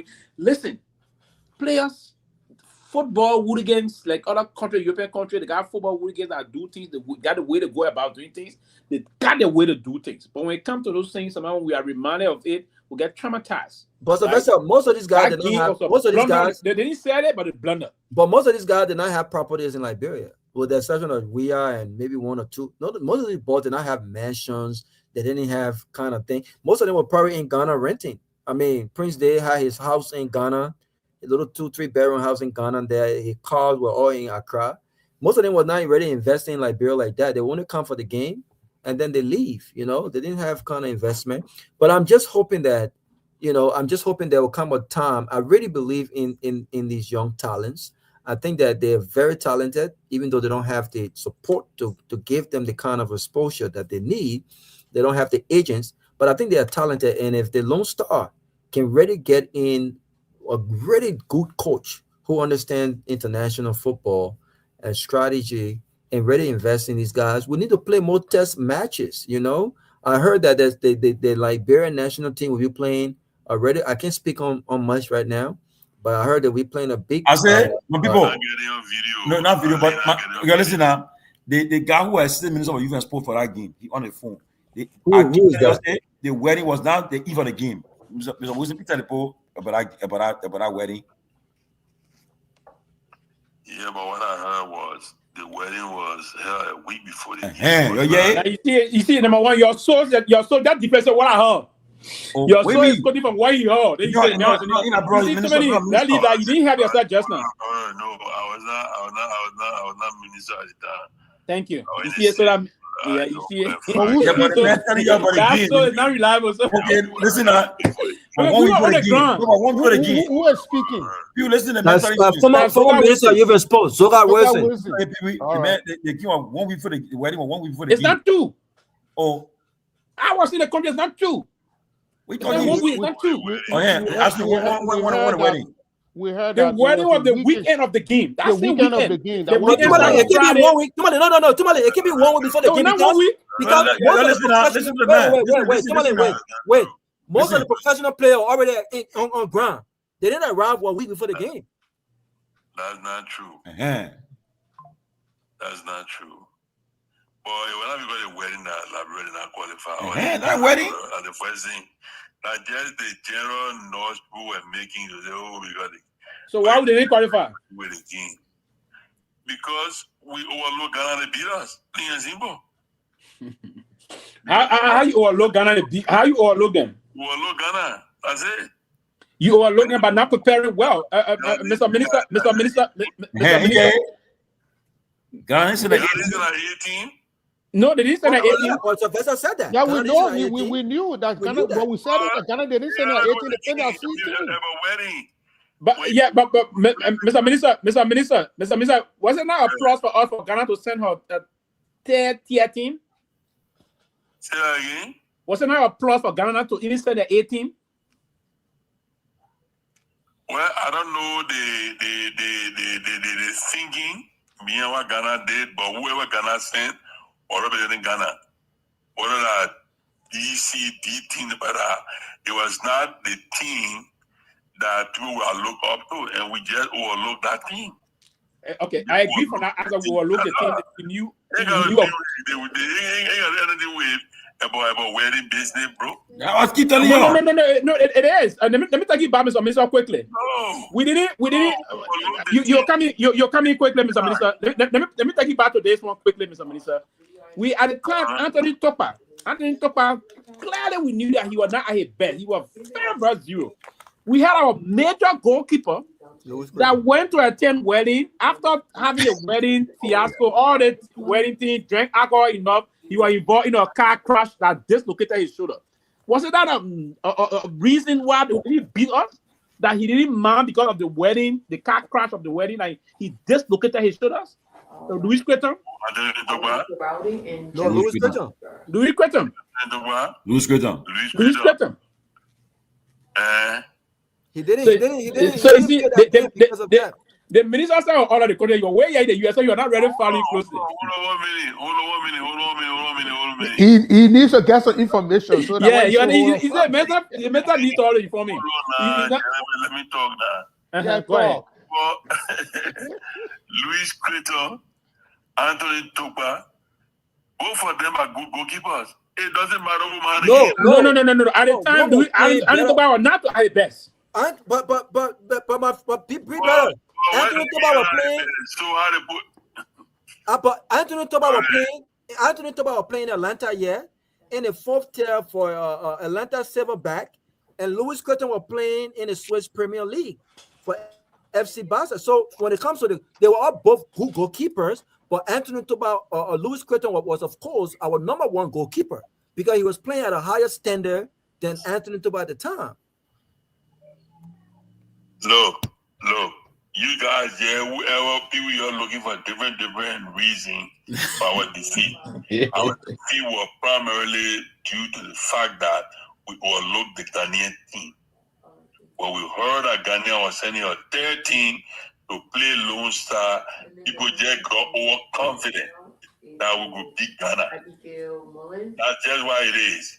On the Lutheran shock Liberia. Don't overlook Ghanaian team, whether that's second or third team. Don't overlook them. All the team can play. Okay, they can all play. And the children were coming against big name, against big gun. So they were determined.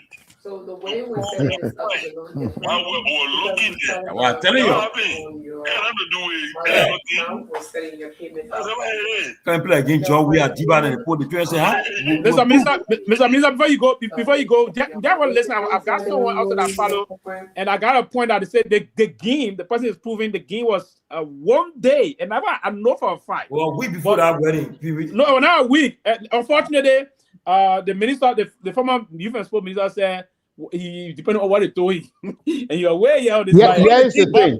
But people got someone on the phone. Huh? I got someone on the phone. I will put it.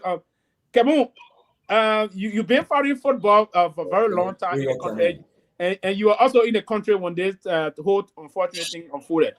When was that wedding? What was the time interval between the wedding and the game? The wedding was on a Saturday. I watched the game from 17. My name is Moses Kehleboe. I follow Lone Star Relations. You can call Jimmy Mango. On a camp on a Friday evening, when former President Taylor visited the camp, he left on there. It is true, President. We have did everything to get a game. The charity has always went in. The Ghanaian team surprised us. That was called the regulars of our national team. The wedding was on a Saturday. The reason is President we are talking about all he could do for the game so the girl got a full ahead to go out the wedding. Prince just slept in the club. He was called under the snow. He went to club there in the morning for club or 3 o'clock. So they was very reckless. They were the eve of the game. The eve of the game was they have that wedding on a Saturday. Coming back on the holiday, after that, our relation won. Louis could not go to drink. Nobody say he was doing. I mean, it was strong man, but he was hard devotion when he came. Oh, so I mean, Luis Colon didn't drink alcohol, but he was involved in. Okay. Party for 3 days. I won't believe that story. Okay. Okay. Sintomalin. Okay. Thank you, Kemu. Thank you, brother. Thank you. Was that eve of the game? Well, 1 week before the game. No, the wedding was on the eve of the game. We'll confirm that soon. We'll confirm that. We'll look it up. We'll confirm that too. Excuse me.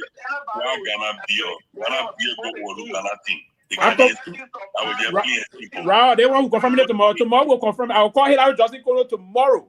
I'm calling him. I'm not getting him. I will call him tomorrow. Like I said, I'm telling you, I was not say I was in Liberia. I was not. I was in the state. But I followed that game because we are witnessing that game on Bellevue Avenue. Let me call the former Lone Star Mary.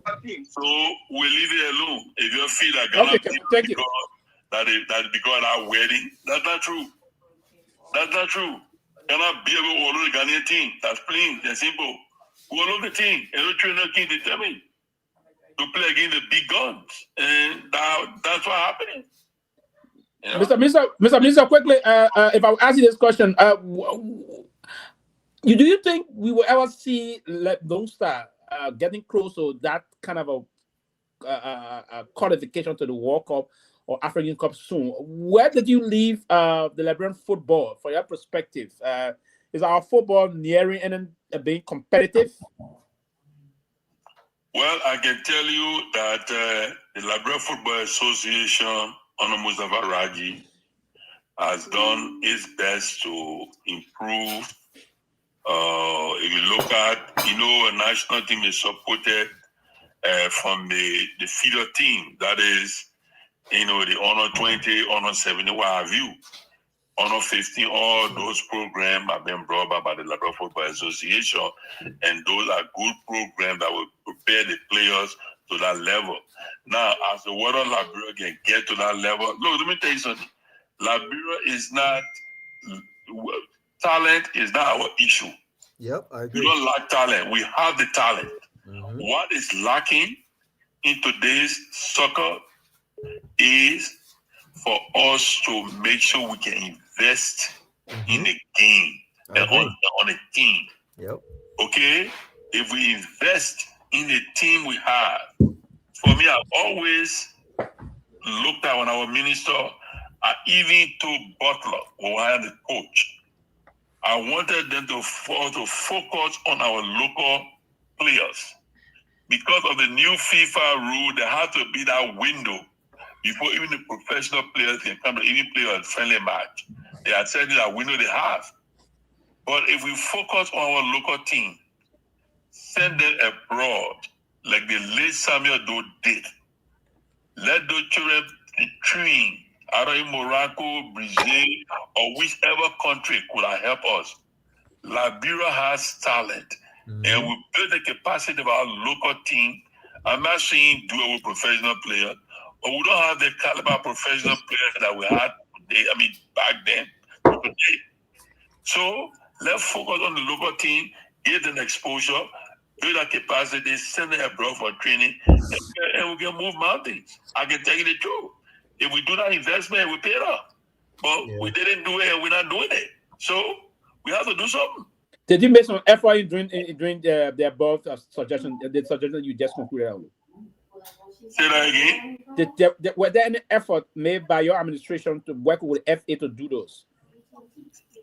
But government-owned national team, where is it where we have it? I'm telling you. In terms of, okay. Did you as government make any effort in that direction? You're asking your question. I'm giving you an answer. Both the Ministry of Youth and Sports and the Liberia Football Association, we all believe that the team should have gone outside Liberia to get training. Oh yes, if I remember one game we played when they defeated Samuel Pewee, I remember Pisota, everybody. They didn't know they think I go outside Liberia, let's train our team. We all had a discussion. It's one thing for us to get into a discussion about something because of result of a game, and then for us to follow. But that had been our advocacy for the team to go outside Liberia and get training. But unfortunately, like I always said, Liberia will not improve sports, not just football. Sports based on budgetary appropriation. We all follow the national budget. We know how it fluctuates, how much it is every year. If you want to develop sports in Liberia, there has to be a way of getting money outside of the budgetary appropriation. That is why when our minister, our proposing the sports development tax on alcoholic beverages or cigarettes. That didn't get traction. I talked about for over 2 years, pushing that line. It didn't get traction, it didn't get support. If we say we just wait for government budget to improve sports in Liberia, we're not heading anywhere because government has competing priorities and our envelope is not there. For youth and sports get bulk of support for youth development from the development partners. They will not give it for sports. So for sports, it will be solely the government responsibility. But because of all of the pending issues, all of the government entities that everybody get their own stuff that call importing, everybody competing for that same envelope, we must look outside the box. That's why I've been a prominent supporter of the Senator Bocha legislation. To have that sport authority, I believe, that will raise funds outside government for sports development. That is the way to go.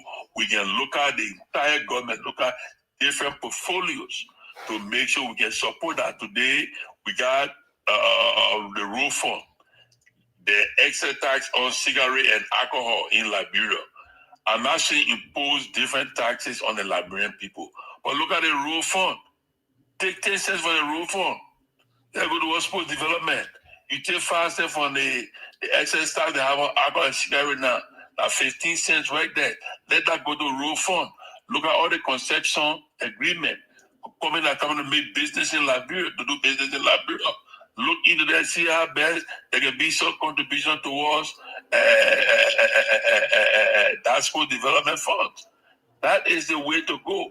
But if we depend on government to say that right now, government will do everything to improve sports in Liberia, I'm not talking about football, I say sports as a whole. We cannot do anything if we continue to rely on budgetary appropriation.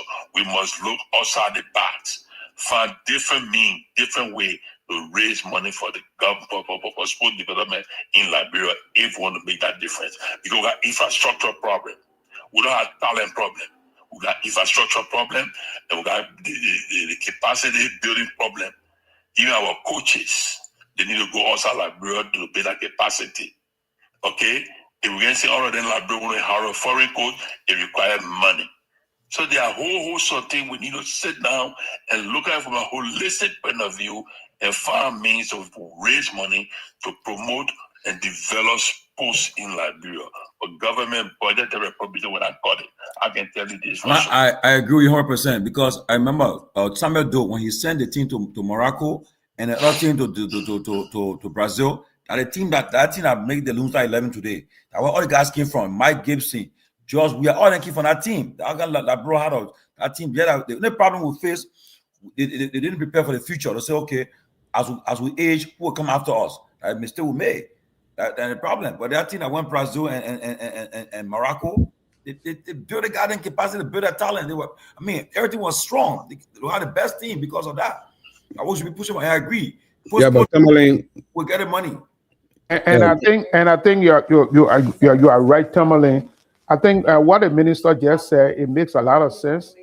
Having a sport authority to be able to look at sport holistically. I think if we had a sport authority in the past during Samuel Doe time, they would have put in place the structure to start tapping players. That is, we get a group of players, then we are breeding another group of players. When the current player fade away, the player that we are breeding come on and take their place. just like that succession after succession. That is going to be a serious, not only for soccer now, but it has to be realistic. Okay. For let me step in for a minute here, please. Let the minister finish because you I want to make a point what the minister was talking about. The LFA has you know what the bigger mistake we make? They got honor 17. Let me go ahead. Those are the teams that bring us to national team. So we already got it in place. What we need is the funding that we don't have. So for the feeder team, back then we didn't have all the teams, but today LFA had a very robust youth program. Okay? The honor 17 team, Shiro Rochelle playing. Then we were able to spot what the coach name for me? Coach the coach from the honor 17. Keita? Coach Keita. Keita. And that was a big mistake to take me away from that team. That was a big mistake.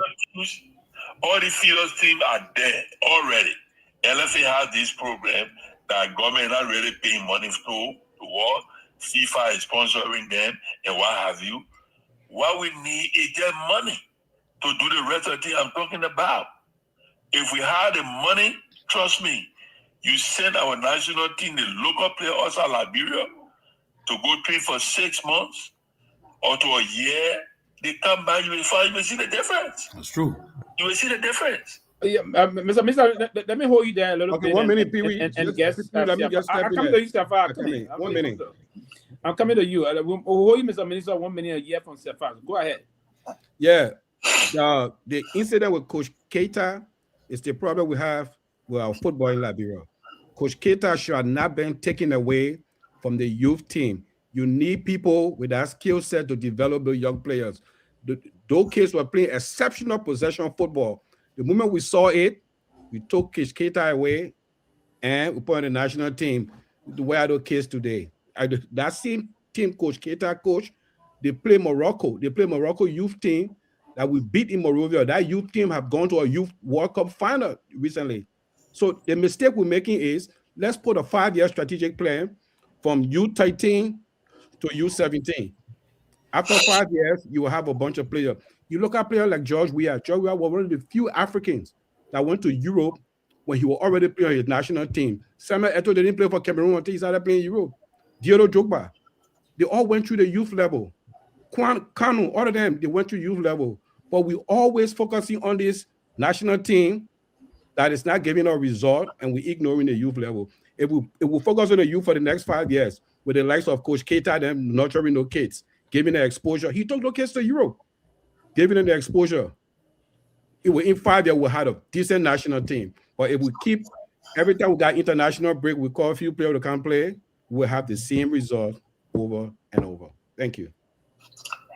Yeah, but all the things require money I'm talking about. I just say LFA have all the youth team program lined up.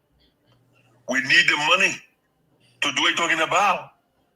Okay? So, Mr. Minister, yeah, but you took the coach away from the youth team and came to the national team. Yeah, hold on now.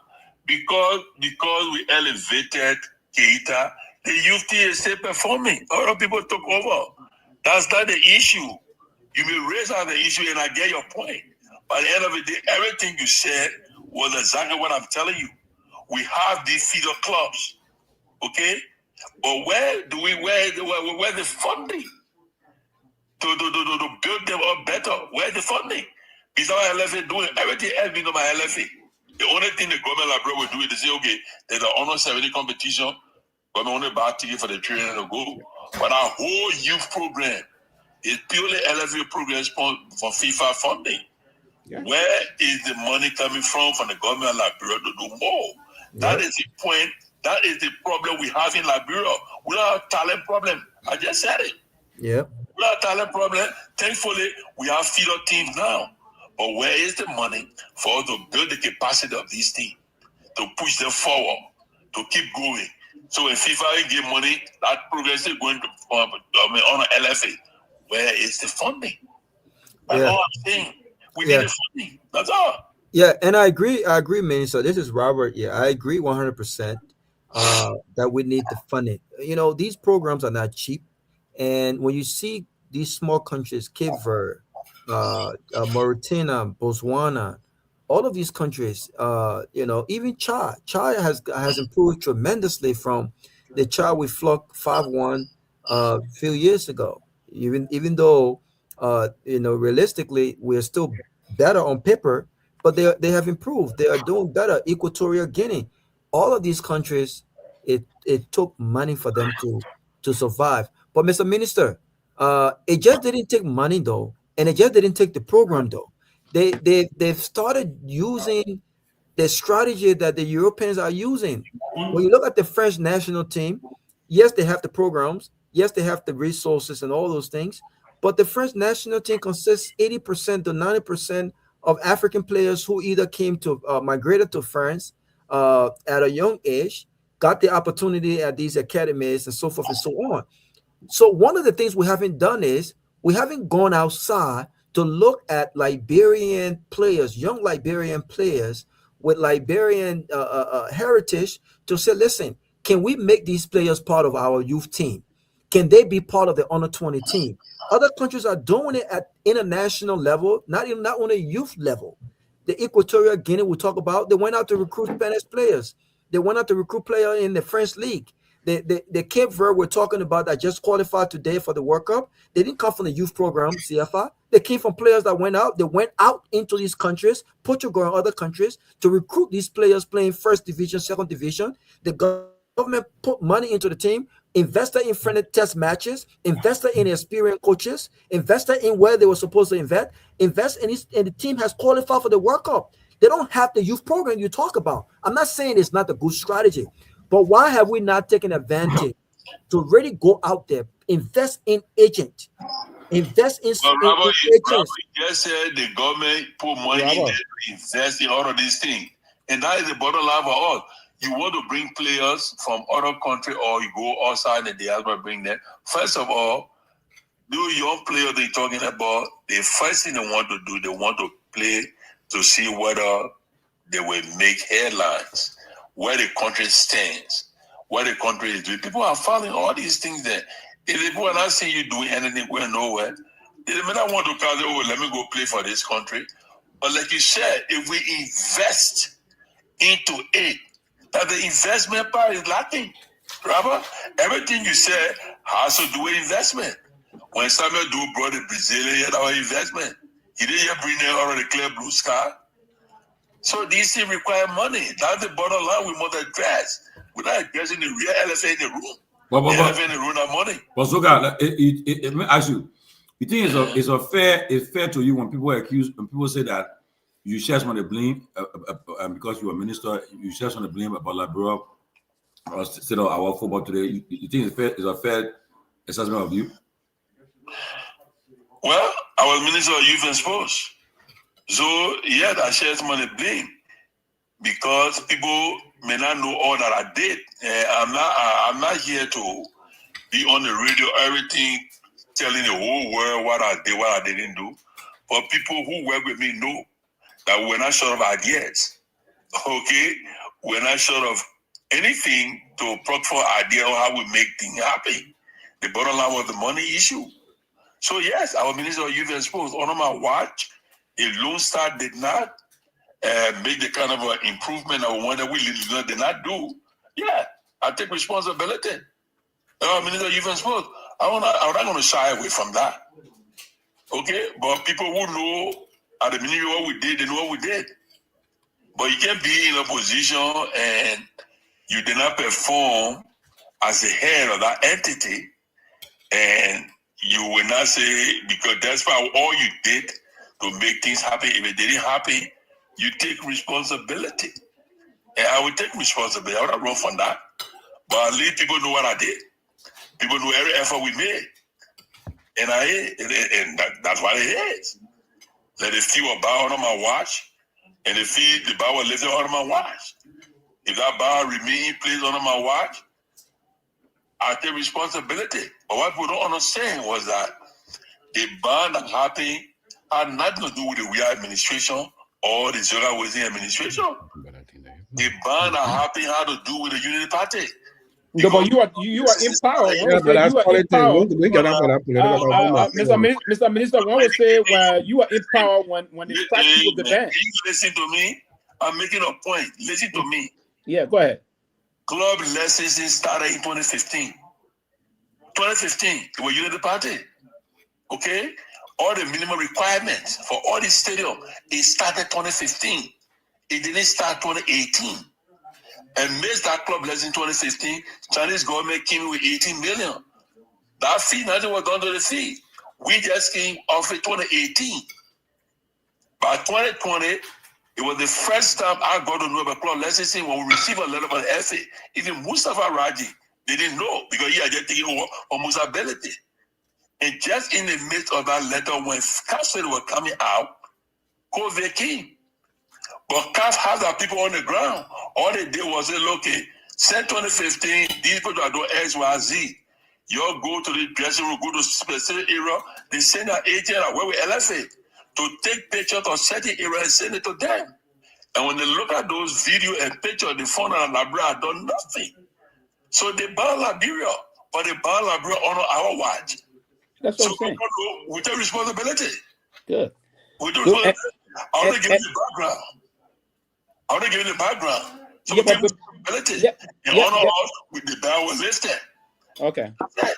Okay. Yeah, but that's a good thing. But again, it's past. But when we say most of the explanation, last time you said the same thing. Most of the explanation you're now trying to push, you should have said these things in terms of good communication to the folks at the time that, hey, these things were conditions that led to the past administration doing this, and we didn't do that. But the fight that it was under your reign, under your stewardship that you were banned, everyone would take that. You didn't take the action. Listen, I said it on that occasion.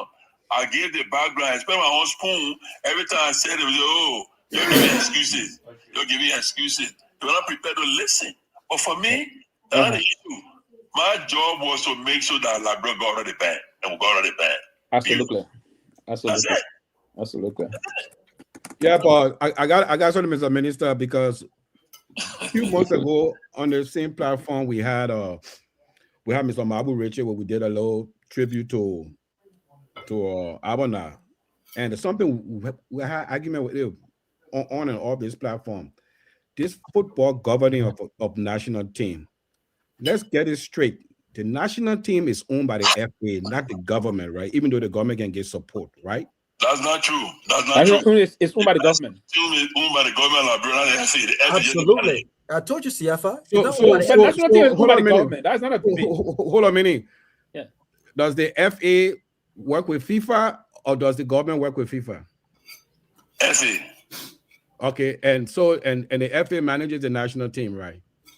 That's all the FA does. They manage the national team. The FA manages the national team. So contract with the Youth and Sports Ministry to manage the national team. I'm coming to a point because I've researched all over, and every national team is controlled by the FA, even though the government can give support. It's managed. Use the word managed, control, managed by the FA. But they're not owned. They manage. They just manage. The conversation is who owns the national team. The national team is owned by the government of Liberia. When the national team bear the country flag, but in terms of operationally and managing a national team, is the FA. I'm coming to a point. Government cannot just focus on one sport. And you mentioned we got basketball, we got football, we got volleyball, all national teams. All national teams. I'm coming to a point. Yeah, we got that part taken care of. We got that part taken care of. Okay. In other countries, like our neighboring country, Ivory Coast, Ghana, they focus on the business community sometimes to be sponsored and support this national team. So because they got to get other source of revenue outside of budgetary support. Because we keep talking, trust me, the envelope will never be big enough. I don't care how much money in our envelope because there will all be competing priorities. So what kind of strategic plan do they have for outside sponsorship support? I remember doing the 80s door time, all the public corporation, 50,000, 20,000, 100,000. That, remember Red Zoga, that is a mobilize for national team. But every time we're waiting for government. So what these corporate responsibility for the public corporation? You mean Maritime can I get 100K? MPA can I get 100K? FRC can I get 100K? That's 300K. We can raise $1 million plus just from the business community. Let me respond to you. I'm coming out, Robert. Yeah. Go ahead, Mr. Minister. What you said is one of the things that Elevate does to get sponsorship. And when we were there, Elevate, they had sponsorship for Lone Star with Orange. However, during Samuel Doe time, I can tell you for a fact, because of the way Doe were involved with the sport, especially football. Back then, if the youth and sport or FA go to any business to support Lone Star, they will not return their back because they saw how Doe were involved. It has to be with how you that is our nature in our country. When the president leading the way for something, everybody will get involved. That's true. And that's why Doe time was different. And today we continue to sing Doe in our mouth because it was different. On a Doe time, you can't go to a company to say help loans and they tell you no. And so who the chief patron of sports right now in Liberia? So who's the chief patron? The president always. The president, the chief patron always. Right. You know, the president always the chief patron. Well, then, the president got to lead the mobilization. That was society looking. Yeah. When they see the president leading something, everybody will jump on board. You go to them, they will come. But if the president is not leading the way people see it, you read the other company, they will drag that fee. You read it when they will drag that fee. I agree with you. And sponsorship too, it depends on how well you performing. Yes, it. You know, today in today's world, we're not performing well. People are reluctant because when the people sponsor you, at least they are logo or something on your jersey, you go places, they see it. And, you know, that part of publicity for them too. So there's a whole host of things we have issue with in Liberia we got to address. Basically. You know. You read, Mr. Minister, because one of the things about sponsorship, to leave the financial sponsorship, one of the things that can really pass up and amalgamate forces from all sectors of life would be the moral sponsorship. And for the team to start getting moral sponsorship from the citizenry, there will have to be some performance-based thing coming from the team. Then if you saw the people trooping to the field, when they say Lone Star playing game, you see this happening. Then you will see people coming to put their money there. You're right about that. There will have to be a holistic way we ought to move. And again, you're right. The former president, though, a chief patron of sport, he was involved himself. Another chief patron at the time also that started doing things, but I think he was a little bit limited because of the war. Was Charles Taylor also? He started getting involved in other things. And ever since then, Madam Salif tried a little bit. But since then, to be frank, the two leaders, number one will be Samuel Doe, number two will be Charles Taylor in recent history of our country. And we haven't seen any leader that really put themselves into it, that the way particularly Samuel Doe did, as you mentioned. And I think we have to do something more. But let me ask you, the money that FIFA giving LFA, they can use that money on Lone Star? That's the purpose of the money. The minister will answer that question. No. It's a project. They can use it.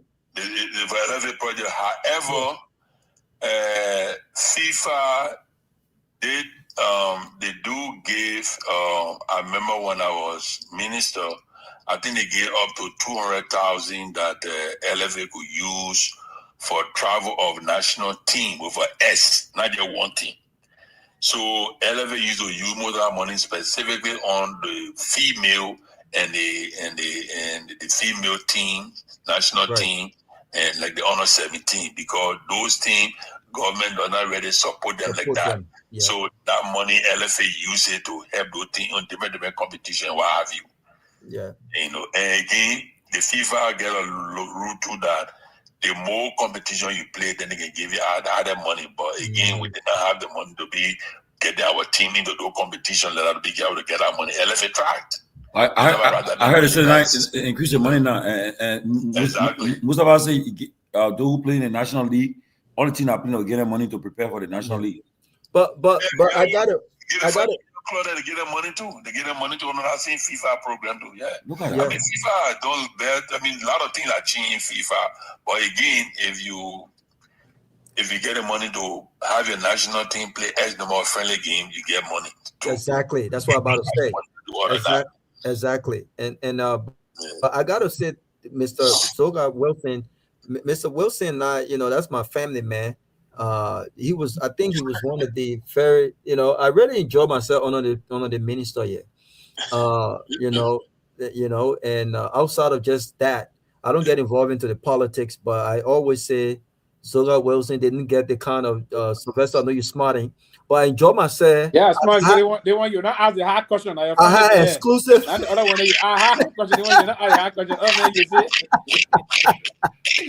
No, but I recuse myself when they're gonna interview, even though it's impromptu. I'm very open to. I can't ask Zola Wilson no tough question. Zola Wilson was a nice guy, but we spoke about this when the stadium got banned, and I thought that they responded. The government responded, and I know he has expressed his feeling to what they could have done more, and I agree with them. I never seen as an attack on President Weah. I agree with them. They could ban the football. The football guys.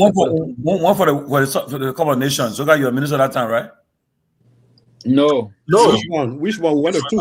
No, the last Cup of Nations. All the time was you are not minister. Yeah, 96. No, yeah, 96 and 2002. And so, but so I was the assistant minister in 96. Yes, I was there. I reckon CAF gave money for that tournament. Yeah.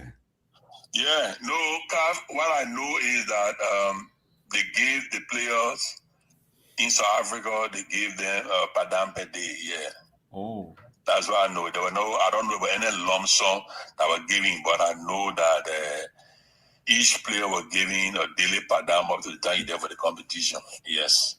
Wow. But please let me finish what I was saying, Tomalin. I wanted to throw a small shot. I remember when the day before the VVIP was launched, Zola Wilson took me on a tour, on the SKD tour. We sat in that VVIP and I posted that thing. The men who were criticizing us about the VVIP, or the men why are we spending money on VVIP? Today, when you go to Liberia and they want you to beg them for a VVIP ticket, not knowing we can just buy our own VVIP ticket. But those very guys, Sylvester, today, they appreciate the VVIP. The VVIP that were AC and the fence and everything around it, the media center area, today they are enjoying it. So I just wanted to say, in as much as Zola Wilson and his guys could have done better, according to him, they could have done much more better coming from the football background. I thought he did pretty well under pressure, and the renovation of the SKD Stadium, and today Sierra Leone is using our stadium for their home game because they don't have a stadium of their own. I thought that was an amazing achievement, and I know you don't give yourself much credit, but I always tell my close CDC friend, they who don't like Zogo no more, I say, y'all leave Zogo Wilson alone. The man did his best. Why you think the CDC guys attacking your cousin? Because I think they misconstrued when he says. I think again it's and you just brought a point. You said you didn't want to say it, but you just brought a point for push the day. Let me go back a little bit on this one. Why you think the folks from the CDC, particularly those around the outbreak of the president, the sack of the president, the former president, attacking the former minister? Because they see his opinion. This was my point few weeks ago when we had this. Because we talk about this during when his interview sparked headlines. Mm-hmm. They saw that as an attack when he said he believed, in his opinion, that given the fact that the former president plays soccer and was a captain, technical director of the Lone Star team, he understood the struggle of Lone Star. He understood the struggle, the support, when it came to the support and all of the things that were lacking that affected the national team performance.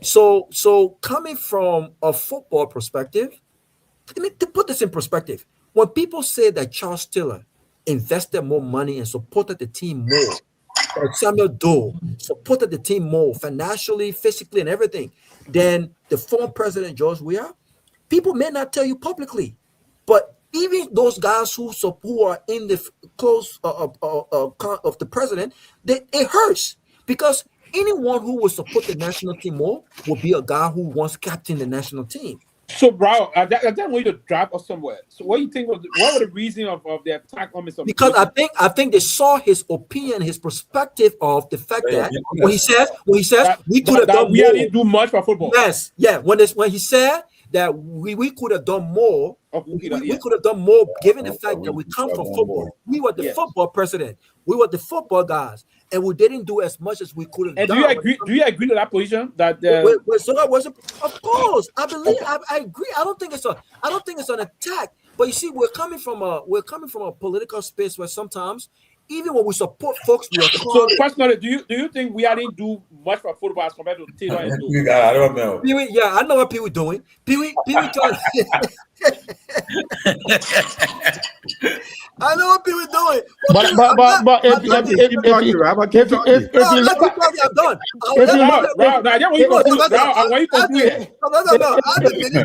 if you look at the history of soccer in Liberia, right? Well, because when we're talking about sports in Liberia, the number one sport that we look at is soccer. Before people are better see you. I'm not too tired of that. Before Samuel Doe came on the political scene in Liberia, soccer players in Liberia were considered as grown-up boys, useless people who were just there. They don't want anything to do but just to play. They were considered as grown-up boys. Samuel Doe came. He changed the whole dynamic of soccer in Liberia. The whole country, he rallied the whole country. Soccer became almost like the country pastime. Everybody was glued to soccer. He provided the necessary support that soccer needed, and it elevated Zoka and his colleagues at the time and all the other players and promoted them. Oh, you saw Zoka playing? Where goalkeeper, when I say player, Mr. Skeeton, that was a perception. Yeah, that was a perception that was far from the reality. Yeah, it was far. We know that. It was we far know from that reality. perception that soccer players were grown-up boys. It was far from the reality. But when Samuel Doe came, you didn't sound as well just now, Mr. Skeeton. No, that's what I said. No, you said it was new to be grown-up boys, but you didn't make a clarification that it was far from the reality. It was a conclusion that you are going with. It's a sentiment that you are trying to buy into also. Let me make the clarity. Yeah, prior to Samuel Doe coming, it was the perception that soccer players were considered as the reality.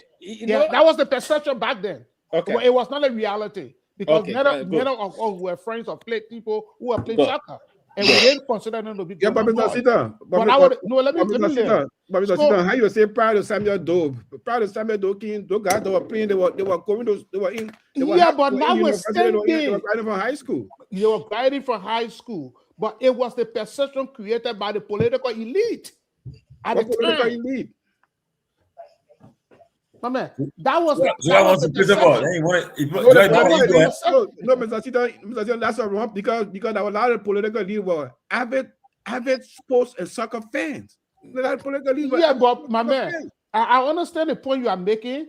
But even though William Torgbean tried. No, you can say people said that, but it wasn't a political elite. No. Okay, but it was a perception. It wasn't the political elite. Okay, it was a perception that soccer players and even during those time people said it. We heard it. Okay, that back then football players were considered as grown-up boys, but now they are no longer grown-up. That was the perception that was created at that time. Okay, Samuel Doe came. He put soccer on the pedestal. He supported soccer. Charles Taylor came, and because of Samuel Doe's support, Liberia qualified for the World Cup. I mean, almost got qualified to go to the World Cup. Samuel Doe came, Charles Taylor came, he supported sports. Now, but since that time, all of the other administration have been playing the deaf ear to the development of sport. And sports is one way to promote the culture, the way of life and unity of a country, and unity of a country. I don't believe that, man. The Lofa basketball team was fucking the referee the other day. That United there. They fucked that man. That is indiscipline. That's not United. That's No, indiscipline. that is indiscipline. You beat the referee? Yeah, they fucked the man left and right. Listen. That they didn't do nothing to them. No, listen. The keyboard team and the soccer team do it all the time. So I say listen, Raul. Listen, that's a shame. That's a shame, Pewee. That's a shame. Let me say this quickly. Lofians are violent people. The news out of Lofa, that is not the characteristics of Lofians. Lofians, that may be just an isolated matter, very isolated issue. Lofians are very unique kind of a people. We traditionally based people, we respect the rule of law, and Lofians are calm people, very hospitable people. That's an isolated issue that will be dealt with appropriately. But no, it is isolated, and it's isolated. It's isolated. What I'm saying, generally, they always do it. It doesn't define the county. It doesn't define the county. It doesn't. But I'm talking about generally, we beat referees. We throw water. I mean, every time I see the people always some kind of violence going on. The new football hooligans in Liberia will be from Grand Bassa and the crew. I beg you, man. The crew. I disagree. Go back to history on the game. I can't moment. Go back to history.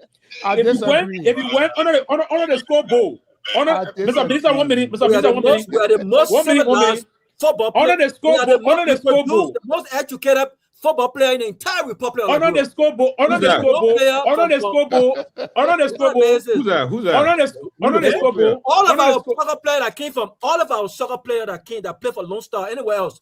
All the time.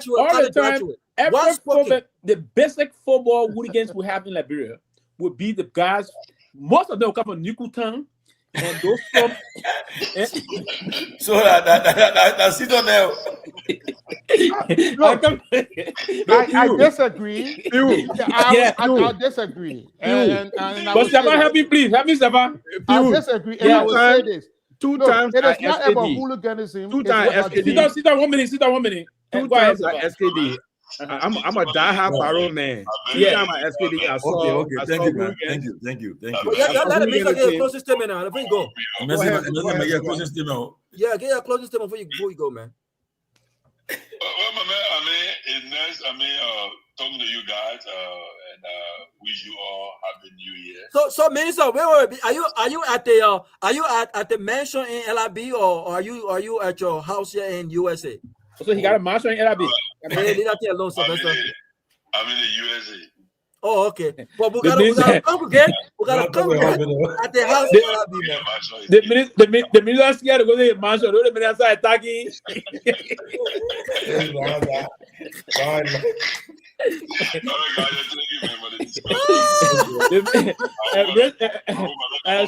Still got Bazzi get it over there with you. No, but you know something. Honestly, there were two times at SKD that I saw crowd misbehaving. I'm a Barrow man, and it came from my Barrow people and from Gate 10. Yeah, and at the Basel people. I keep on Gate 10. The first time, they're not talking about Basel for they bring group on. So the first time I was Barrow and Africa Sport. Remember Tomalin when they canceled that goal? Oh yeah. And then we canceled that goal. After the suspended the guy Ben Sanvee then was suspended. Yeah. And then the next one was Dopoh USA. That was that Dopoh tournament when I was playing Barrow and the crowd was misbehaving. Diba say, "You're stopping." Oh, yeah. You know what I get? Absolutely. Every trouble in that stadium came from my Barrow people area Gate 10. Hey, Barrow people, I've seen it. But one game, those are key, right? I will use Sylvester Pewee. Tomalin, 1 second. I'll use Sylvester term. Those are isolated situations. Isolated? There was a game on ATS. Our IEN's parole, the BI31. What happened that day? I think that was Borchas. That was the three of them went and beat the referee called Joker G2. They beat the man. The man was small. They beat the man. The IE players went and beat the man up. Yeah. But I think Rob was making Sylvester. The point I was making. The other one again. from the same Barrow era, Gate 10, Lone Star versus Malawi. But how guarantee are you that you won't get 10 from Barrow? Because I'm a Barrow man. Like that Barrow gate. I'm a Barrow gate. Ask Okay. anybody. Okay, but the point I was making is you see the civil last era get it. If everybody never get it, civil last era put no noise. That was Gate 15. I was 15. That was the point I was making. After you smell it by one eye, they open. No, that get 9 on the So the point I was making, get 3 and 4. Yeah. So the point I was making though, first of all, Tomalin, we got to consult our supporters. You know, people come from different. The real bastard people, them. We understand the rule of engagement. We don't get involved in all of that stuff. If we got to protest, we follow the procedure when it comes to protest. But generally, what I was saying generally is the organizers of the content meet needs to do better. We need to start suspending counties, right, for violent attack on referees, only because we don't like the way the referee officiated the game or whatnot. There are rules. If you don't like a referee and how the referee officiated a game, just go through your organization and file or complain. I mean, the way I saw those girls beating that referee the last time, this is not a reflection of the content meet. So when people say the content meet, bring people together, it's about unity. Unity should show a character on the field of play, even in defeat. So the way these people behaving, it's not right. I heard that the youth and sport fund them a few thousands of dollars, but we need to go beyond that and start suspending counties. But you see the problem with the economy nowadays. You see the problem with the economy nowadays. The economy nowadays is owned by the ruling party that in power. And I tend to want to agree with you on that. Yeah. And it's bad. It's bad. It is divided amongst the people that in power, that in government, they take over the county. Need more county meet that you see opposition people part of the county playing your organization. I tend to want to agree to that. And the county meet is very political right now. And that's what I mean. I don't even watch the game because it's very political. So and it shouldn't even be like that. It shouldn't be like that. It's not even unifying. It's drawing more line. Yeah. And to that point, no, it's right. And to that point also, Raul, and that is a point that I try to consider. And also to your point, Raul, if there's rule governing those things in the country. So if those players got involved into attacking a referee on the basis of the way the ref handled the game, if you find a team, then you should ban those players permanently. Yeah, ban them so that you show to would-be troublemakers that will want to come and do same in future tournaments. Right. But hey, we giving this is zero tolerance to this. Zero tolerance. But Raul, I was just a little surprised, and I was not surprised. I saw you're protecting your own dear brother Zoga and other things, and you didn't want to. And then you are saying the mansion, but again, that mansion will be half a minute enjoy that mansion because they will still be talking. But the man used his own money to build the place. You know how long the man been building that place? No, because I'll go ahead and see how things will come. So can't open our man. No, but Sylvester, let me say this, yeah. Let me say this. If Sekou were to if Sekou Kolasco were to appear on the closing argument, I will recuse myself. I will come and do post analysis because I'm very biased. These are so with that, the attack from those guys from Civica and all the rest of the guys, the CDC guys on Zoga was very unfair. I think it was unfair. I think so, man. Because they saw that as someone just said he attempted to throw the CDC under the bus. But here's my thing. My thing is, if in hindsight, in other words, you agree with folks that Sylvester, I didn't say all that. I didn't say all that. No, we didn't do this because other issue when we discuss it, you can be full-throated, right? And I want you to apply similar energy to this one. So, are we in agreement with those that said that President Weah should have done much on sport or for sport in the country? The fact that he went to the zenith of the game, the world best football player, European player, other thing.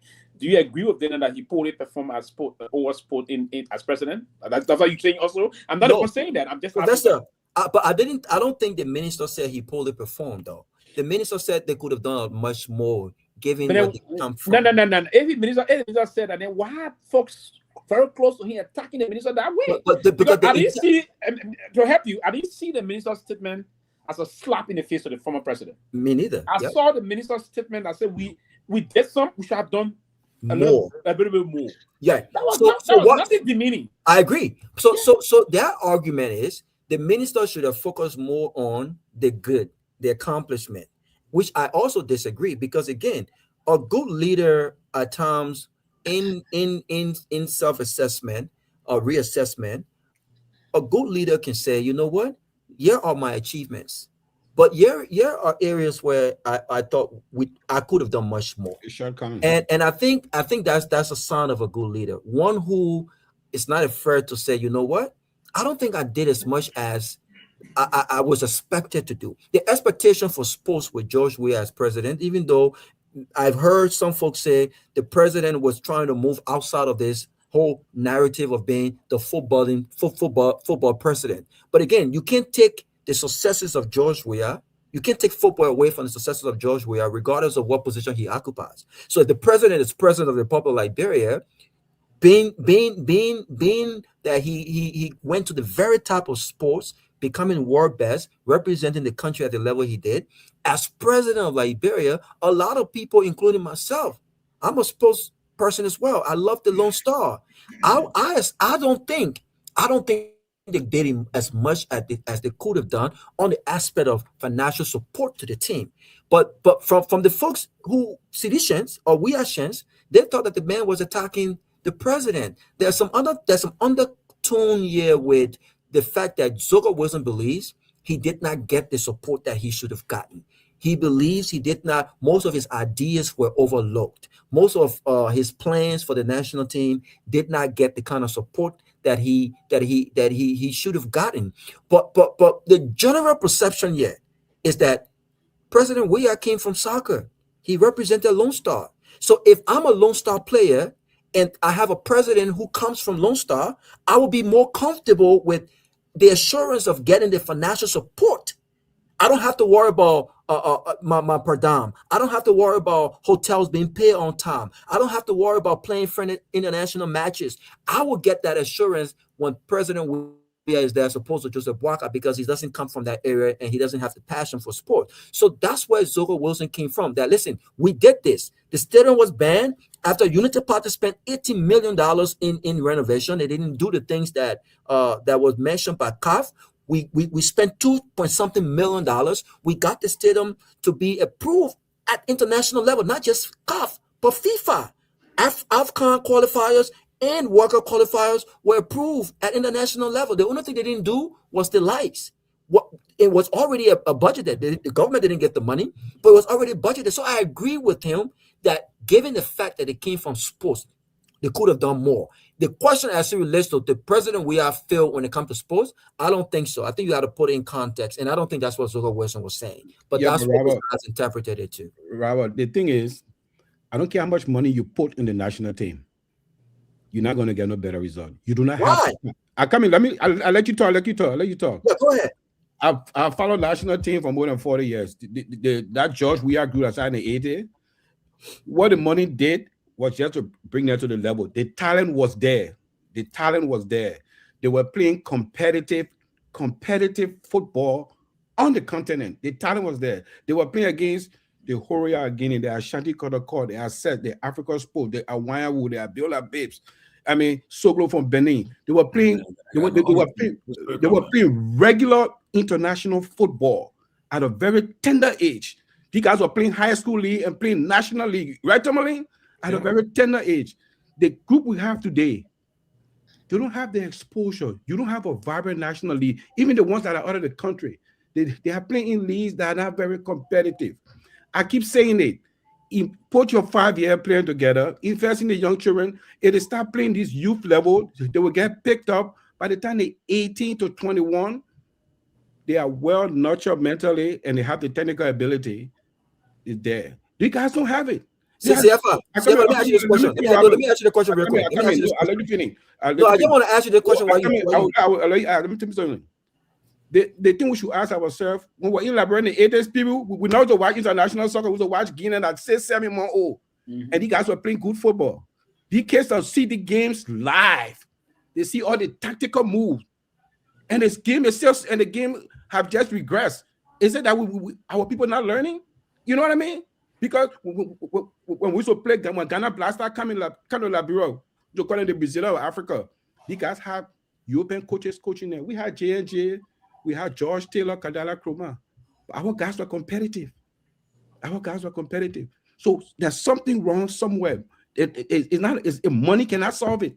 Money cannot solve it. So here's my question for you, right? You just said something about those guys playing competitive. I'll give you an example. The reason why I think, and I agree with the former minister, the reason why I think money can solve all of the problems. There are some institutional problems that money can solve. You can't throw money in at an institutional problem unless you fix the institution, unless you fix the foundation. And I concur with that. But I think the argument is different now because we have the foundation. We have the youth programs, but the youth team is not performing in any international matches. We're not integrating youth players from all across the world that are associated, connected to Liberia with the home base team. The Moroccans are doing it. The Ghanaians are doing it. Other countries are doing it. So the reason why we're not doing it, every time they add, they said no money. Government ain't got no money. When national team is supposed to play international match or friendly match, government not every day. Government got no money. But I'll give you an example why I disagree. There's an 18-year-old kid who was recently last year. He played in the county meet. He was 17 years old. He played in the county meet. After the county meet, I think he was the second or higher goal scorer. After the county meet, he went and started playing for Leska.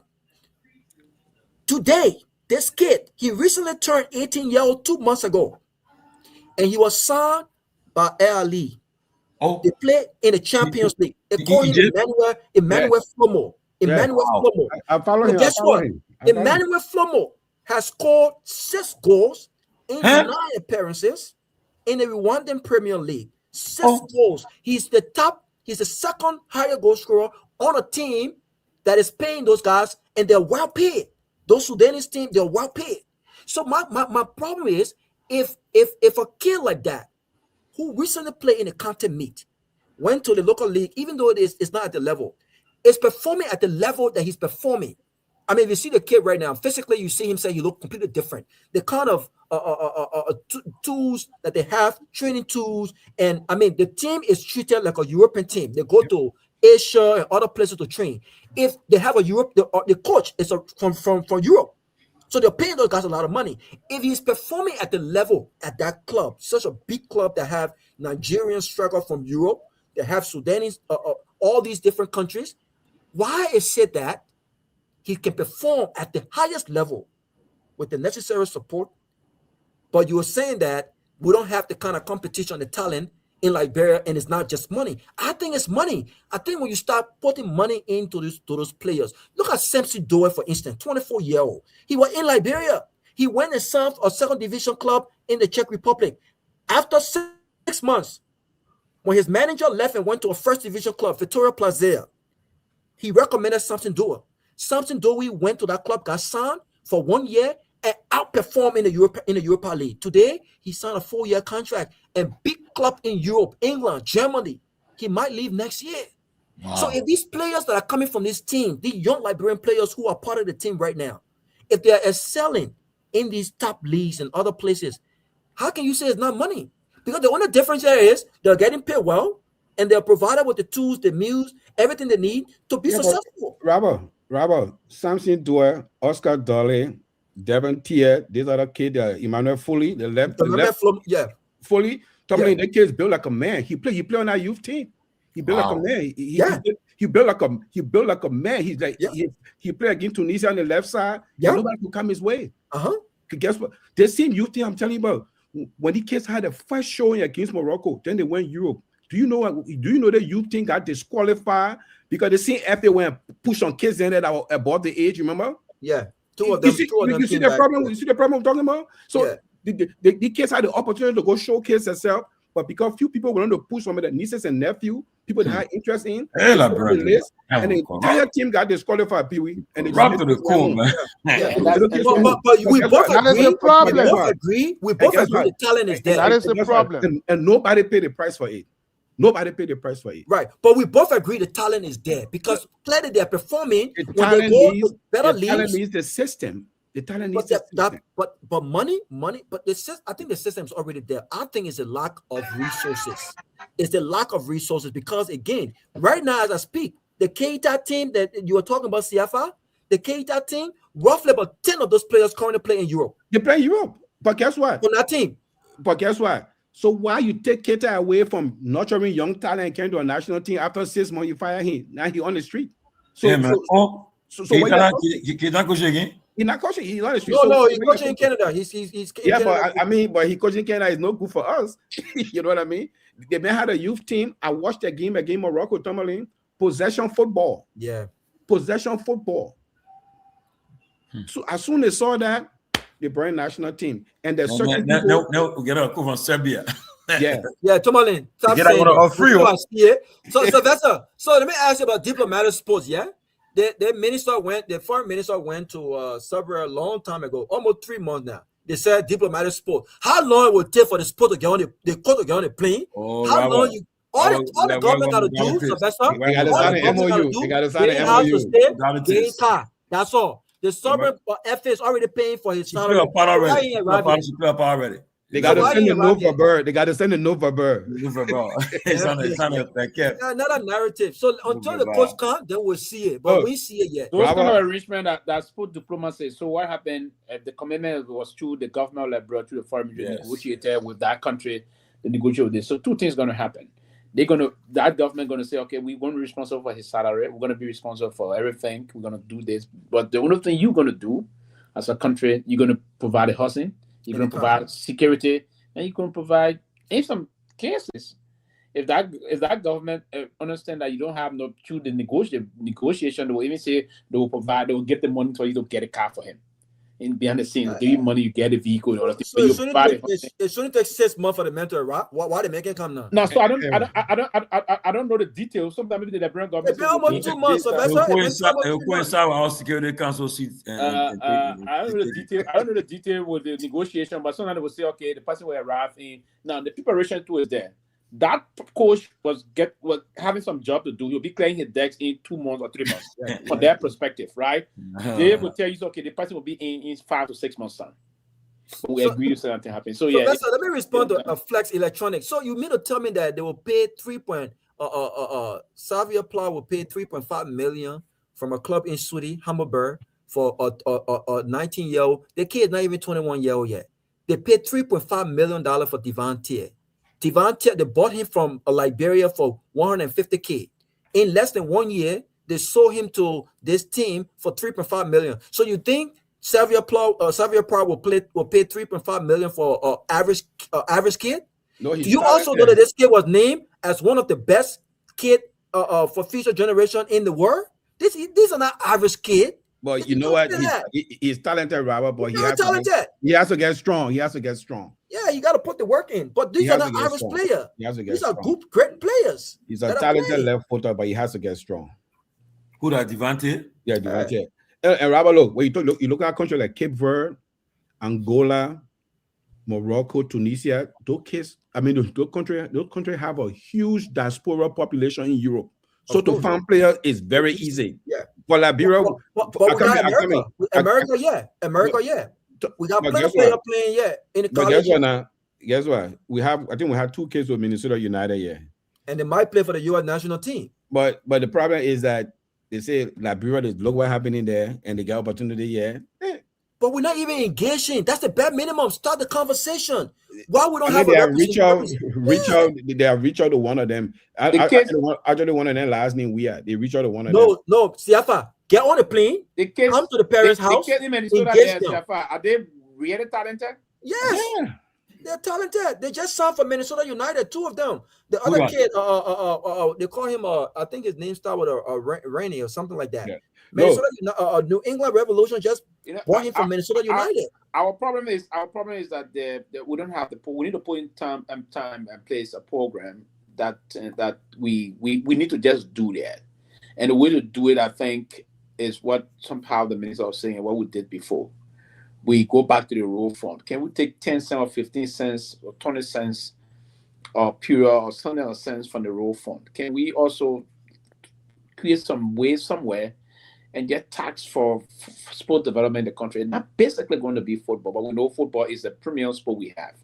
So we start doing those things. And every year we tax ourselves. Say, hey, the legislature will put, every year the governor level will put for soccer and say they will put this amount in the budget. Then the other money that will be raised now for all the other extra things and say, and we tax probably the LPRC, part of your corporate social responsibility, the National Port Authority, all those areas, the NASCO, Social Security. Can we govern that some support? Like all these institutions raised like $5 million for the national team, particularly the Lone Star, because the major thing we want to see develop first and foremost. Then we start raising other money through the national budget and through the road fund and other area. Are we going to put some taxes on beverages, for instance?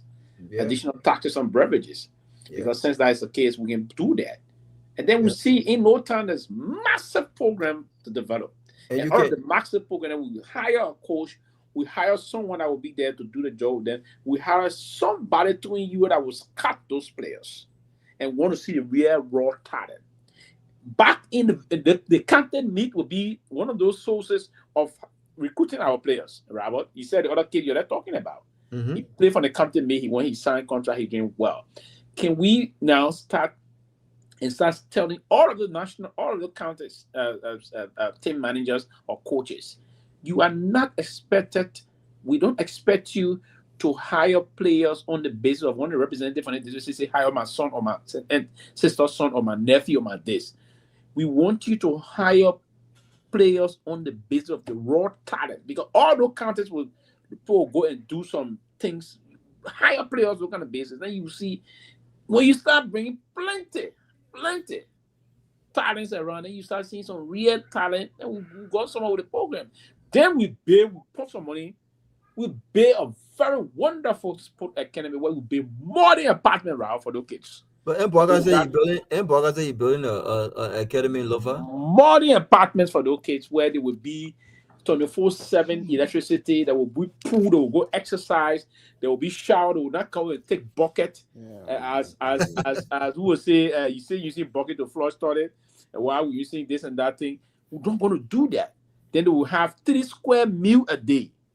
3 square meal a day. If you start doing that, then periodically you have to take the team you expose them. Okay, this year we're taking you guys to Morocco, you explain, and there where now the sport diplomacy will come in. The Ministry of Foreign Affairs will engage most of our partners. Okay, the fact that the brother don't have the money, we say, okay, we talk to this country. Right, you understand the European countries, or those powerful countries, they got different sports areas. We just arrange. We go somewhere, they keep our thing there for 3 months. We there. But Jimmy say billion of sport academy Bonkante. You see the kind of beat. That would be a massive. Yeah, who's gonna run it? Who's gonna run it? You see the kind of beat muff we got, CFA. You see Flex Electronic, my guy. You see he talking about he already downgrading the quality of the MLS. What he doesn't know is the Tanzania team, the very Ivory Coast team has players that play in the MLS. Ivory Coast is not a small country. They have players all over Europe, but they have Saha, the former Crystal Palace striker. He now plays in the MLS. Why you say that Messi plays? Messi is there. Thank you. But you see, this is kind of this is what happens in Liberia. When you respond to that, Messi no, is there. But this is what happens in Liberia. We don't already have nothing, but we always let the downplay the quality. These are better quality league than our own league in Liberia. But when we bring a player for second division, every friend now, the team can play in the team by the national league. Yes, they play team from Mexico, like the Champions League. Talking about FC Sanders was in the World Cup, the Club World Cup recently. What are you talking about? Yeah, they perform in the Club World Cup. They also perform in the Champions League. What's the Champions League? The North American Champions League. Yeah, North American Champions League. They play in it. Yeah, you are correct. Team where we are playing a league, but I begin to say I'm big. I'm playing a league. No. Listen, there's 2 U.S. players in the English league. What team are they talking about this past Saturday? I was saying they were in the league here. They left. They left and play Donovan. He retired now, I think. They have the Sunny up. But even Christian, the U.S. national team captain. Christian they playing? Yeah, he's still got a contract with AC Milan. But he started right here. He started right here. He started right here. Oh, you talking about Pulisic? Yeah, Pulisic. Yeah, Pulisic. He can play. He can score. That begin. Yeah. Tomalin. Yeah. Tomalin. Some of the best goalkeepers came from right in the US. Yeah. The who? Tony Miola, Brad Friedel, Tim Howard, Casey Keller. Tim Howard. I remember Tim Howard. But before Tim Howard, there were Casey Keller and Brad Friedel. They all play in the Premier League. Yeah. You know that? For which team? They play for Spurs. They play for Everton. They play in the Premier League. And Tim Howard played for Manchester United. At the time, Manchester. Yeah, he played for Manchester United, starting goalkeeper. Yeah. Casey Keller, he got a good one for 10+ years. Yeah. And look at right now, we don't have goalkeeper, but look at Ansel Keita, his son. His son, there were conversations about when he was captain, when he was with the under-17, people were encouraging him. And even myself, I said, my man, you got to bring your son here. Who knows that number one goalkeeper now? Those are number one. They don't have number. But the point I'm making is his son right now. His son, Ansel Keita's son, 16-year-old. He's participating in the under-16, I think under-17 World Cup with Canada. Really? Yeah, in Qatar. He went there to support his son. So the Canadian, the same with the recruiter Alfonso Davis from the very MLS. Yeah, they're gradually recruiting. Alfonso Davis, he played on Canadian national team. Yeah. He played for Bayern Munich. Yeah, he played for Bayern Munich. Yes. Yeah, he played for Bayern Munich. He won a Bayern Munich team. Yeah. From America. So, Tim, we are still with. He in France now, right? He played on Marseille. Yeah, he's in Olympic Marseille. Yeah, the man just signed a multi-million-dollar deal. How he doing that? He's doing good. He and Mason Greenwood, my former Manchester United boy. That boy is so good. Real Madrid want him for $125 million, and we're gonna get 25% in it. But he and Mason Greenwood. But do you know, right? What I found out recently? Let's assume, right? A player from Liberia, you sign him for IU about run a team there. If you get a transfer to play for another club in Europe, do you know that mother club will still benefit? And that one you? Man, they always benefit 200,000, man. Not benefiting much. The money can be too much. It depends. It depends how you manager structure the contract. It depends how you structure your sell-on clause and how much percentage they're willing to do on the But they're not doing it. They're not doing it. They're not doing it. But the problem is that they sign the audit contract out of desperation, so they don't get anything. So they offer them 200. Look at this kid, Gibson. There's another tall kid. I think according to what I heard. You see the NBA. You see like LeBron. LeBron contract get there. No, he can veto any transfer they want to do him. So LeBron, you can't trade him. No trade. He veto it. Right now, a level Lagos, they will trade him, but LeBron will not do it. Yeah, but I think we have the talent. We have the talent. We have young players out there. I'm really hoping we can qualify for the next AFCON, though. Robert, you can't be talking. You gotta get involved, Robert. Hey man, have you seen Robert? Have you seen country like Mali? Have you seen country like Burkina Faso? Senegal. I mean, talking about Ghana. You talking about Senegal. You talking about Ivory Coast. Those guys are playing serious football. Oh, of course. My question is, what different? I mean, individually, right? What different the other people playing that other players can't do the same too? They don't have the support. They don't have the kind of agent these guys have. They don't have the kind of agent. What a difference. Tomalin, when you become 24-year-old and 22-year-old, you go Europe, you learn all your football from Liberia. If you see a 22-year-old Senegalese player that plays for Senegal, 24-year-old, that may grow in France. The Senegalese central defender Kehleboe grew in France. He born and raised in France. And they wanted him to play for France too. He said no. No, and you Papi Sarr, all the guys that they come, they look. The formation stage, I will take you. I will take you. Some of them ain't counted raw talent from whom? Yeah, but real African talents also. Yeah, but Joe, we are as an example. The talent is there. It has to be nurtured. You got to nurture that talent. Look at Sadio Mane. Sadio Mane came from Senegal there with that raw talent. Yeah, in the village too. Where he played football. If I forgot you calling him, he be playing the call. Is right now he playing? Yeah, he scored. He scored a goal. He scored a goal. The last game he scored. That boy in school. Yeah, he playing for Senegal, man. But we have talents, man. We have talents in Liberia. So now I'm watching the Lone Star game. I get frustrated. Why will you get a ball and be running? Where you running going? Exactly. Where you running going? I mean, football that one time test, but they only running. Then they put you playing when Lone Star play Tunisia. He running. The manager break the ball. He pass it. He move. Pass it. So you want to get the ball. He running. When he run, he get crowded. Yeah, he kept running. No, they didn't be 3-0. They be 1-0. Tunisia? No, they won in Tunis. They won in Tunis. Not the one in Monrovia. Oh, the return leg. Oh, okay. I saw the Sudan is at war playing well. I saw the Sudanese team too. They got a very good team. I've been saying Sudan got a good team. I saw the team. I saw the team. Yeah, their team is still functioning. Yeah. The club teams are still playing in the league. That's what I was saying. Speaking of Sudan, I was in the car listening to y'all. Y'all were talking about how Liberia missed the World Cup in 2002. That Ghana game, they didn't cause of the World Cup. If we are playing properly, Sudan beat us in Sudan. We are when they didn't have enough players. They had to take same triple to play for Liberia. Yeah, but that game was irrelevant at this point. Irrelevant. That was part of the entire competition. No, but we only need a draw to make the World Cup. Robert, let me finish. You see, the team it's a marathon, not a sprint. Other teams are playing from the beginning to the end. When Liberia beat Nigeria 2-1 in Monrovia, do you know where was Diba?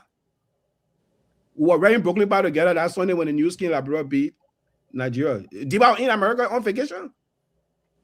So that I mean, Christopher Ware was in. But that's why I'm telling you, we are the one that were rallying the garden to play. Diba on vacation. And after that game, I come in, Robert. Why Diba come to America no more? I come in. No, I'm personally. I care about personal life. I just don't go in. So guess what? After that game, then Diba went Ghana. Liberia for that game, Liberia went South Africa.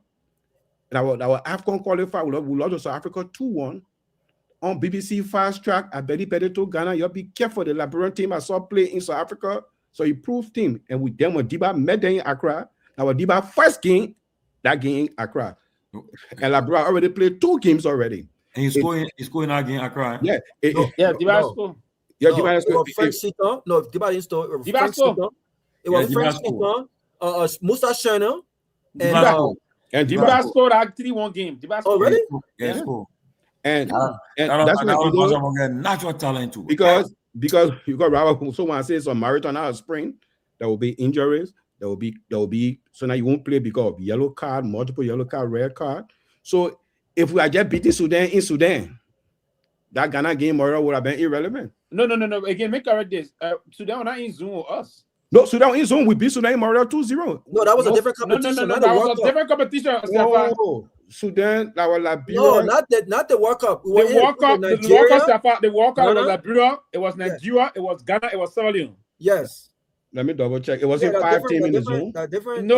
No, Sudan were not in our Zoom. I don't think so. Check it out. Yes. Different tournament you're talking about. It was. But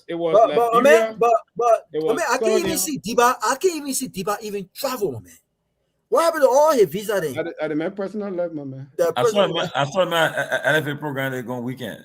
Maybe he's not traveling. That's because he used to come to these countries. He used to come to the US. Yeah, when they have the Moroccan. And right now, all the professional players that play in these like the Ghanaian, they're still traveling. They travel, come. Diba, why is it that he can't? It's almost like he's talking Liberia. No, right? We have Diba problem. Diba is broke. And that's the problem. Diba is. I don't think there's anything. He just. I told you, gentlemen, you had the Zoom here.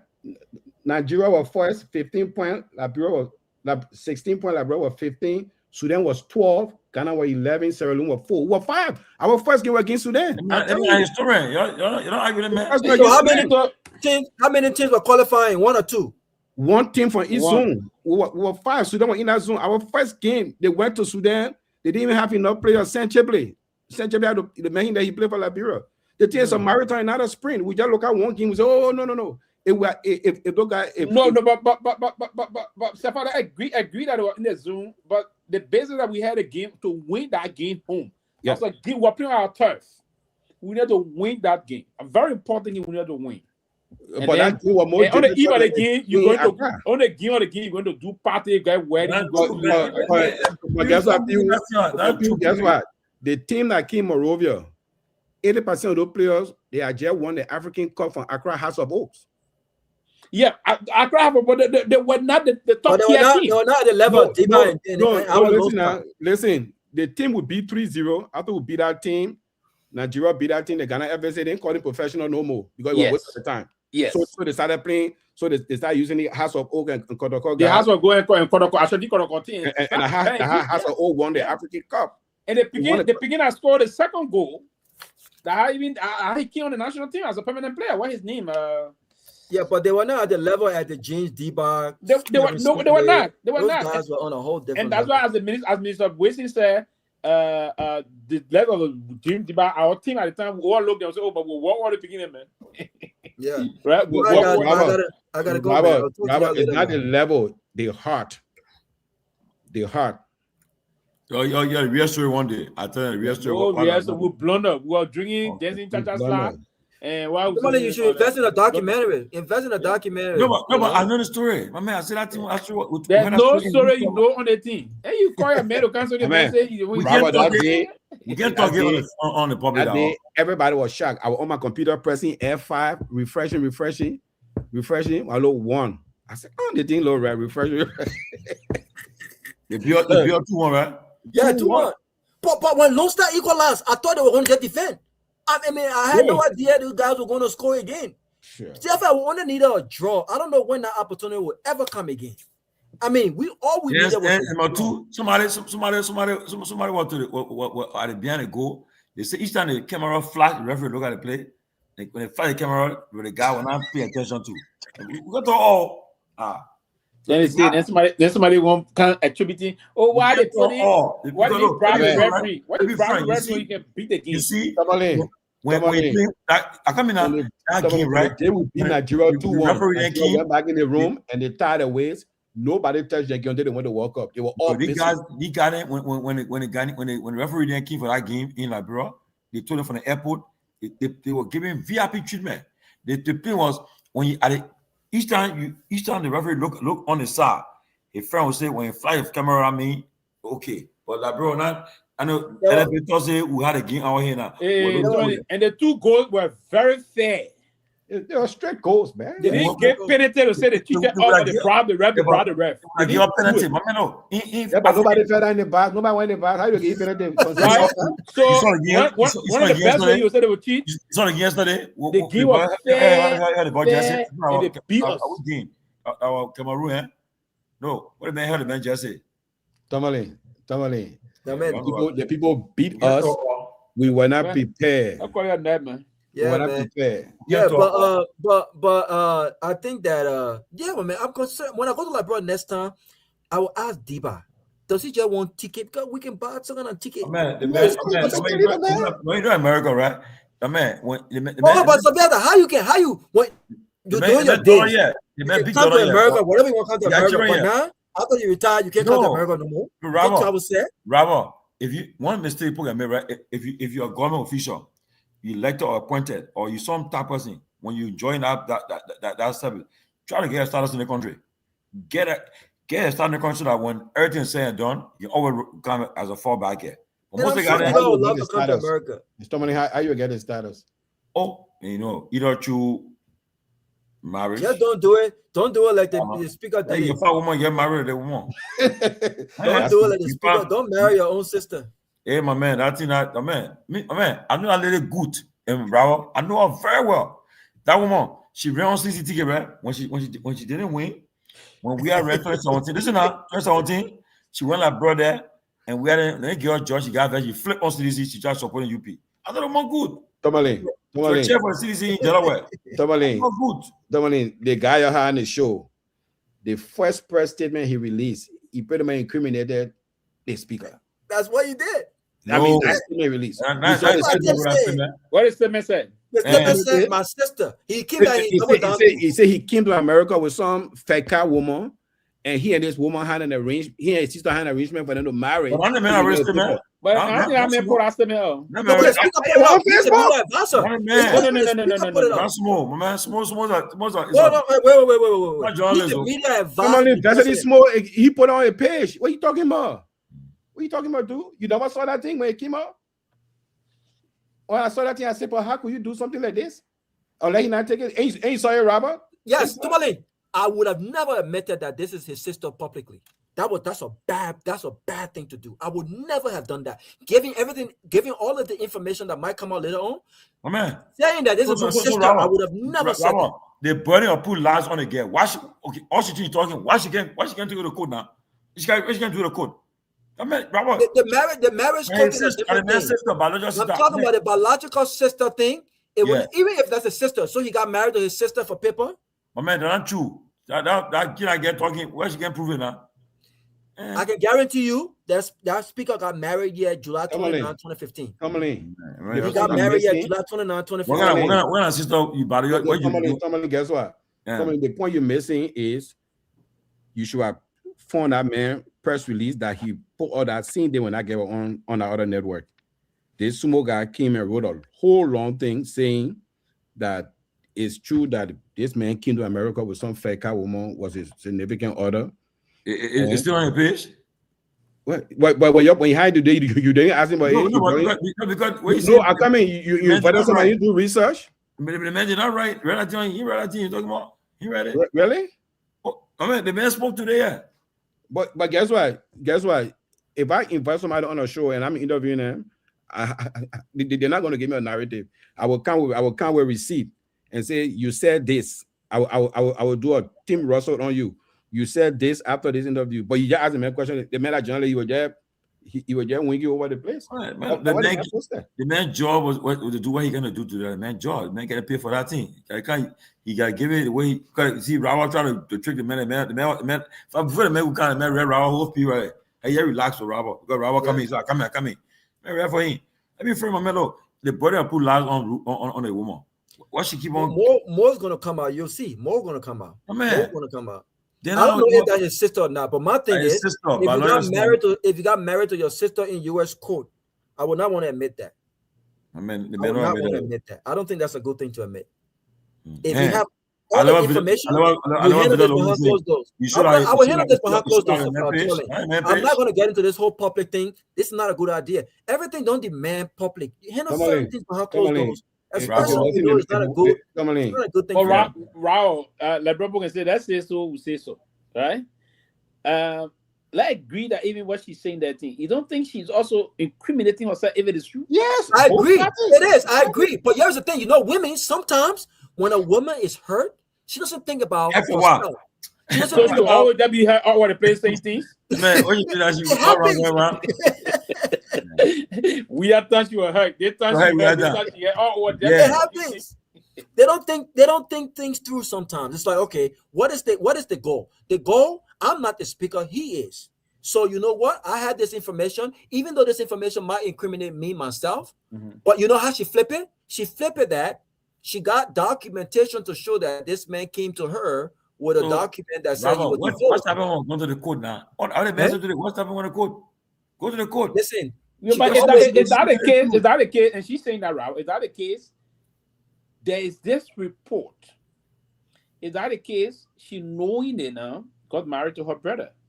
That's a violation of this very law here. Also. Yeah, I agree. Sort of violation. They're going to charge you for bigamy. I agree. And incest, right? But do you think? Who do you think the U.S. pick? But she's a veteran. Who do you think the U.S. pick? But you're a veteran, you're not above the law. She's a what?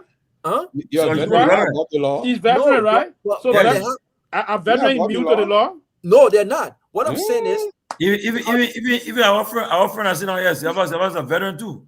But you're not above the law. Listen, she could easily say, I was unaware if this is the truth. You saw last time an active Marine guy will pull up our police, they pull him down the head, call him. Then I saw you active. They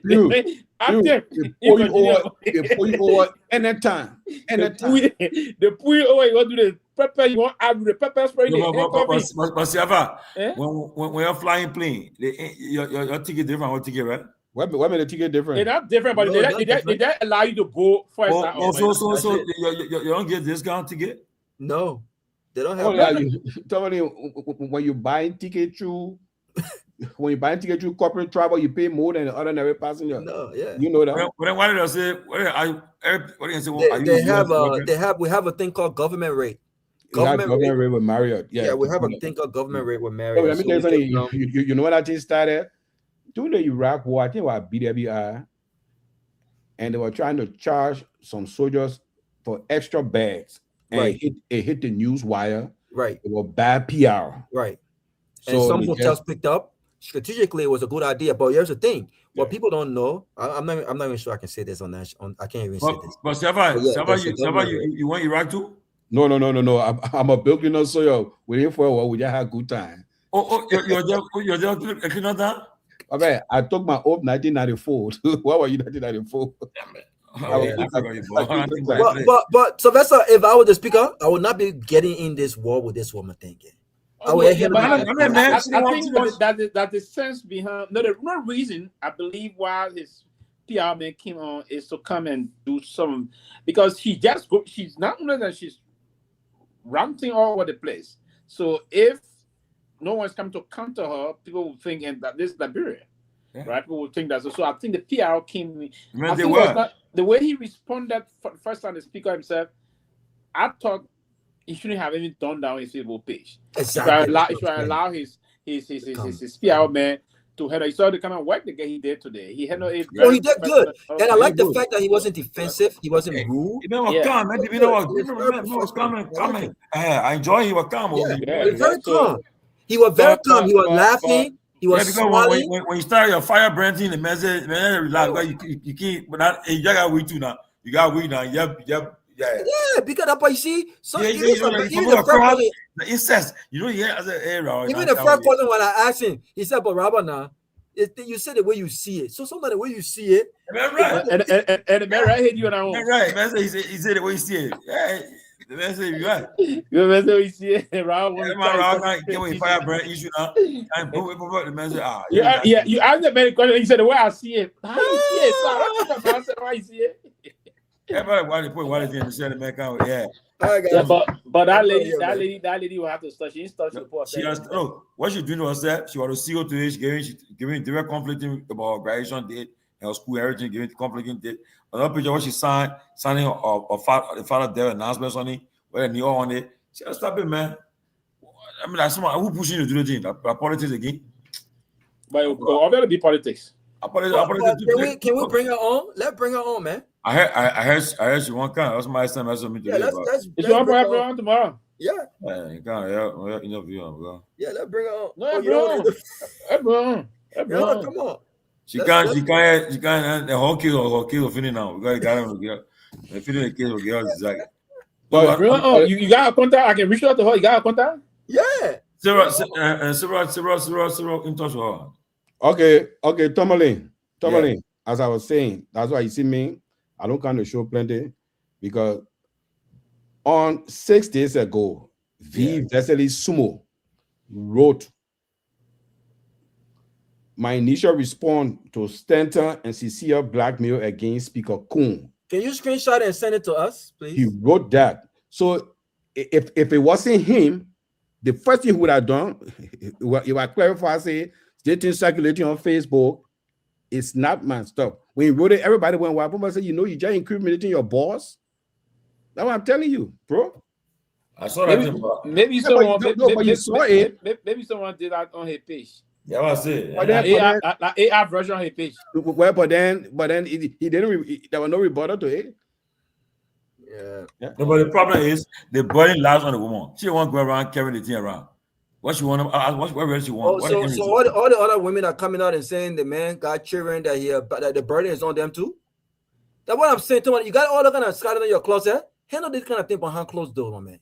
The man got too many things. You rubber hard boot. You know what too many people coming outside. Cecilia demanded an upfront payment of $35,000. Hey, Banana. And part of Kuhn estate, in addition, she will file for his children to go to the U.S. Didn't start up. Kuhn agreed.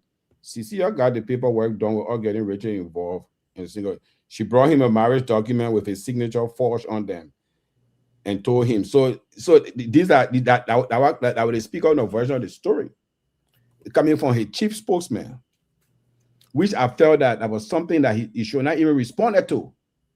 Because by responding to it started a whole different debate. Yeah, thank God. I don't like the kind of drama. All the kind of drama would drive me crazy. This is complete not. This is craziness. I don't know. Yeah. But her end game is what? What her end game? She wants. Her end game is, I think, to resign, destroy the speaker. Yeah, and I think that's what she. If there was anything she thought she wanted to do things to fix things. I've come to learn all Liberian politics, right? When the president is powerful, when the president is in control, when you see right now, the reason why you see Tomalin in our studio, they're talking our own, because Tomalin know that now, any attempt to remove them, but I was stepping and say, ain't happening. Oh yeah. For now, it'll be hard, man. It'll be hard. I think it's a waste of time, but you're going through an exercise trying to remove a speaker who's over. They get money. They get money. You live with it. You live with it. Over they have money. Where they got the money from? They get money. So right now, they not pass the budget. They not pass concession. When they come back January, they got nothing to do. They will just make no. They argue over money. Toronto, Total, and HPS. All of them gone. What? When they come out next year, what's there? Nothing there. So wait, they get HPS for 25 years? Yeah, but HPS doesn't have the thing they get HPS is not mining other Liberia. HPS just have real access. They're not mining other Liberia. Wow. HPS is not mining other Liberia. The mine is coming from Guinea. Coming from Guinea, right across. I mean, it's part of the Manima range. But it's on the Guinea side. Yeah. So, but we use it for commercial tools at the rail, right? Obviously, you should do that. They'll fix the train track. All I'm trying to fix it. So what you can do, you can build an inland dry port somewhere in central Liberia with the rail taking advantage of the rail, so it can ease transportation of goods going up country, or bringing produce down to the city. You can do that. That's good, man. I know. Yeah, I mean, but then not HPL work to do it. Government Liberia got to make sure that part happen. But so if we agree now, Asala Meta agree. No, Asala Meta party on the back burner now. They got 5 more years. Their concession finish 2030. I just got a video. I got a video of Yekeba. It's very discouraging. Yeah, I want Yekeba. Yekeba should be Yekeba. Very discouraging. It's like very discouraging. Don't relax. Sweden will fix it. Sweden will fix it. You'll Yekeba. It'll fix it. Sweden the year will fix it. Sweden will fix it. Yekeba gone, Tomalin. No, she will fix it. She got vision for that place. She'll fix it. Picture I saw drastic action to fix Yekeba. The picture I saw 2-day video. She had a vision for that place to fix that place. Sweden will fix it. You can't fix Yekeba. Oh man, forget it. The kind of investment going to make about. We got a new thing now. 60-40 revenue sharing. 60-40 revenue sharing where? Oh, 40% of our revenue will leave in the county. But you're not supposed to be that way, bro. Oh, I mean, but because they're not fair to the county. Tomalin, these people are destroying the country. How? Bro, the formation of this country is not to act this way. Liberia is a unitary state. That's why we elect senators and representatives. If you worry about the money not being used to develop the place, then what you do, you pass a law that all revenue from this royalty goes towards healthcare, education, and infrastructure nationwide. These natural mineral resources that sit in this locality, it belongs to the republic. It belongs to the republic. But I don't know where this argument coming from, people taking the national asset and dividing among the county. We try to bring the country together, but we found all these things to put wedges in between us. You tell me, so if 40% go to that county, you guarantee nobody will eat it. The problem is that every single money go in the general park. Yeah, but if they go to the county, the problem is these counties are not. We're not a federal republic. We're not a federation. We're not a federal. Even the Federal Republic of Nigeria, they didn't tell you say they all from Biafra State, 40% stay there. That's the national asset. Man, if we don't do that thing, we don't develop our country. But guess what? So the other country that ain't got mineral resources, they will not develop. They got something. Well, every country in Africa got something. So what did River says? But then you know what? You know what? Then let's bring all the concessions to the table and we use our formula across the board. Even the one that we signed, let's bring it to the table is a formula across the board. You will just destroy the country because every day people say that fighting to devour us. I mean, since the problem is the people we elect as senator and representative, the budget is $1.2 billion, right? The projection, right? Yeah. But the recurring expenditure is still the same percentage of the total. So what I tell you? But if the money goes up, then whenever more money comes, then they spend more money on recurring expenditure. So how much you reinvest? No, this is as increasing is a drop because but it doesn't drop. So this concession are not the problem. But you had the LRA boss, you got surplus. Well, we talk about surplus. Where is surplus going? Yeah, I mean this concession not the problem. The problem is the political leadership. Yeah, the problem is the political leadership. So you think when you divide a pot, you get a pot of the can of the grand basket county, that pot will be better, or some people will just get rich. It doesn't solve any problem. It doesn't solve a problem. I mean, you just want to break the country up. I mean, for what reason? You just want to break the country up? Yeah, but then you trust money going to consolidated account where then the money is not even going around. But in every real republic, not everything going to one part, because then you get the people more to play with. You got to put certain money in certain area that can only be spent on certain things. Then so they can't play with that one. But you can play with it, but you just 60-40, 60-40. Yeah. People, I mean, yeah, you can't do that, bro. I mean, people just doing the draconian thing and just messing the country up. It's not going to bring no development. It's not going to bring it. You get them 40% of that money, they will fight more than ever before. So who will manage it there? Well, I tell you people now, this coming 2026 is the mean year. It's the mean year. 2026 at the mean year, they got to show some juice. They got to come out. If they cannot show something, 2027 will not be good. First thing, they got to show something. There's a year for them. The country is too political. Very toxic, divided too. Country too political. Very small thing about politics, now they put politics there. You can't have any discussion and it's somebody take a political angle to it. Oh yeah. The country too political. Everything they see through the lenses of this. It's very political. And so how can you have a healthy discussion? So you start talking the boxing in the political corner. Oh yeah. Then the person start pushing back. So there's no healthy discussion. Country too political. Yeah. And they guys they determined to make sure to infiltrate the opposition party to make sure they bring it on board. Yeah, that's power. Politics, yeah. That's power.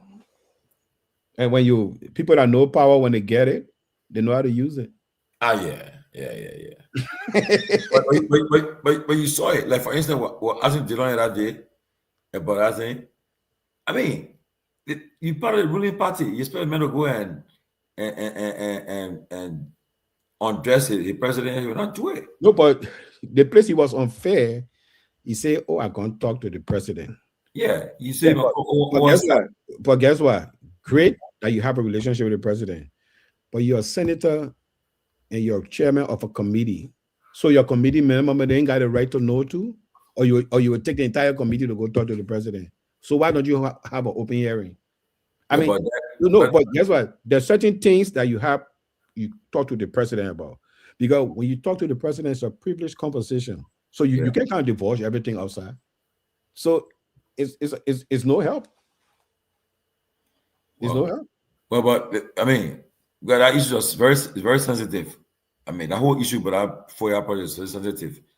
The president, when he wasn't honest to tell us that he just got it over here. No, I disagree with him.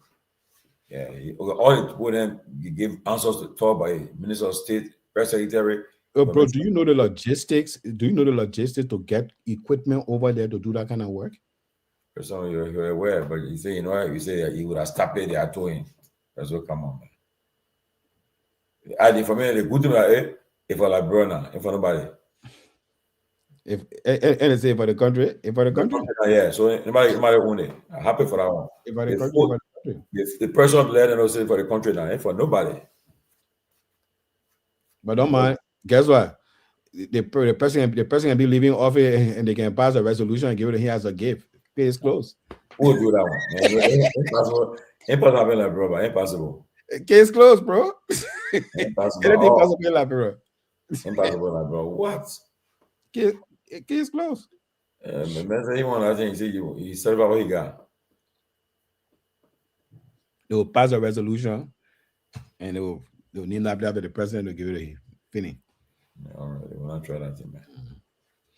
Yeah, man. Yeah, we in the frozen tundra here, man. We had a not east and south. Today, the summer night were 48 degrees about that it breeze, my man. Sure, dude. You can give me 48. I'll take it right now. I think right now is about. Damn, I'm going to look at outside right now. Negative. Let me see.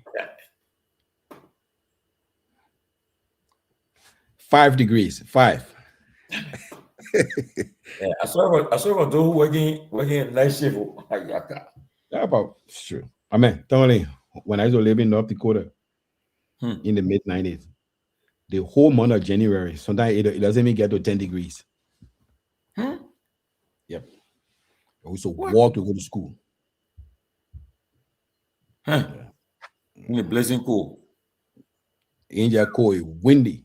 Sure, man. Yeah, but you know, in the place like in England, when you live in England area, another cold area too. So I live in Rhode Island there. The cold are bad, but my man, you know, I met lost his brother today, right? Who? Jura, the older brother Jura. He passed away today. Yeah. Hey man, I didn't hear it. Yeah, I was gonna call him today, but I know the bank inundated with phone call, so I will give you a call tomorrow. He died in Durham? Yeah, he right in Durham. Yeah, right in Raleigh there. Oh, this morning. Damn, I'm telling you, tell me I'll call him. Oh. Yeah, I'll call him tomorrow. You gonna sick? Went to bed quietly and didn't wake up. Hey man. Yeah. Oh, damn, I gotta call him. What? Yeah, that's it. My brother, wife, sister died in Minnesota. Then Mary Roberts. Oh, I know. Yeah, she died. They buried her on the 10th. Oh no, I will not be here. On the 3rd, they got funeral of Victor too, and my brother-in-law memorial service here too in Trenton. Oh yeah, Hutchins. Hutchins is buried on the 3rd. Yeah. It's in there. They buried that man's son in Rhode Island, Frank Guzon, Frank Gugion. Oh, I'll call him. I've been calling right now. Oh. Yeah, but almost 11 o'clock, man. I mean, probably sleeping. I'll call him, man, at death. What? Yeah. I'll call Ahmed tomorrow. I'll call him tomorrow. Hey, man. Oh, you keep on, Sure, man. But we grew up together, man. I'm a younger brother, Siaka myself. Siaka, yeah, I'm Siaka. Yeah, we grew up together. We're together all the time. Oh, really? I mean, I'm a Lamco man. I'm not Mario man. I don't then you know Mr. Masoga too, right? Yeah, me don't know in Kanta. My man who's a judge now, Usman Feka. He's been Yekeba, we went Kanta. Yeah. Yekeba. Oh. Also, you grew up in Lamco, Yekeba. Lamco, Yekeba. Tomalin, I lived from 1971 to 1986. Yeah. I spent 3.5 years in Morovia. 10, 11, 12th grade and have a 1990. So I don't claim a royal. Also, but you wasn't there for the war In Yegepa? in Liberia. I was there. Oh, really? I mean, I was right to my grandpa's house. Benson Street, Soken. Where they got Soken? Oh, Soken. Yeah, yeah. That grandma place? Yeah, my grandfather plays there. Oh. Yeah. I was there. Then from there, I will tell you, I walked from Benson Street to Kehleboe. Huh? Yep. I walked from Dopoh to Firestone. That's what I did, but what? Shit. I walked from Benson Street to Medina. Damn it. Yep. Also, your father from Kehleboe. Pa and ma from Kehleboe. Oh, I thought you're going about. You sound a bit of language. About Pa and ma from Kehleboe. Oh, but great. Yep. Pa and ma from Kehleboe. Yeah, but you do that bad, man. My name is Siafa Kiazulu Dix. Yeah. Yep. So your father, where your grandfather name? We were paternal, maternal grandfather. Your paternal grandfather. My grandfather was Charles Siafa Kiazulu Dix. Yeah, your father. And then my mom, my maternal grandfather name was 40 Kamara Fremont. Wow. 100% Van. I didn't mix me. But how can you end up in the Myean and Gilboa era? But our concession era. I mean, you know me different for working there, mom. Okay, my father went to Lamco 67. Yeah. But my grandfather retired from Lamco 74. He already done 19 years. Your grandfather in Lamco too? My grandfather retired from Lamco 74. Wow. They don't open that place up, man. Yeah. So you know, you're there. John Pevola, you know Pevola, right? Yeah, Pevola became GM in the early 80s when he left on LMC. He left on Mana, he left on Bombing, and he went over there. Before they had a Swedish guy, what they call Oli Vikström. Okay, I think I saw him in the Lamco magazines you have. Yeah, but then I think 88 or 87, he was the guest speaker at the University of Liberia commencement. Oli Vikström.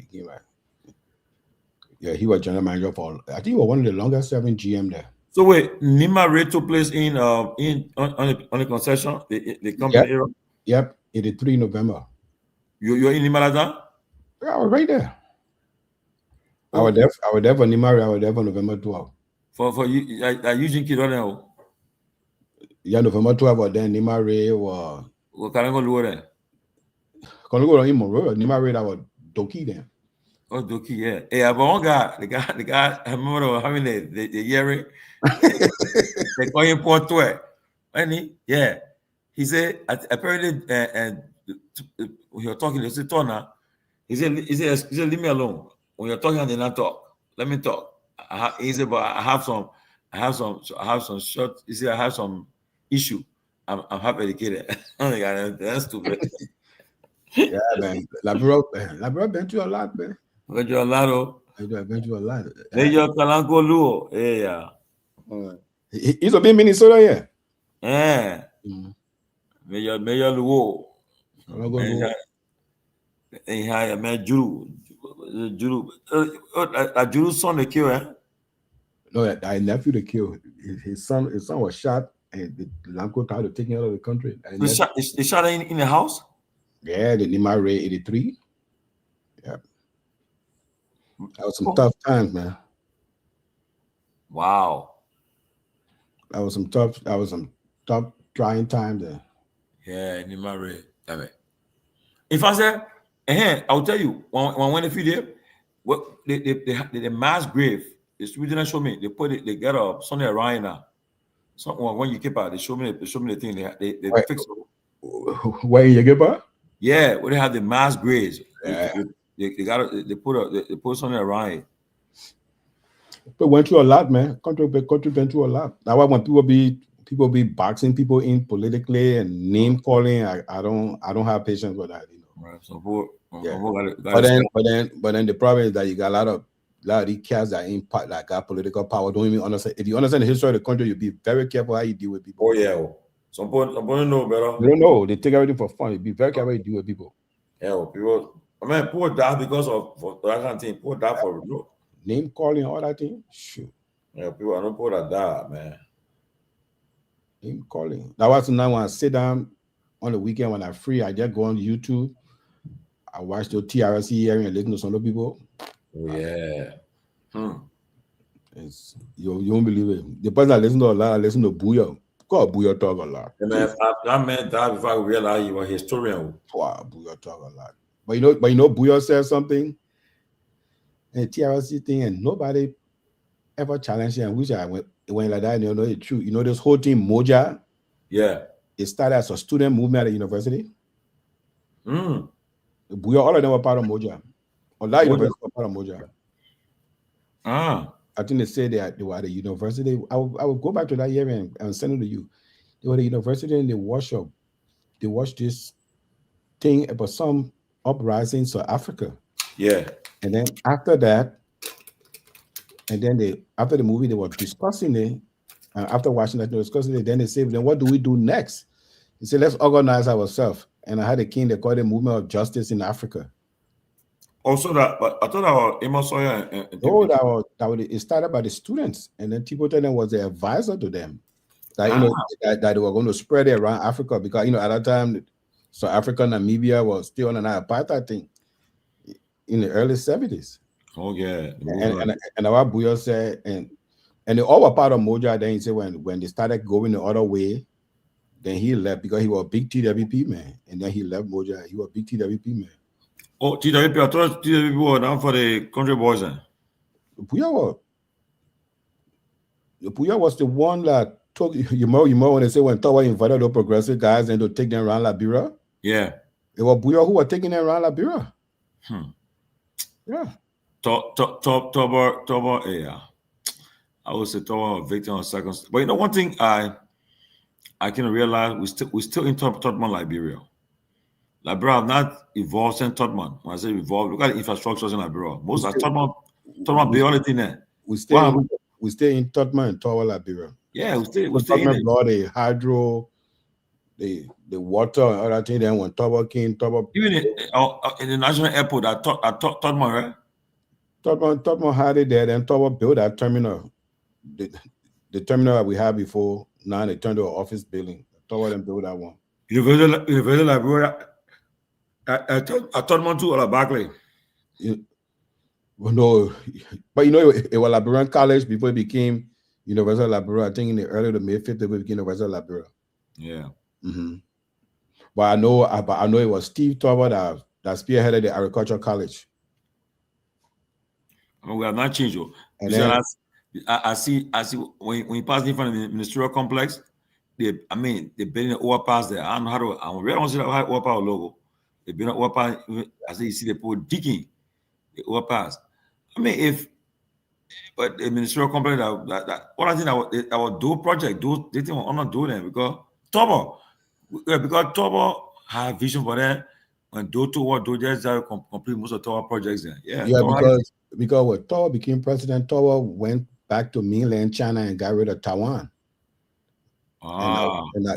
Because before then we had Taiwan. But do a friend with Taiwan. But though they were joking, but mainland China was there because they built the stadium, everything. Before then he went to Taiwan, then they left. But that whole stadium thing, that were all the thing that were in the pipeline from mainland China. And then Taylor made friends with Taiwan again. Yeah. But the Minister of Health, I see the Minister of Health that was China on our project. Our mainland China that built a thing. You remember across the road, they used to have the Chinese clinic there across the road? Yeah. Our mainland China built that thing. It's the same people, man. Yeah. Yeah, like ministerial complex. Because it was the same Taiwanese that built the sugar factory in Maryland, Lusoko. The sugar factory we had. And then when they left the mainland China, people came and took it over. Man, Liberia, man, we're exporting We're exporting sugar. We're exporting pin from Parker Pin. But you'll be surprised. You see that thing they call the free port of Monrovia? Yeah. That whole idea, that free port is a concept. It's not their name, it's a concept. That whole concept that why they're using Togo, that why Togo got one of the most vibrant ports in Africa. Because you can do a lot of services at the free port. The transshipment will all incurring a custom cost. You just do the marine, you will just cost you those different marine fees that all. Yeah, and so the whole idea was to make that place a transit point, then you get volume. The port will make money on volume, all that thing like that. But those things never materialize. They when they build an office building in the port, you build office building in the port, yeah. Yeah. Now, Liberia, we got an NSA office, a modern NSA office. We got a modern National Oil Company office. Yeah, modern NSA office in the White Plains there. We're going to get a modern Arikoye. We got NS and the telecom office. Yeah, LTA. Yep. LTA. Yes. My frustration is successive government just continue to desert Central Monrovia. Yeah, but I think by now, see, if I'm telling you, I remember in the 90s, early 90s, when we were in Lagos, Nigeria, when they were building Abuja, they said, oh, Abuja will be the new capital of Nigeria. People were building that place. They were building a place. The guy from Lagos to Abuja. Yeah, but they own our overcrowdedness. Our own. Monrovia would have been for less than 200,000 people. Yeah, no, Tomalin, I'm talking about Central Monrovia. I went Liberia after all the war, after 16 years, I went Liberia 2007, December. Like my first time after 16 years, when 2007, you could go to a restaurant in Central Monrovia. Yes. These people systemically move away from the city instead of having the city. I will share your documents. Somebody sent to me, do you know that the Japanese development agency, almost like the USA equivalent, they call what, JICA, JRCA, they did a comprehensive study, technical study on the revitalization of Monrovia. I got the document. I mean, I'm talking about political study, real technical in terms of sanitation, everything. Where it took the zoning, all that thing. They did a study and they presented to the government library. What was the government solution? Noka, you said Noka get a new building. When Noka started, Noka was in that place where we got Echo Bank on, where used to be the old Meridian Chase Mahadi Bank in that corner there. All the money Noka was making, why Noka couldn't renovate that place they call World Trade Center?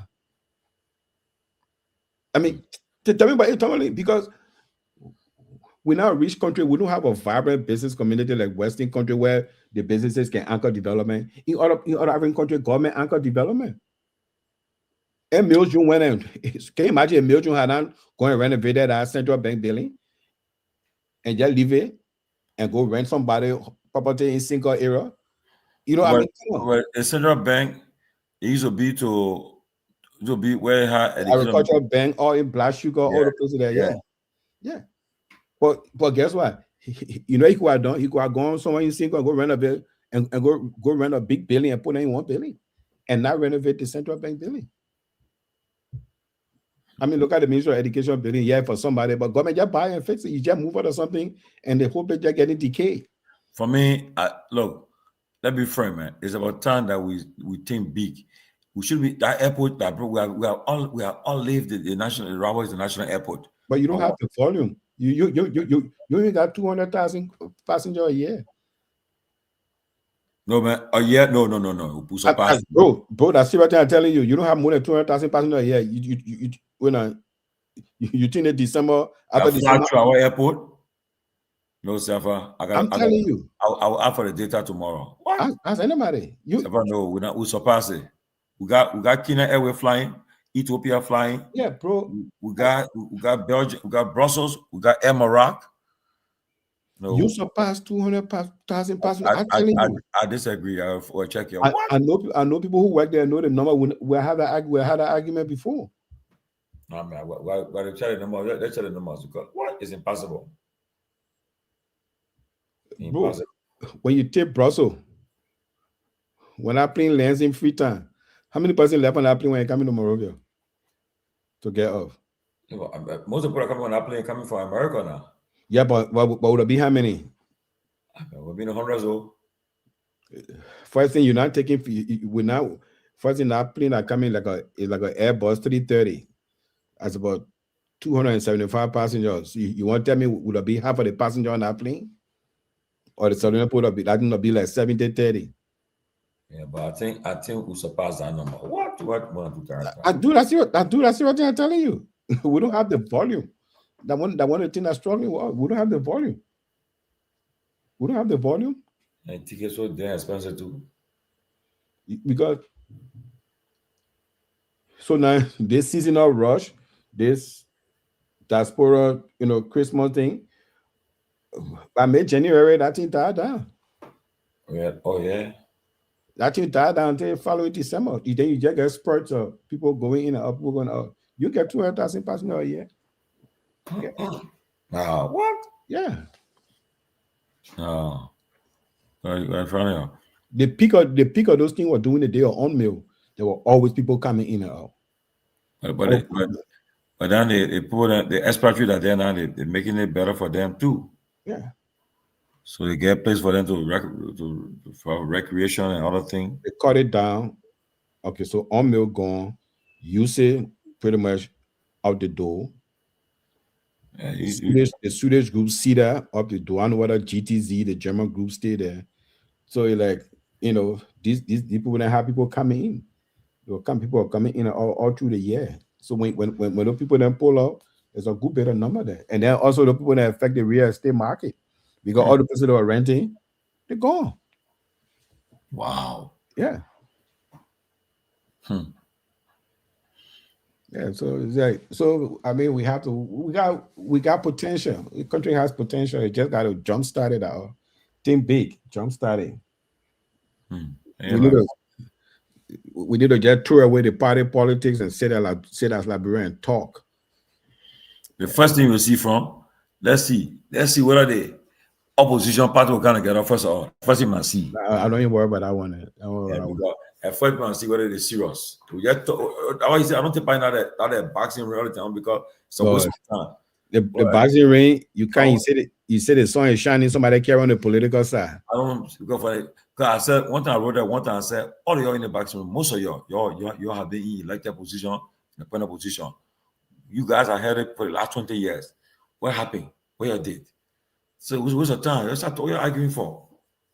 Why don't convince me in that play? Tomalin, January next month, by mid-January, will be 20 years since President Salih was inaugurated. 20 years. 20 years. 2006. January, she took that oath. What? 20 years. You said something the other day. Are you saying it about Rwanda? Are you said that thing? Rwanda, 2014. Rwanda was 20 years removed from genocide. 2014. What have done in the country? What send the study one no more. Our own 2026 will be 20 years in this political dispensation. And all we do is just vote and yell, vote and yell. Come out with y'all argue all day. They want better than one. They want better. They want better. I mean, I told somebody, I say, if we really sit down and look in the mirror, try to tell us not the problem. The problem is us. The problem is us. 20 years? Do you know what 20 years is? A kid that was born 2006, that 20-year-old child look at it in Liberia. America said, we're talking what China when I say what was something I say, I said when you were born, he said I said, yeah, I from high school. And we say now I said, okay, you're being get grade 2 or yeah. I said, we'll be probably. I said, wow. It's 20 years. And the thing we need to do, we need to legislate our national development plan. There be a law. So somebody can just come and just, because every time we do the thing, every time we vote, we restart. Yes. We vote, we restart. Yeah. Okay. 20 years. 20 years. And guess what? Next year too, fires will be 100 years in Liberia. Yeah. 100 years, fires will be 100 years in Liberia. 20 years in this political dispensation, what we got right now. And Rwanda, Rwanda has surpassed us. Yeah. 20, and I told I say you can't, I mean, and we did people just yelling whole day. That's why when they be doing it, a manner way to I just black myself or like it's a waste of time. Because you'll sit down and really reflect, then you will not be yelling. Yeah. 20 years. Tomalin, do you know what 20 years of real development can lead to? But see, but Rwanda, example there. What 20 years of what 20 years of real development? No, Burkina Faso, what are you doing Burkina Faso right now? Well, just, you know, we just a bunch of people, we just dusting off, then we sit down with everything all right. All right. Yeah. 20 years. Look at the public schools. They can't even pin the public school. They're trying to school closed, they go back to the single letter school. Yeah, man. Okay. Man, it's hurtful. Then you add it, you take the year from your life, your age. You say, look how we're going. Yeah. People are gone ahead of us. And look at today in Liberia, the finance minister addressing the military. You finance minister, what are you addressing the military for? Oh, you address military? Yeah. Addressing graduation ceremony at the military. Finance minister? Yeah. They have a defense minister and they got a chief of staff. Now your era. Why you going to address graduation ceremony, military graduation ceremony, finance minister? Gotcha. The country will stay. You think the department, the treasury secretary will be addressing the military? God forbid.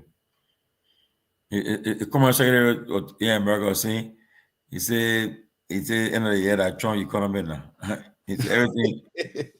He said the factories are coming out fun. Factories coming, America are coming. You have jobs, you're tired with jobs. Factories are coming. I think things will settle up, man. It been a rough year, bro. I pray, my man. Pray, man. We need something. It been a rough year. I mean, companies are not taking no major initiative for some other work we do. For who we are in the manufacturing supply chain space, nothing happening, man. Everybody just sitting on what they got. Everybody sitting on what they got. Yeah. I told you, I say, you finance minister, where you going to address military graduation? You guess people to military graduation? They ready to tell them, say no. And I'm an error. What you going to tell them? Can one retired general to go represent you? You minister, but first thing, where you're writing the finance minister to kind of address military graduation.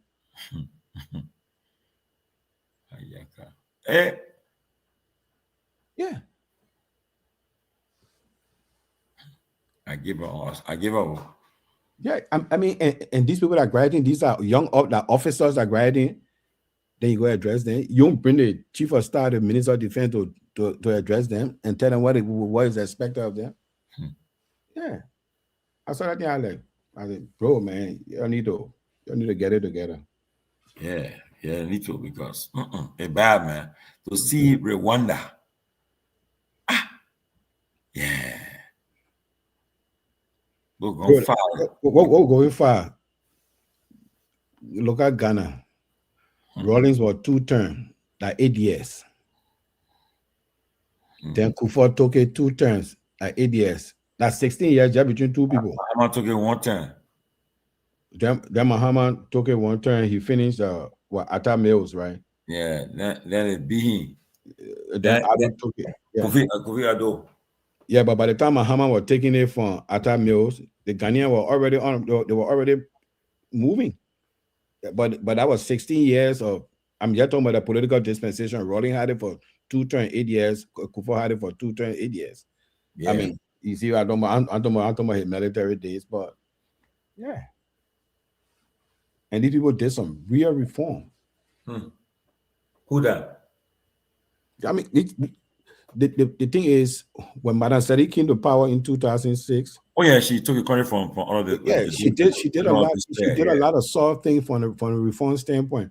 But like, trust me, if we want to really develop, some of those things that were passed 2006 need to be addressed. Not that they're bad, but do they meet current day reality? No. But we just not referring to old law then, and people amending the law then to move forward. But we still referring to old law then.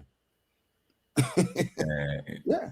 Even our constitution said we need to. I think another one document that needs to be taken care of. Because Right. let me the reality. When you voted for both for 9 years, y'all vote for me for 9 years, y'all think I would talk to you. But No. ain't you trying my give you for 6? When you get a number, when in the house or in the Senate, you get numbers, there is a problem for you. So people, look at you saw the people voting on the concession agreement. They verifying it. It was more in Barry. How you vote? I vote yeah. I vote yeah. I saw that one up. I was like, oh, they got in there hustling. All of them hustling. Hustling the hell. How about the people voting for them? You don't even read that thing though. You read that thing. The first thing, the funny thing, the Liberian Senate, they say the House of Elders. The only difference between them and the House of Representatives, like they ain't name, but they do basically the same way. They do the same way. They could have concur. Also say, oh, they could have concur. The whole idea of the House of Elders is that you guys got to deliberate more. So, what distinguishes you other than you being called a senator? I mean, they can't even allow doesn't stay for them for long. Because they go to vote. The problem is that when the Ghana wrote the constitution, they say the people will pass their own rules. So when you're saying the House of Elders, you so pass rules that make your threshold for things to pass there a little higher. Well, when you say order, I'm it gone. It gone. So everything is simple majority. Yeah. Rules for debate, all those things they don't apply to them. Then they say the House. You're not House of Elder, you just get different name from the people. We all do business the same way. Yeah. All right. And there's no rocket science. There's no secret. You can do the same thing, but because we don't have the transformative leadership about what happened in that country. That country not going nowhere. The thing is, before 1980, these people that were senator, that were one party state. There was no opposition in the Senate. The only man that became senator in misbehaved, the kicker of the Senate was Jerome. You know, Jerome was senator for Grand there. Huh? And then he was Chief Justice when they kicked him off. No, he was senator doing the 2-week party time for Grand there. For true? Yeah. And they expelled him from the Senate. So he got impeached from the yeah. Cheapo. Yeah. But they were one party state. So now you read constitution for multi-party state, there will be multiple people in the Senate there. But then in the country, they say these people will make their own rules. By the time the people sat down, the rules that they inherited, that they see rules they still living on. Yo, they won't change it. Yeah, so they have never.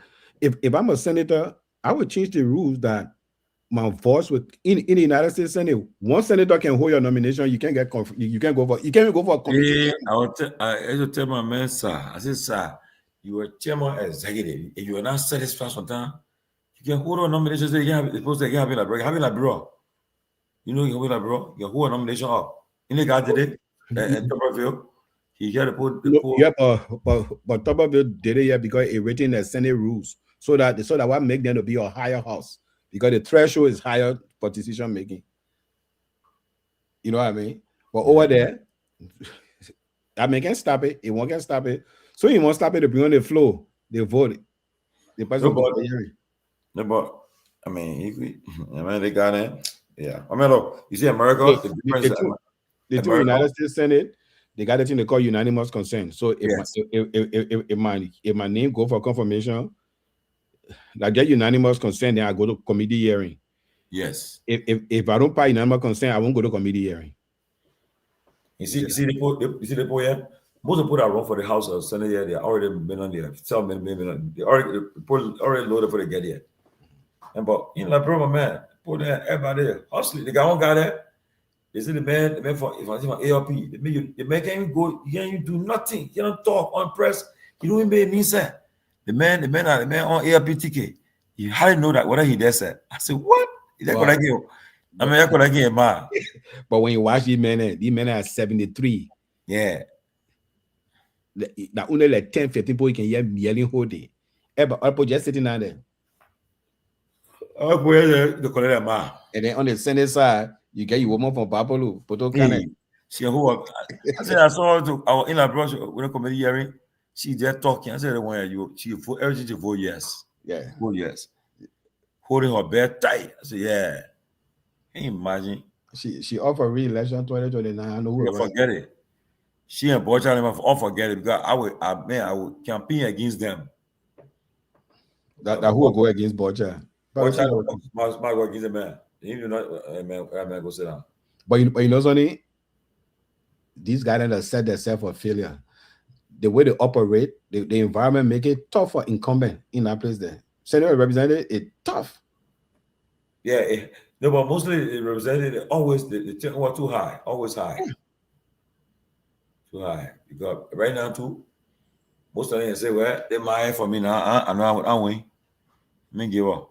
Although the men for next year, that tissue development money, I want to book and you forget about it. The men will not spend 1 cent. Can you imagine? I spend 1 cent. The country is rich. We are rich, but our people that mismanage the country. Man, I spend 1 cent. Sure, I beg you, man. What?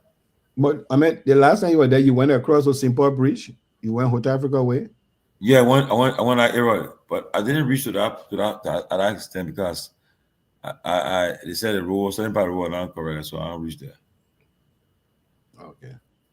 Yeah, but this guy promised. I mean, I met Gideon said it with in most of the corridors there. He said we'll finish it by this coming year.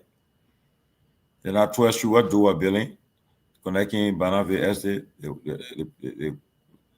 on the project on the mine too. I said, good. Yeah, but you might be careful. That the building, they might not go fill out die over there. A strong area there. No, but if you want to build there, you gotta build. You want to build there, you gotta build elevator road. You fill out there over there. I will send you a picture. You fill out there over there. It rain, the whole city of Mara will start flooding. Like the wetland we get to suck the water. Yeah, you can go put die there. You can build a floating highway that pillows there where they prefab and put it there. But you go fill it up with die, water will back up in the Mara. Because the water won't get nowhere to go. Wow. Mm-hmm. If you look at that place from the backside of 12th Street, there's a swamp. Yeah, the swamp, but you know that way do what trying to so then. Yeah, but you were not going to fill it up with dirt. I saw the blueprint though. The blueprint, the minister showed me. I said, it'll be good. You were not going to fill it with dirt. No international community will give you money for that place. When you do the environmental assessment, you pretty much can divide the water. Because when you put it there, the water on this side will just stay on this side. And so everything from 12th Street to that pool, the flooding will just continue. Water won't get nowhere to go. But don't get nowhere to go. I seen it at PHP Park. They say I don't know who the engineer, but they should not have built because it's affecting the cable wire. So yeah, they say the landing spot for the fiber. Yeah, so you gotta do away in the ocean now, to do it there. I said, damn it, what? I saw a picture of the PHP Park Christmas Day. The place was dirty, my man. Hey, man. The people then they litter all the place. The beach was packed. Oh, man. They put left on the other, just left dirt. Then they dirt. I said, talking, man.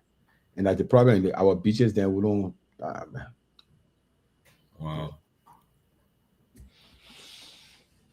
Oh, and then, I mean, today I too much debt, man. The APRC All Our Sport Association lost their former chairman. Oh, Zili, man. Yeah, Zico. Yeah. I know the man. Oh, yeah, very lively guy. Yeah. So him and Pop need to work together there. Yeah. Yeah. That's another one there. Your man from our man from Live Fest, but I was telling somebody said that they enjoy more than they didn't want to do. They may play one game at all. Only one game I play. Every time I see them on beach and that Live Fest who said that beat tournament gonna play. I mean, I play one game. I think that game was last only 1 hour of finish. I beg you, man. Well, they better get serious because people really invested in now. I waited for DJ when he come back. I would call him.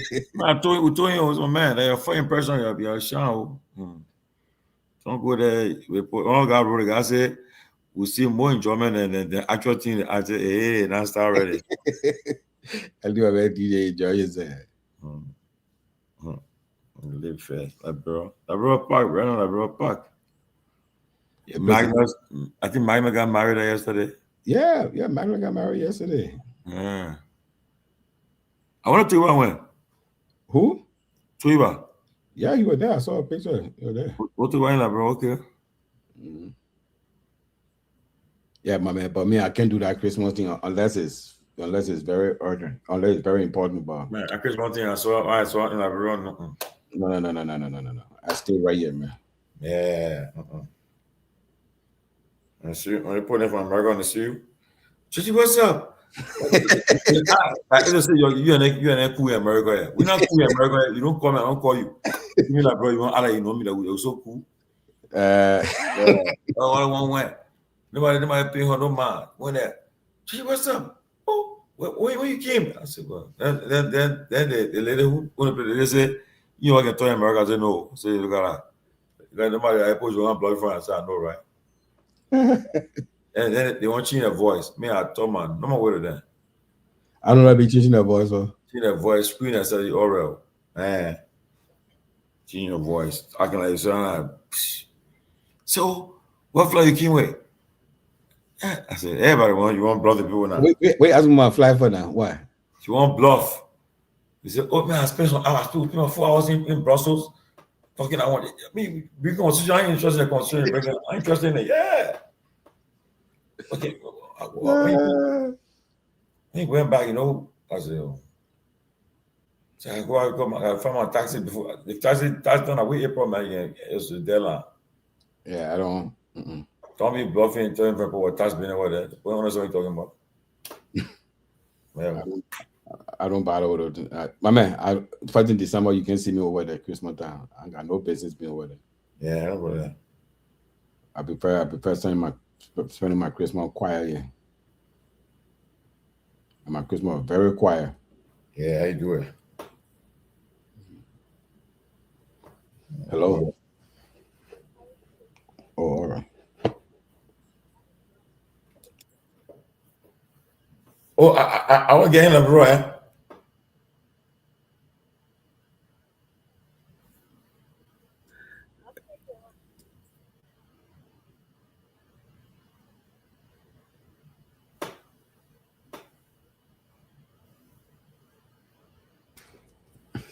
Yeah, you say who the girl? I'll get you line, bro, right? Oh, yeah, T there.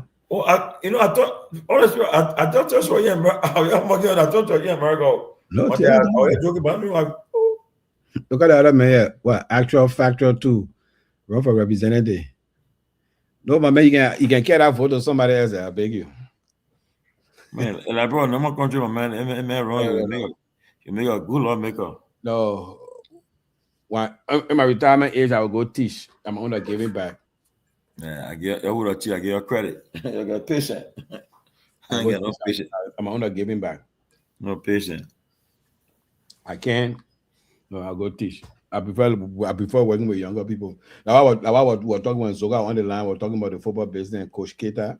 The guy is a damn good youth coach. You know, some people are just good at with young people, you know what I mean? Yeah. Yeah, then they took the man, boop, they carried him in national team. That's what I meant. Perform. So then that youth team now, because soon the youth teams, you know, our instant gratification. Then they grab the youth team. They try to go to tournament now because they now play. They try to win Europe. They were in Europe for almost a month. Look at that. Different youth level team there.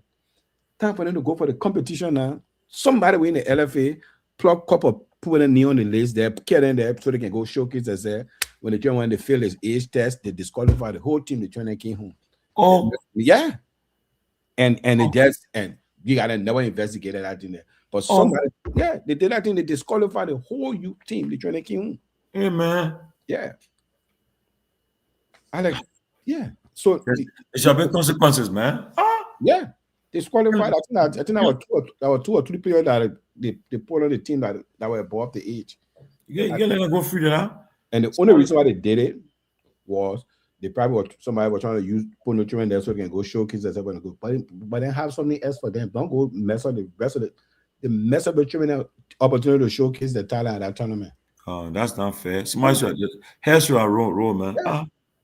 And the trainer just got by the plane and came back like nothing. Yeah, man. Yeah. You got a bunch of people like Keita and are just good at working with young children. who are working with young children. Yeah. When we're young children working with adults, it's a different thing. Yeah.